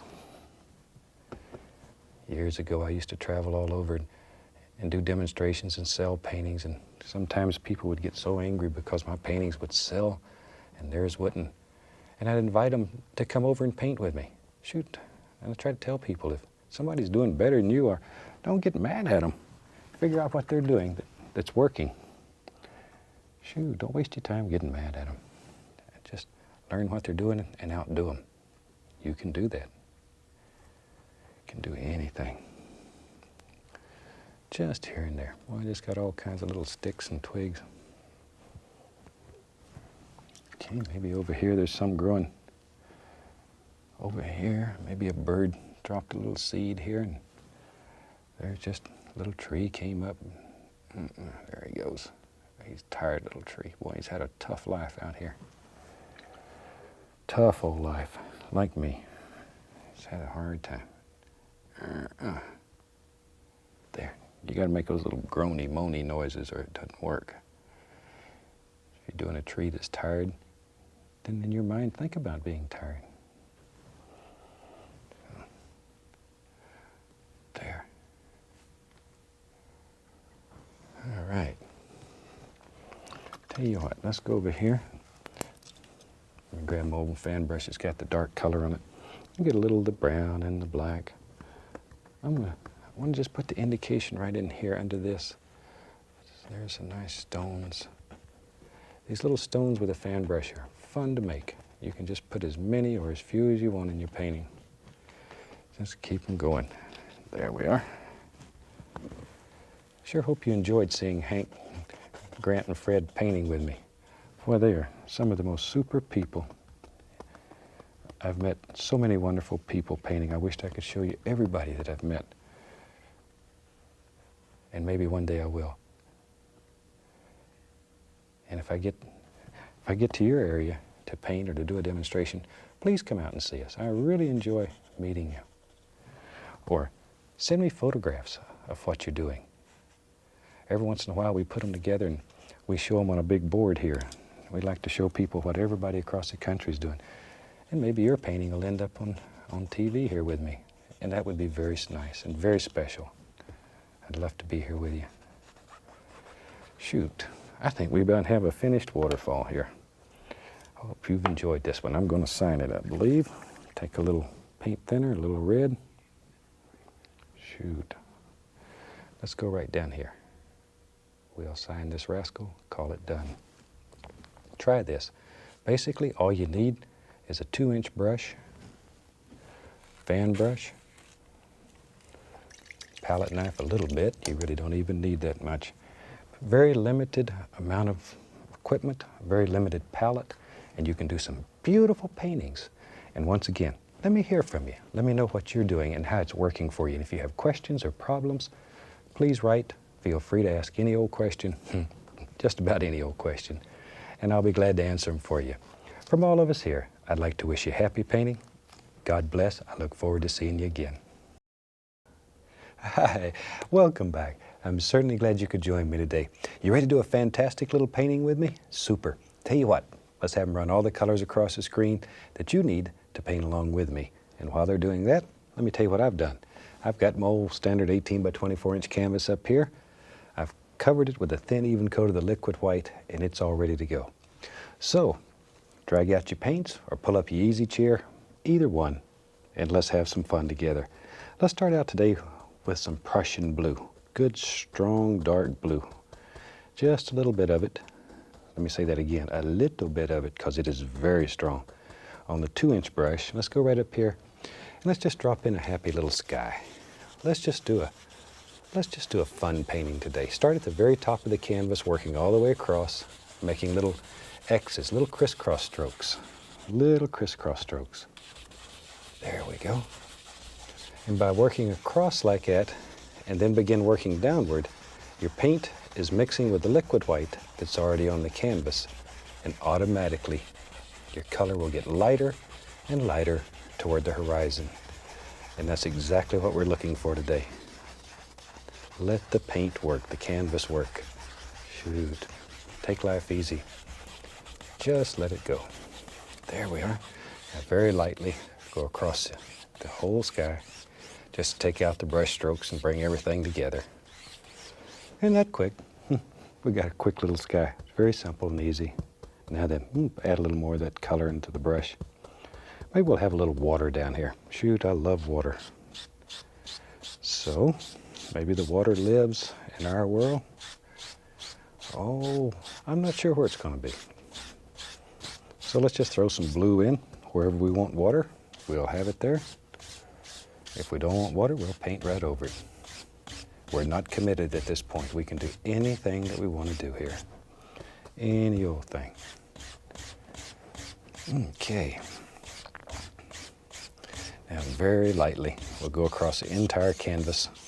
3 hairs and some air. There. Now then, let's wash our old brush. We'll just scrub him off in some odorless thinner. Give him a shake.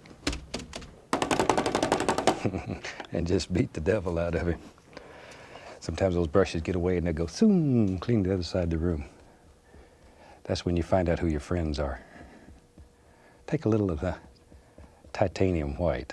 Just pull it in one direction through the brush there. Get a lot of color on the brush. Shoot, let's make some big old fluffy clouds that live up here in the sky. Tiny little circles. Tiniest little circles. There we go. And we're looking for a basic shape here. Don't just throw this on at random and hope that a cloud will appear. sort of plan out what it is you want to do. There we go. Just basic cloud shapes.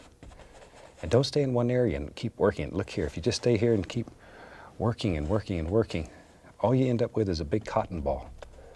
Now I got to get rid of that. See, but if you do one of those, you do a cloudectomy and you're in business again. That's all it takes. Okay, keep that brush moving. Let them dance in there. Just let them play. Clouds are one of the freest things in nature. We'll give them a friend right here. Big old friend. There we are. Other side. And just some very basic little shape. Shoot, whatever you want in there. There. When we were kids, we used to look at clouds and see all kind of things. And same thing happens in your paintings. Do clouds and you stand back. A lot of times you'll see all kinds of things in there. Okay, now we're just going to use the top corner of the 2-inch brush. Gently, gently blend those clouds.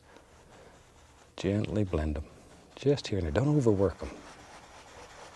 Don't overwork them. Now, we'll lift them. Give them a little fluff. There we are. And very lightly. 2 hairs and some air. Just give them a little blend. Same thing over here. So give you some nice practice with clouds. They're a lot of fun to do, and they're very, very easy. Very easy. I beat the brush just to knock off excess paint so I don't have to clean it. Now we can lift these up, make some big old floaters out of them. There we go. Now maybe in our world, shoot, when we're doing clouds, maybe there's another little cloud that lives in the front here. When you can do these clouds and make just layer after layer of them, but do the one that's farthest away first and work forward, always working forward. There we go. Maybe it comes right on over here. We don't know. We don't know. Today I'd like to let's do a big mountain. I get a lot of requests from people wanting to do mountains that don't have snow all over them. Big dark mountains. So maybe we'll try one of those today. And if a painting develops out of it, that's even better. But I'm really interested in showing you how to do a mountain today. So let's do that.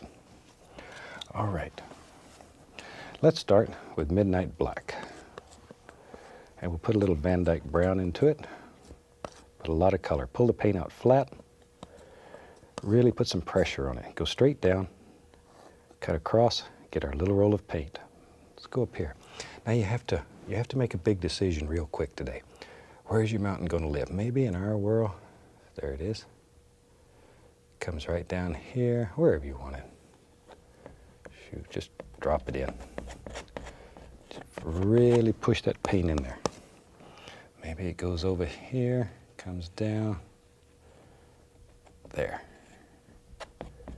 And all we're looking for right now is just a basic, very basic shape. That's all we're concerned with. We're really pushing that paint in there. This is just Midnight Black, little Van Dyke brown in it. Okay, maybe this comes over and bloop, maybe there's a little bump there. Now, when you do your painting, you do it any way that you want to do it. Maybe your mountain has a totally different shape, and that's fine.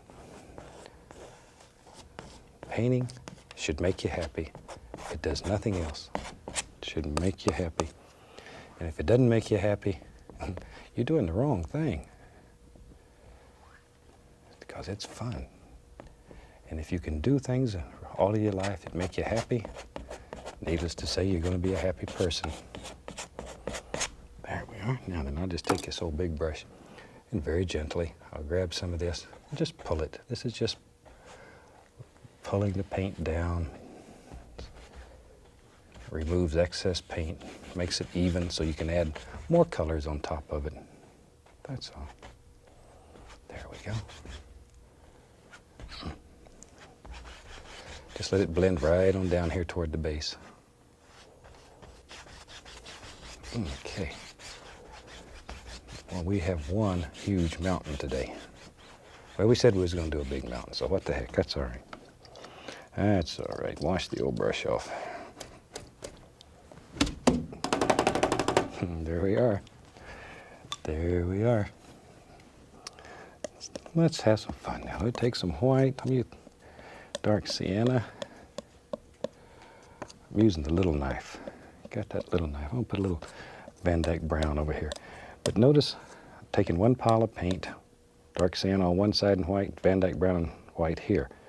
Now, maybe over in here, we'll take some Van Dyke brown, a little black, add a little of the Prussian blue to it. I'm making several different colors. A little more blue. We'll use that maybe for a shadow color. So we want it, oh, that's nice, that's nice. That's what we're looking for. Leave all these colors marbled. Now, let me wipe the old knife off. I just wipe it on a paper towel. Now then, let's go up here, get our little roll of paint on the small knife, and let's begin picking out some of these little highlights. Touch, no pressure at all. Touch and just pull. A little bit of the shadow color maybe. Right back in there. No pressure though. No pressure. Here and there we can go back with a little dark. Add some little ridges and all kinds of beautiful little things that are happening. Sort of let your imagination go and to whatever you want. Just all types of little things happen in here though. But absolutely no pressure with a knife. If you put pressure, it's going to look like you iced a cake. There you go. And just barely touching, pulling him down. To our shadow color, here and there, touch, pull down. And there's always some dark shadow areas in there. You can just drop them in, blend some colors in. Boy, you can just make some of the most ferocious mountains. This is where the old mountain goat lives. He hangs out up here and has a good time. Okay, maybe over in here even. Some little things happening.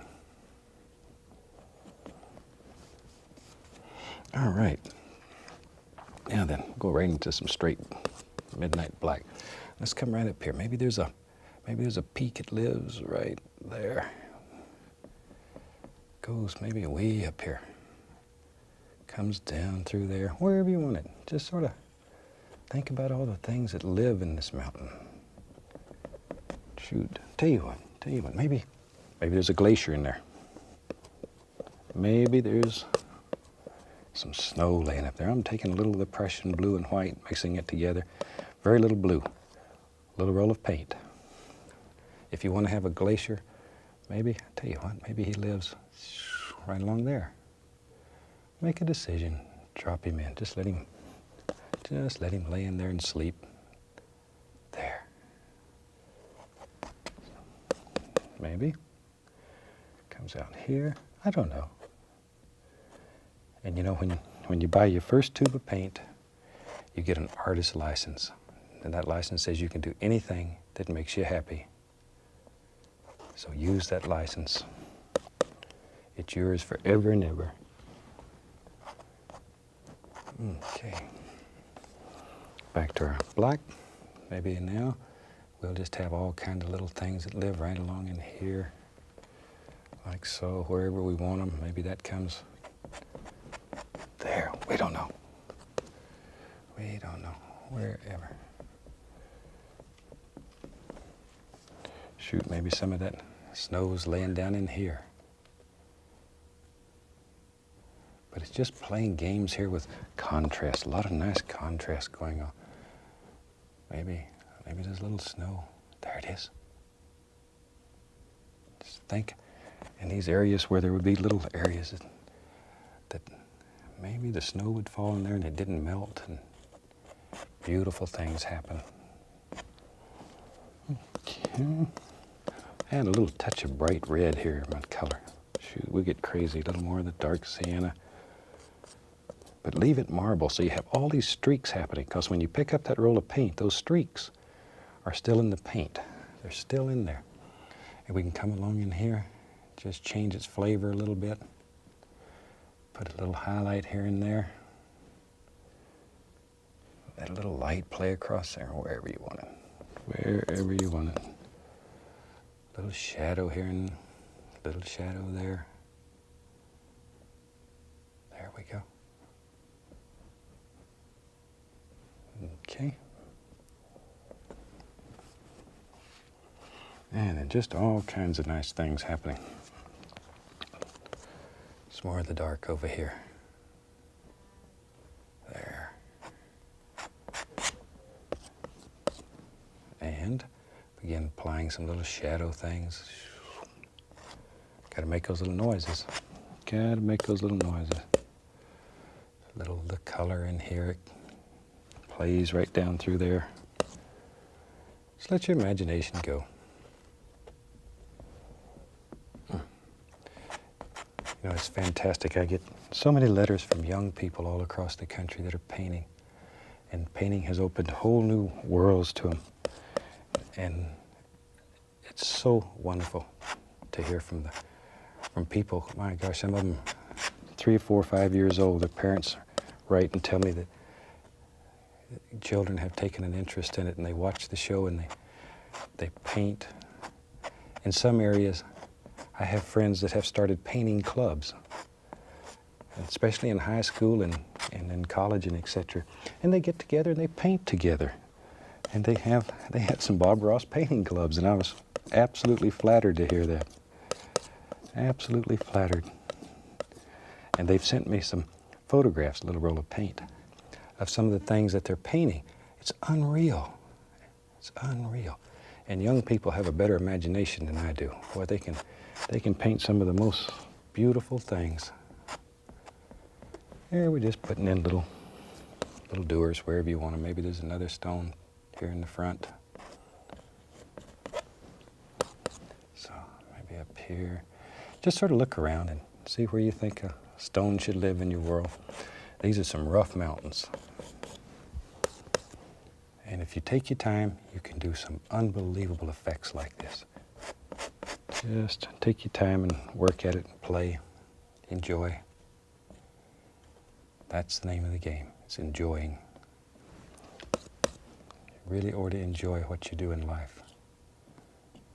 If you do, then you'll do a good job. And I certainly enjoy what I'm doing.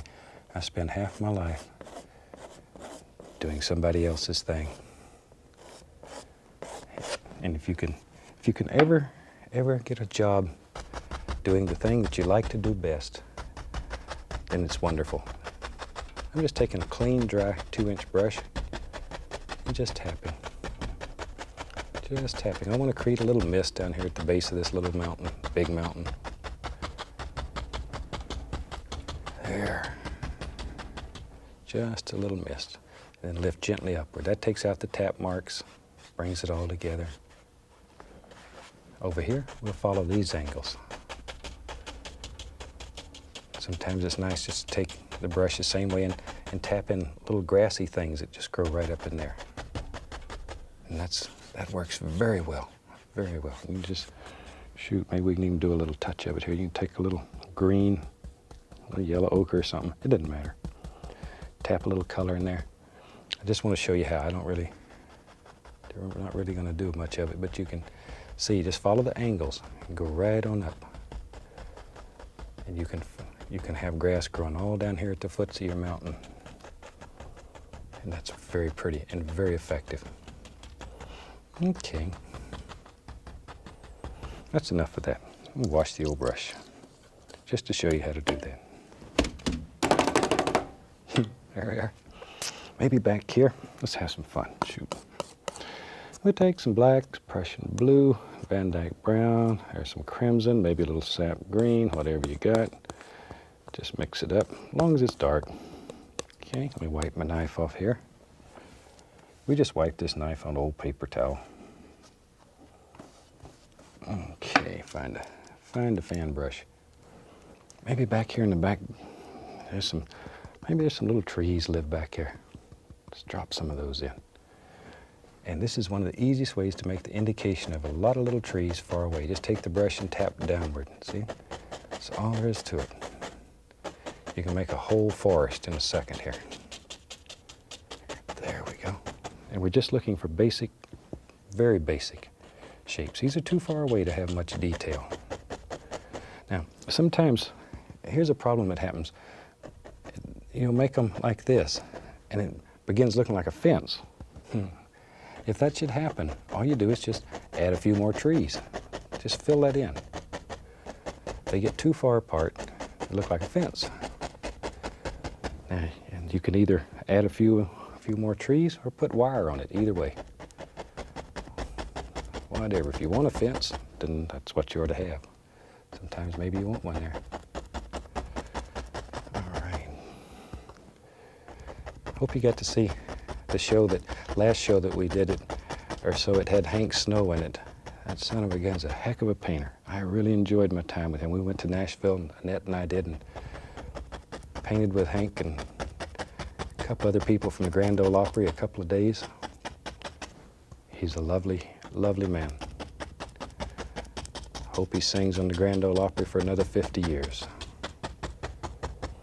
Okay.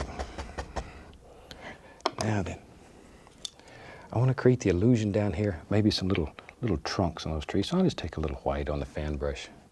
Grab it, lift upward. Make it look like little trunks that are far, far away. If you happen to put one in there that's too light, just rub it a little bit, it'll go away. Okay. Now then, maybe back here, just use that same old color. Just going to tap in what'll end up being a little land area back there, little land. See, remember we wasn't worried about where our lake was going to be or a little pond, because we decided we could just chop off whatever we didn't want. Now's the time to do that. Decide where your pond's going to be, grab, pull straight down. Just pull it straight down. And this will be the reflection. Instant reflection. It's that easy. Then go gently and lightly across. There you are. Okay, now then, let's put some pretty things out there. Maybe this is fall, and all the beautiful colors are beginning to happen. Shoot, let's get over here in some red and Indian yellow. We'll make this one with a lot of red in it. But when you do it, you make it with any color that you want. I'm just in a mood today to do some beautiful colors, some nice bright colors. It's a fantastic day. It's a good day to be alive. Come to think of it, every day's a good day to be alive. There we are. Just tap him. Okay. Maybe we'll come over on this side. Just drop in a few more little things. Now think about the lay of the land. It begins getting very important. Ooh, beautiful red color there. In Alaska, we have a lot of mountains like this, and in the fall, the colors will change, and you have all the oranges and yellows and red. Looks like a painter went crazy, and his palette spilled all over the landscape. And I've never seen such things as Alaska has in the autumn. The colors are absolutely spectacular. A little bit here and there. Okay, now then, let's take a little bit of Van Dyke brown. Let's just scrub a little dirt down here at the bottom. Just really scrubbing that in. There we go. A little bit of the liquid white on the knife. And with that, let's just put a little water line in, just to break it up. There we go. All right. Tell you what, let's do. Maybe back here, maybe there's some bigger evergreens. We'll just take the fan brush, go right into that color. A lot of paint in the bristles. Let's go right up here. Maybe there lives in our world, maybe there's an evergreen that lives there. Just sort of look around in your painting, because each painting is different. Each painting is different. Just put them in and go with them, wherever you want them. Wherever. Let's put one on the other side. What the heck? Right there. There he is. There he is. Now then, maybe down in here there's some, I'll tell you what, let's put some, yep, right along here. Let's just close this little pond in. If we had another 10 minutes on the show, there wouldn't be a pond at all. We just keep taking a little more and a little more away from it. There. But now you have just a skinny little pond out there. Just enough to be very pretty. Okay, we can come back with our nice highlight colors, our fall colors, the ochres and yellows and the bright red. And let's just begin putting in all kinds of little grassy things here. Oh, there's some more of that red. I like that. It's pretty. There we go. Just decide where you want them. Drop them in. That's all. Maybe, tell you what, let's have a little bit of fun. Maybe down here in the foreground, take some liquid white, go into we'll use some cad yellow. Go right over here and grab a little of the bright red. Whew, make a firecracker here. Let's go right up here. Maybe there lives a happy little bush right along here. A little more of the red. Just put all kinds of look at that. Little bush right here in front. Maybe, ooh, there's a nice red one. Jack Frost has hit him hard. Really thumped him. There we go. Just some little things right down here in the foreground. And in our world, maybe there lives a nice evergreen tree right there. Use just the corner of the fan brush. Work back and forth, back and forth. There we are. Right down there. Shoot, that's fun. Let's have one over here. There he goes. There, back and forth. I had a lady in class one time, she called these Z trees, like Zorro. That might be an excellent analogy, just back and forth. Back and forth. I get a lot of letters asking if I still teach classes, and I really don't teach many classes anymore.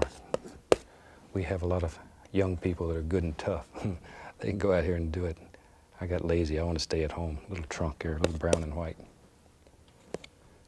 But we have a lot of teachers that travel around and teach, including my son Steve. That little rascal, boy, he's a heck of a painter. A little yellow, a little green. Put a little highlight on these trees, and I think we'll be about done. Come right along there. A little more sap green. That's a little too bright yet. Oh, that's nicer. Yeah, I call Steve a little devil. He's 6'5". He's not so little. He calls me Shorty.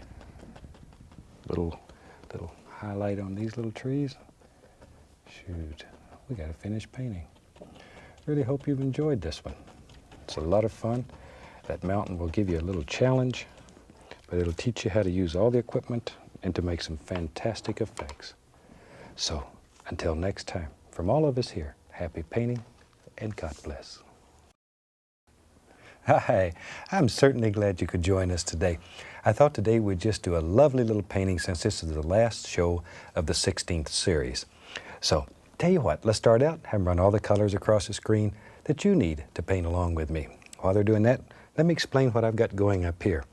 Today I have a canvas, just regular 18 by 24 inch. I've put a contact paper oval on here. I've cut an oval out of contact paper.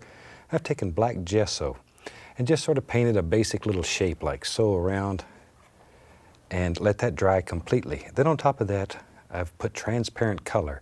And today I've made sort of a lavender color out of phthalo blue and alizarin crimson. Covered the dark area. In the white, that's just plain old liquid white.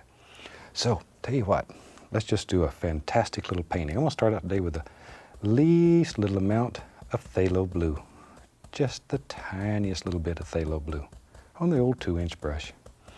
Let's just put the indication up here of just a beautiful little sky. I just want a little bit of blue way back here. Not much. and just let it fade more and more as it works down here. Right on down to virtually nothing. There. But very soft. I want this to be a soft painting today. Okay. Now then, we can wash that old brush. And that's basically all that I'm looking for. There we go. Now back to the brush. That splashing is the most fun.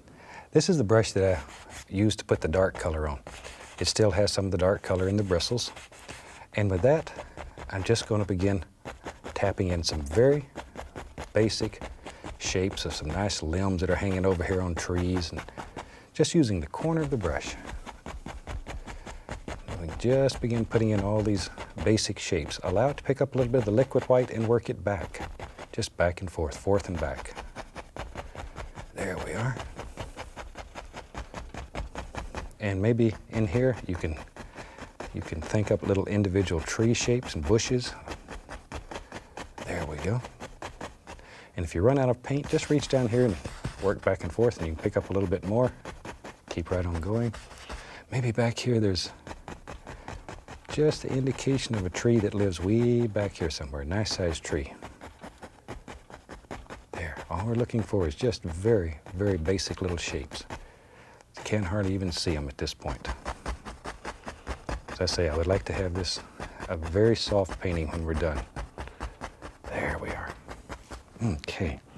Now then, take the old liner brush, dip it into some paint thinner, and I'll go right into that same color that I put on the back, that lavender color. It's phthalo blue, alizarin crimson. Maybe I'll get just a touch more of the crimson. There, I want it a little bit more into the reddish hue. There we are. All right, let's go up here. Now then, maybe in here lives a nice little tree trunk. Now if you have trouble making this flow, all you need to do is add a little bit of paint thinner to your brush. Just add a little paint thinner. Now you can just put some indications here and there, little sticks and twigs, all kind of things that you'd see out in the woods. This is where the little squirrel plays. There, maybe in here there's a few little things. You can just make all kinds of little indications. Some of these we'll cover up, some we'll leave. And people think you work for long, long periods of time to put all this much detail in your painting. And we don't tell them any different. That's our secret. There we go. I know years ago I had someone ask me, said, "Bob, how long does it take you to do a painting?" And I said, 20 minutes and 20 years. It didn't make much sense at first. But I practiced for 20 years so I could do it in 20 minutes. That's all.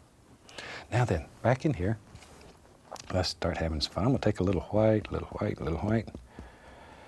Be right back. Reach up here, grab a touch of the alizarin crimson, a little touch of the blue. I want sort of a pinkish lavender color, whatever you want to call it, a mauve color, pretty color. That's all we care about. There. Now I'm going to tap the brush. Give it a little forward when you do it. That'll load paint right out on the tips of the bristles. All right. Now maybe in our world, maybe back here in this little distant tree, there's the least little indication here of some beautiful little leaves. Think about form and shape. Use just the corner of the brush.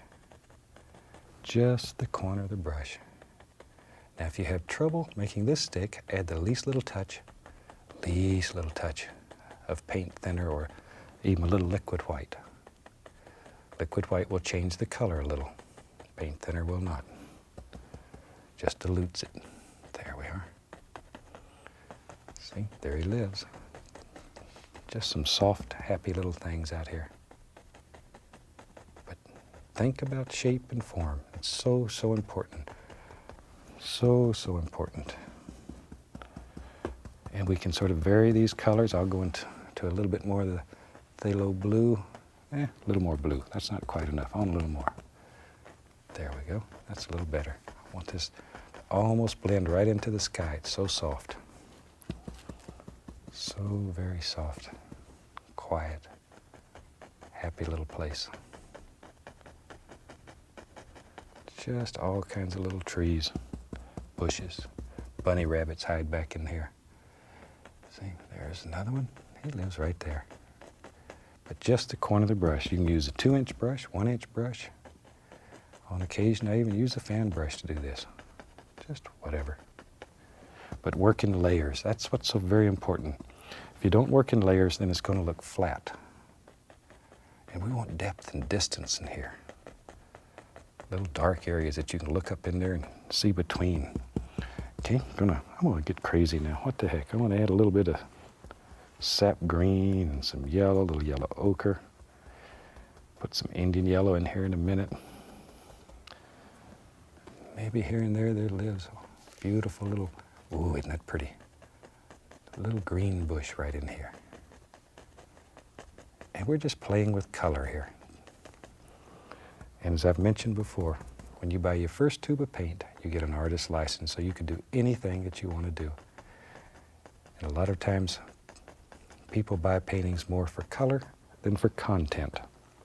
So if you're ever out selling paintings, that's a good thing to remember. Okay, a little bit more of my phthalo blue, a little bit more of the alizarin crimson, just darkening that color up. Same color, I'm just making it a little bit darker. Tap a little of that into the brush. A little of that. That's pretty. Okay, now maybe right in here. Ooh, there's a nice little bush. Nice little bush. Work on individuals, though, one at a time. If necessary, give each one a name. Make friends with it, whatever it takes. But work it one at a time. One at a time. You get in a hurry. It starts feeling good, and you take off, and you'll knock out a whole bunch of them at once, and they just sort of blend together. One at a time. It's most important. That way you can put them in layers. See, there's depth between these two, and all those little sticks are hiding in those dark places. That's what you're looking for. That's what makes your painting special. I have a couple of brushes here that I'm sort of going back and forth with. One of them has the greenish colors, and the other one has pinkish colors, so I don't contaminate the two. Ooh, that's a nice one. Just the corner of the brush. That's all we need. And get a little darker color. As we get back in here, things are going to get darker. Darker. Not as much light playing back here. Just little indications of a few things. There. That's where them old nighttime creatures sleep. They come up here in the daytime, get out of the light. Got a little condo back there. And got the BMW parked in the garage. Okay. A little bit on the other side. Already it looks like we have a whole forest there. Just layer after layer after layer. There. Now maybe in our world back here, maybe there's a little water back here. You know me, I'm crazy about water. I think it's just so beautiful in a painting. So we'll just take a little titanium white on the 2-inch brush. Now we got to start making some big decisions. Where does your water live? Maybe in our world, let's say we're right about here. Make a decision, touch, pull straight down. Just pull it. Because there's color on the canvas, that lavender color, it'll mix with the white, and automatically these beautiful little things will just happen. They'll just happen. You don't have to worry about them, fight with them. They're there because you put that transparent color underneath. One of the questions that I hear repeatedly is, how do I tell if a color is transparent? Put it on a black canvas. Just take a little on your finger, rub it on a black canvas. If a canvas still looks black, then it's transparent enough for what we're doing. Some colors are only semi-transparent, but they work for what we're doing. Now, cross, like so. But if you put an opaque color on there, like bright red or white, you'll immediately you'll know what I'm talking about, because the canvas won't look black anymore. It'll stand out, That's not what you're looking for if you want a transparent color. Let's take Van Dyke Brown. A little roll of paint on the knife. Have to start deciding where our land lives back here. Maybe, oh, there's another little projection. See, that happened just where the brush was at.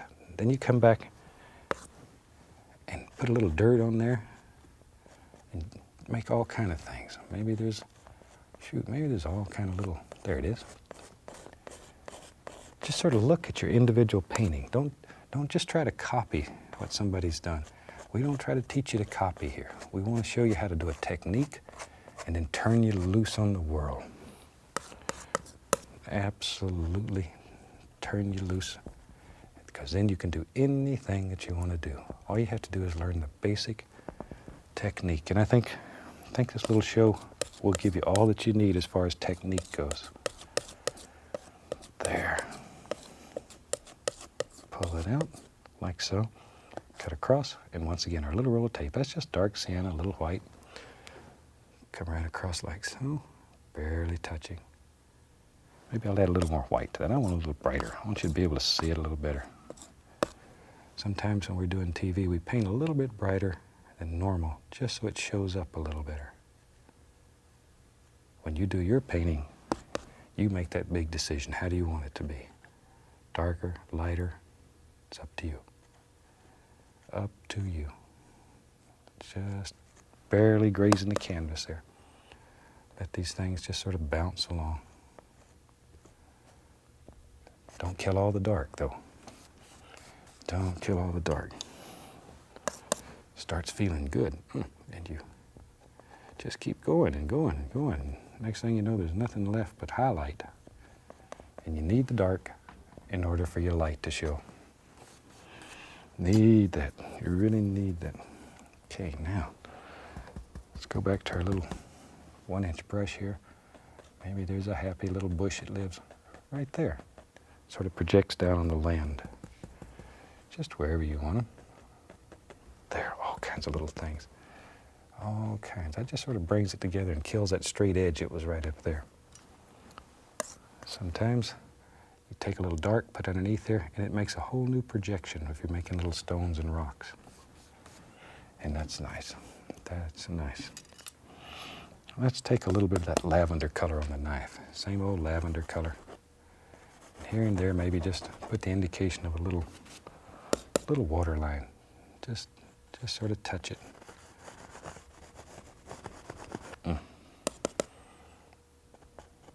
Just nice colors.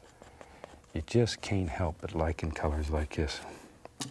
And as I mentioned earlier, if you're out selling paintings, colors like this sell. People are looking for happy colors to put in their house. Take a little liquid white, little titanium white, mix them together, reach up here, little phthalo blue. Let's have some fun back here. Just take the fan brush and begin just putting in some little highlights on the water. You don't want to kill all your reflections because they'll show.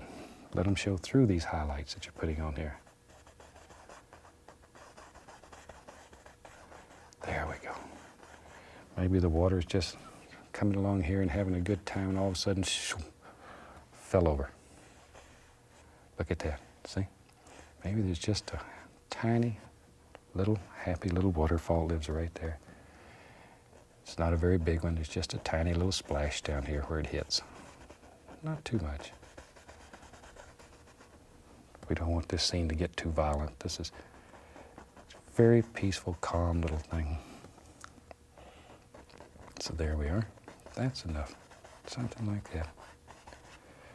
All right. There we go. Just sort of work that brush back and forth. But see these areas like right in here, leave those. Don't try to cover them all up. They're very, very pretty, and you can see those reflections we put in there. They're hiding in there. All right. Now then, maybe over here on this side. Let's just go back to our 2-inch brush. This is the same color that I used. And let's put maybe there's a happy little group of bushes that live right along here, wherever. Make any shape that you want here. Just make some little individual things. Maybe it comes right on back up in here. And that sort of brings it all together. Just brings it together. You have to decide how big your bush is here. There he is. Okay. Now, we got there's our two brushes. I have two brushes that I'm using to put these highlights on. When you're painting at home too, you'll also find that two brushes, the 1 inch and the 2 inch, will save you a lot of time and a lot of brush cleaning. Have one brush for lights, one for darks. It pays tremendous dividends. And if you're lazy like I am, you really understand. There. Okay. Individuals again though, one at a time. Oh, there's a nice one. It looks like it's sort of just hanging over like a big fern there or something. That's one of those happy accidents we talk about all the time. They just sort of happen. And when they happen, learn to live with them. Sometimes when a happy accident happens, you jump in there and tear it up before you think. Look at it before you do. I'm just using the cad yellow, yellow ochre, a little sap green, a little Indian yellow, touch of bright red here and there. Just want to put the indication of it. Another little bush right there. Like so. Maybe he's got a friend, lives right there. Still working in layers. I know you get tired of hearing me say that, but it's so important. So very important. Okay, maybe right out here. Ooh, right over the water. Isn't that pretty? There he is. Okay, go to my other brush. Maybe right in here somewhere. Ooh, there's a nice lavender one. Just sort of back and forth, however you want them. There. Maybe in our world, put a little brown right here. Maybe there's a happy little stone here. We don't know. Decide where you want it, drop it in. Take a little highlight color. Just let it touch, bounce, barely touching. Just let it sort of bounce right along there. Brighten it up a little bit more. Ooh, there. Woo. Isn't that pretty? And you can do it. I know you can do it. Know you can do it. Every day I see evidence that people can do this. Literally thousands of people have picked up brushes and tried. And that's all it takes. You can do anything that you believe you can do. And if I know you can do it, you certainly believe you can do it. Because I wouldn't lie to you. There. There we go. It's always sad for me to come to the last show of a series, but we're already under production for the next series. And it's over 200 shows now. If you haven't got to see all of them in your area, give your station a call. Tell them you'd like to see them. That's the only way they know. And shoot, if they want to see them, we'll get them to them. Okay, then maybe up in here, let's have some nice trees. We'll take some paint thinner. Van Dyke Brown. I'll be right back. I'll reach down here and get a little white. Ooh, that's nice. Maybe a little dark sand in there too. Let me get a little more thinner. Be right back. Oh, there's what we're looking for. Look how thin that is. See it run? That's the secret. That's the secret. Okay. Maybe we want some nice tree trunks up in here. Touch. And as you work down here, let the brush turn and wiggle, jiggle. Let it have fun. Let it have fun. There. There we go. Maybe he's got a friend right there. Okay. Now when you're doing this, if you have trouble making it stick, add a little paint thinner to it. Just means if it doesn't flow, just means it's not quite thin enough to flow right over there. And the paint we use, I say it over and over only in case somebody has just tuned in, is very thick. It's very dry, very firm, except the highlight colors. Now the yellows are manufactured to a thinner consistency. but these base colors, especially the dark colors, have to be extremely firm, dry, and thick.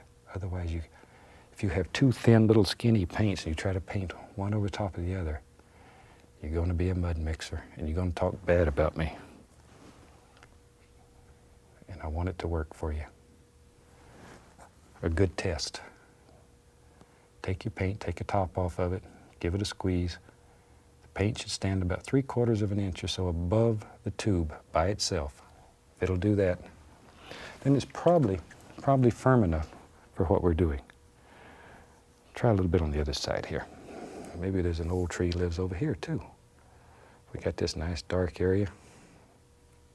There we are. Just put it in. Put it in there. A little touch. Make that trunk a little bigger. Now then, it's time to come up here and begin putting some highlights on these old big trees. We'll use some of this green color. What the heck? Maybe when you do yours, you want those to be lavender or pink or blue. Whatever. Tap a little color. Push that brush so you get that color right out on the tip. Now, you have to make big decisions here. Where does your leaves live up here? Using just the corner of the brush, just the corner. And once again, worry about patterns and shapes. Don't just throw it on. There we go. I know sometimes when you watch the shows here, it looks like we just run up here and sock it on and it just falls off any old where. Take your time though. We have to do that because we have time restraints. You don't. Enjoy. Enjoy. The whole object of painting is to make you happy. We hope that it also brings an awareness of nature and all of God's little creatures, that you begin to see things, that you look around and you see color, you see form, you see shape, you see all the beauty that's around you all the time. So often we look all of our lives, but we don't see anything. And painting will teach you to see. I've had people write and say, there's been a tree living in my front yard for the 20 years, and I never saw it. I never saw it until I listened to you and understood color and form and shape, and I looked out there, and the tree said good morning to me today. And it's been there all this time. And if we can awaken an awareness in you of God's creations, then we've done a good job here. There. Let's go on the other side. Maybe. It's right there, see? Just touch, let it go. Wherever you want it. Wherever. Beautiful, beautiful. This is such a nice little painting. And if you've never painted before, this is one you might want to try, because it's easy enough that you can do it on a first shot, and it works. And you'll amaze your family and your friends. They won't believe you done it. They'll think you went out and bought it. So then it's when you paint for them. Set your canvas up and show them how to do it. And when you find something good, spread it around. Show others how to do it. Shoot. That's where half the fun of painting is sharing it with other people. Just sharing it.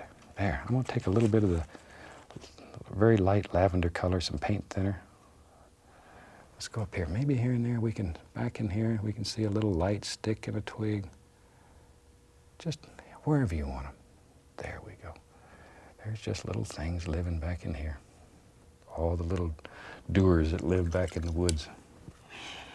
Okay, you can take a clean knife, scrape in a stick or two here. All we're doing is allowing some of that black to show through. Makes it look like hundreds of little sticks. People think you worked yourself half to death, and we won't tell them. That's our secret, yours and mine. Let's bring the camera up here and take this oval off. I think we have a pretty painting, so let's see. Look at that. Zoop, isn't that fantastic? This is one of the nicest, most interesting little scenes to do. I'm going to take a little of the bright red, little paint thinner. I think we'll sign this one, call it finished. I really hope you've enjoyed it. These little paintings will make you happy. They're quite easy to do. They'll bring a lot of richness to your life. And as I mentioned earlier, this is our last show of the 16th series. I've enjoyed being with you. You're very, very special to me, and I want to wish you the very best that life has to offer. I'll see you in the next series, and until then, happy painting. God bless. Take care of yourself, my friend. Color right on the canvas rather than working yourself to death on the palette or the canvas. Take a small amount of alizarin crimson, and maybe right in here, we'll just add a little touch of that. That'll make a nice little lavender hue right in there, just to sparkle it up again. There. Okay, now then, without cleaning the brush, let's go right over to the canvas, and let's say it's winter. The other one will have winter. I'm going to take phthalo blue, and I'll reach right up here and get a touch of the midnight black. Because this is winter, I want to gray the sky a little bit. I want to make it a little chillier, a little more mood to it. Okay, and here, we'll just, once again, use the little crisscross strokes. Now, depending on what you want, you can add more of the black, you can gray it down, or you can leave it brighter. It all depends on you. However you want your world to be, that's the way it ought to be. Okay, that's a nice little gray sky there.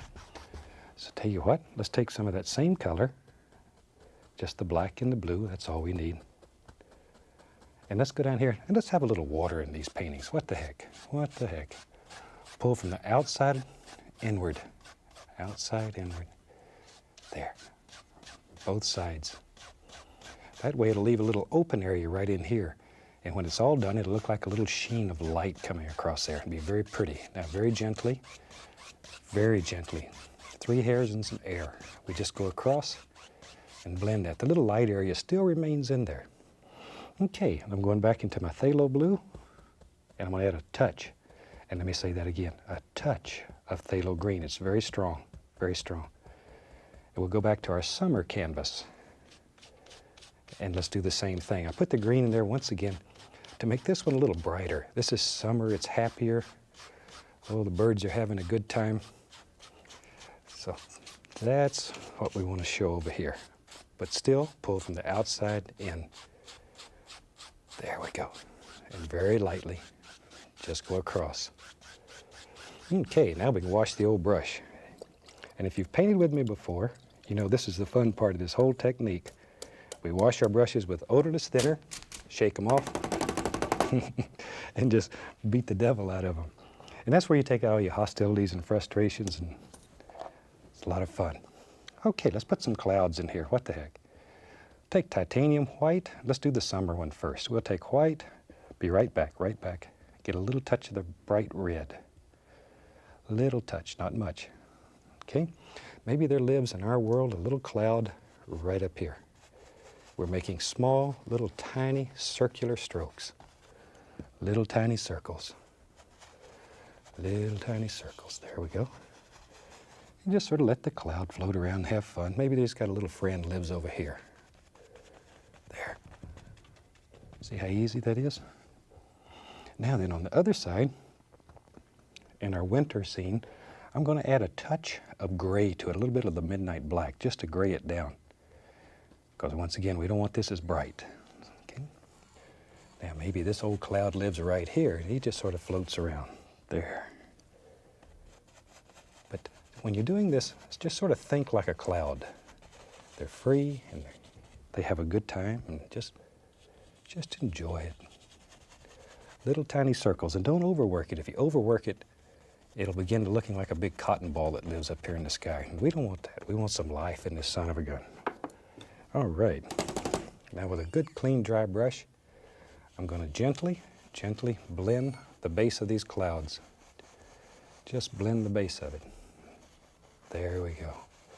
Now fluff them. Grab them and fluff them. And then very lightly blend the entire sky.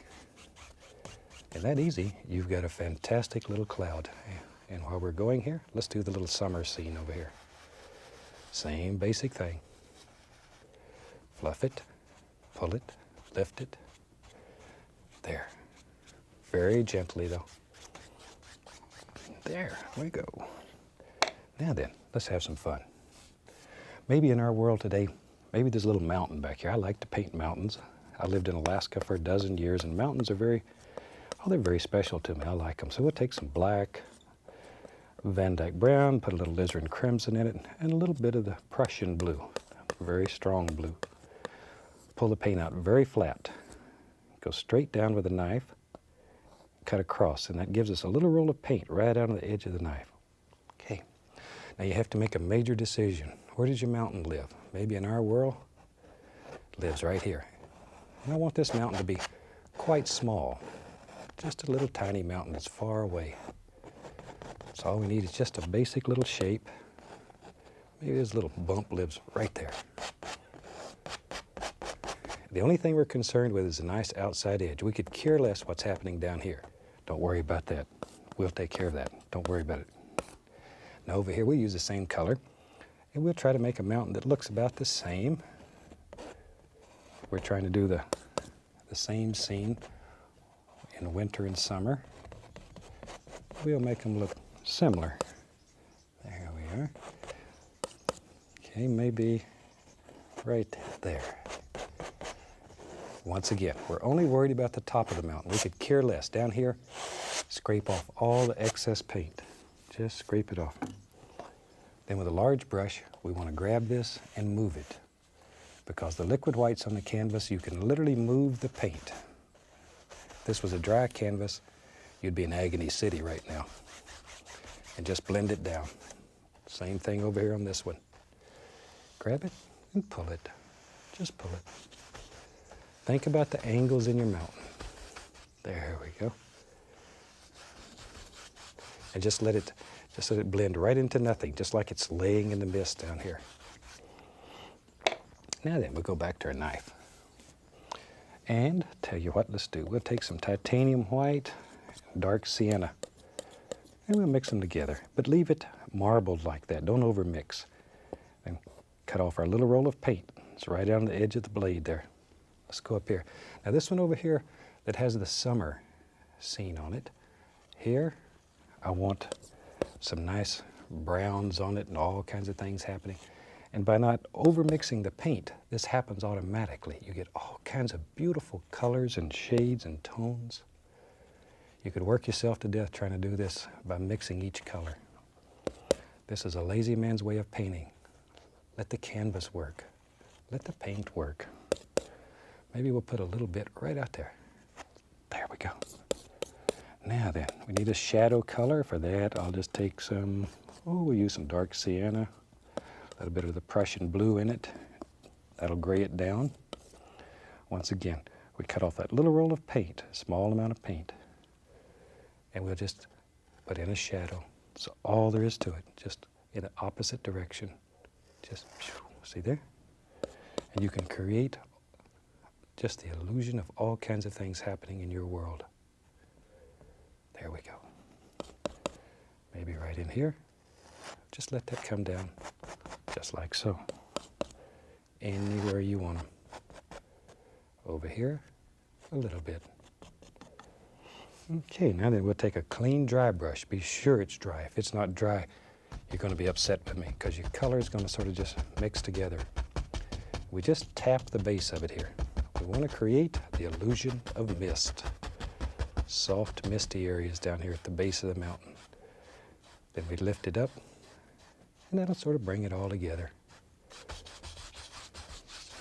There we go. All right, and that easy, we have a summer type mountain. Now let's go over here to the cold side. We'll take titanium white, and there's a little bit of that gray color left in it, not much. Once again, our little roll of paint. Snow on this mountain. As they say in Alaska, the hawk has came. There we are. The old hawk. He put snow on the mountain. And we'll just let that come right on out like that. A little bit on this peak like we had on the other one. Got to make those little noises or it doesn't work. There we are. Let's take a little bit of we'll use a little phthalo blue and a little touch of the black in it, a little white. We'll make a happy little shadow color, once again, right out on the edge of the knife. Just let that, doom, but absolutely no pressure. No pressure. It just floats across there. As I've mentioned before in other shows, when I was teaching my son Steve to paint, I used to tell him to just pretend that he was a whisper floating across here. It's that delicate of a touch. Just barely touch the canvas. Okay, now then, we'll tap this. Just to create that old illusion of mist again.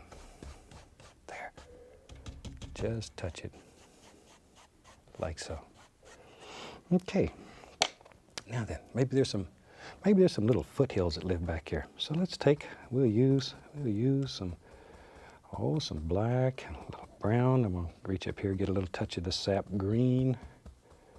Not too much green, a little bit of white, just to lighten it up.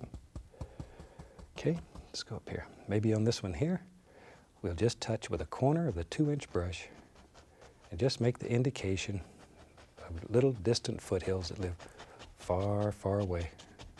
There. Just touching. Now then, if there's going to be water down here, let's have a reflection. So all we'll do is just tap some of that color right down, like so. All right, that's coming along nice. Now take the big brush, pull straight down, straight down. Look at there.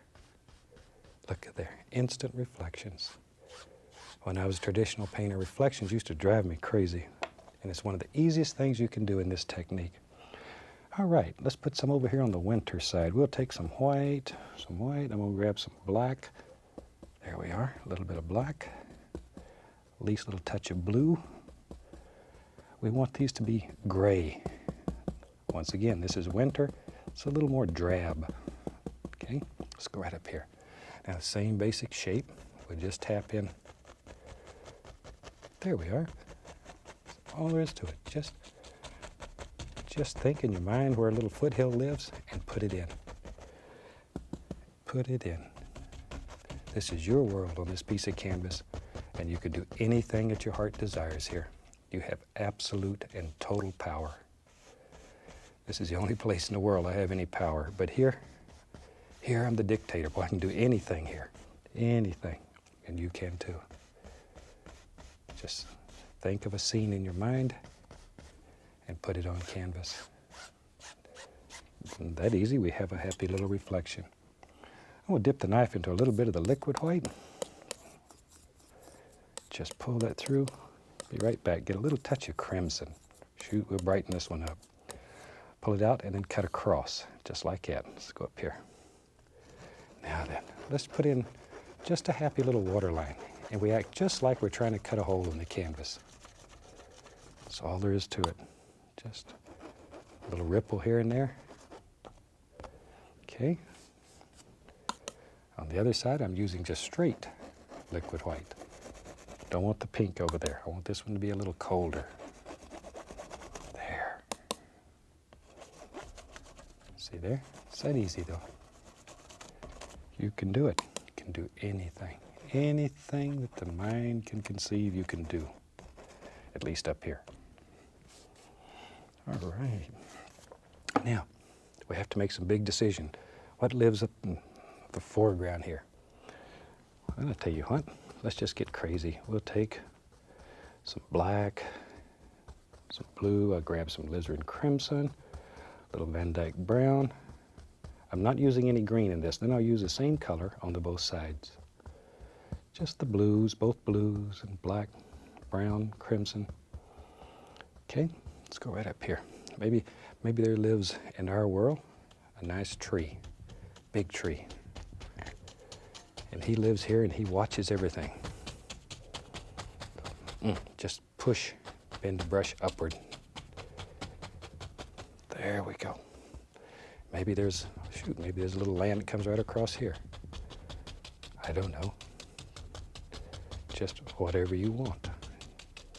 Here you can create any illusion that pleases you. All we're doing is just filling that in. Okay? Now then, pull the brush in one direction when you're doing this, see? One direction. That causes a curve. You turn the brush over so it curves to the top. Now let's go up here. Let's push in a tree over here on the winter scene. Same basic tree. Maybe we'll do one over here that's all covered with snow. Ooh, it's cold over here on this side. Have to wear a coat when you paint this one. Just like so. Tell you what, just so you have some practice, let's do us a, find a fan brush there. Let's do a happy little evergreen tree too. We'll use some blue and some black and brown, crimson, just those same colors. Same old colors. Load the brush full of paint. Let's go right up here. Maybe in our world, there lives, does now, just a happy little evergreen tree. Just go back and forth, see? They live here in your fan brush. Sometimes you have to sort of scare them out. There we go. There we go. See, and leave some arms out here like this so the birds have a place to sit when they come. There. And he goes down here somewhere. We don't know where he goes. Over here, let's put one about the same height. And we'll just drop him in. These little paintings will give you a lot of practice, show you how to do all kinds of different things, use all the equipments, all the colors. We only use about a dozen colors, 13 to be exact. And with those 13 colors, you can do anything. It's unreal. Unreal what you can do. Maybe, see, sometime you change your mind. Maybe there needs to be a little baby tree right here. Don't want that tree to get lonely. So we can just put him in. And when you do your painting, let's go over here. When you do your painting, you just sort of look at it and you decide how many trees live in your world. You can have 2, 10, 0, any number in between. Any number in between. Now, since this is a winter scene over here, we need some snow on the ground. So let's just take titanium white on the big brush. Just pull some in there, just like so. Now then, decide where your snow lives. Maybe it lives right here under the trees. Just like so. See? That's what's great about this old big brush. You can just do it quick. See, allow some of that dark color to pick up and pull it. Then it looks like shadows under these bushes and trees. Okay. Now then, let's start having some fun. Maybe we'll highlight this. So I'm going to dip the brush into a touch of the liquid white on the 1-inch brush. And let's start out, we'll go through cad yellow. Let's do the summer one first. Just cad yellow, be right back. Don't go away. Right there. A little bit of the sap green added to it.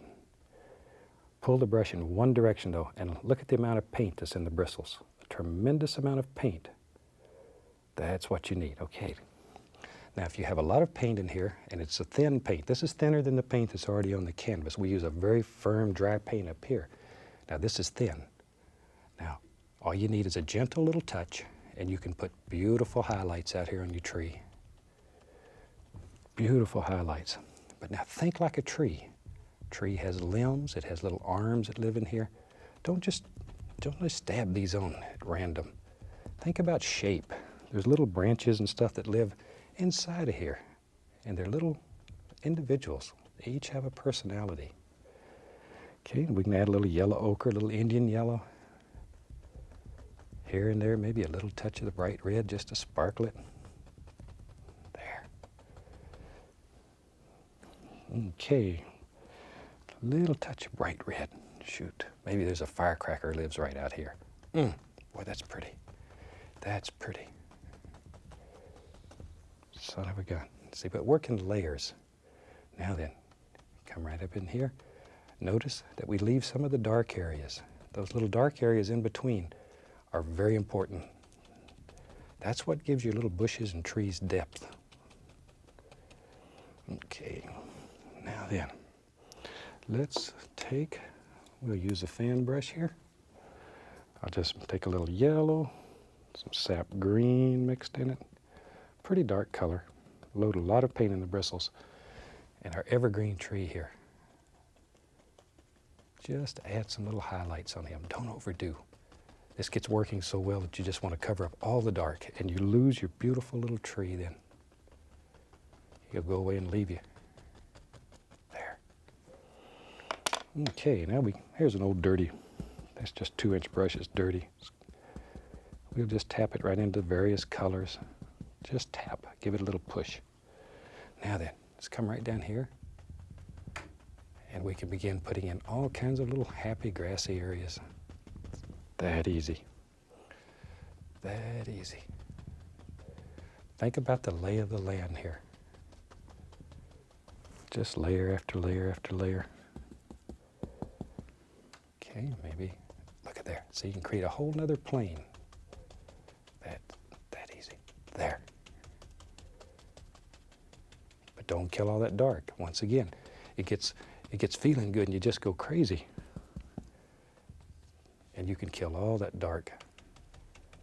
And then your painting gets very, very flat. It looks like almost like you cut it out of newspaper or something and glued it up here. Now we just take a knife, clean knife, and here and there we'll just scrape in the indication of some little sticks and twigs and little happy things that live all back in here. That's all there is to it. Let's do the other one now. Now, I have several fan brushes going, so I don't have to spend all my time washing them. We'll take some white, be right back. A little touch of the phthalo blue. Nice warm blue, very pretty. There. Okay, let's go up here. Maybe there's a little snow hanging on this tree. There. Boy, that. See, that's where the birds sit, right out here. Even in the wintertime, they have to have a place to sit. Sometimes when you're painting, you can almost hear the little birds. There. See, just once again, though, make up little stories and think that this is your world. It becomes a special place to you. And of course, people may look at you like you're a little strange, but us painters, we have an artist's license, and it says you can do anything on this canvas that makes you happy. Utilize that. We'll take titanium white and liquid white mixed together on the brush, pull it in one direction, load a lot of paint, a lot of paint. The liquid white's in there only to make the paint thinner. Let's go right up here. Put the rounded corner to the top, and let's just put all kinds of beautiful little snow-covered limbs out here. Now, if you wanted to, you could just take your liner brush and just make like a tree trunk. Maybe all the leaves fell off in your world. I sort of like to have these snow-covered things. To me, it's just beautiful. When I lived in Alaska, everything looked like this in the winter at times, and it was maybe one of the most beautiful times of the year in Alaska. It's cold. Whew. But, oh, it's pretty. It is so pretty. God was having a good day when he made Alaska. Things were going right. There we are. And maybe down in here lives a little bush. There he is. So just make up all kinds of little stories. Maybe over here. See, you can put a little bush right there. Just wherever you want them. Now then, once again, with our clean knife, and come right up here with the camera. See this dark area? That's where you want to put your stems. You don't want to put them up here. Put them down in the dark area, because that's where you'd see them. And just scratch them. Just scratch them in. All you're doing is allowing the canvas to show through. There. Okay. Once again, though, mainly in these dark areas. We can come over here, drop in a couple, just wherever you want them. Okay, I'm going to find the old liner brush. Go into some paint thinner, some dark sienna, and we want this paint to be thin like ink. Turn the bristles, turn it. A liner brush has very long bristles on it. It loads a lot of paint. There we go. Okay, maybe in our world, right up here, lives a little stick. Just take, touch, and it helps here if you're a little nervous. Makes a much more interesting little stick than one that's just straight. or I think so. Just you sort of make the decision. Maybe in your world, you want all straight sticks. I like to have them with little character. Okay, we can take that same color. Let's go over in the winter side. And maybe the little stick lives right here. See? There he is. There he is. You knew he was there. There. Just touch it. Give it a little pull. That's all there is to it. And you can put them wherever you want them. And that's how easy it is to make two scenes at once. I'm going to take a little more of the paint thinner, go into some bright red, and let's sign these. And just then you paint once again, just like it was ink. And you can sign them. We'll go step right over to the winter one, sign it. And I think we're all finished. We have 2 paintings today for the price of 1. There we are. And I hope you've enjoyed this, and it shows you how to do a winter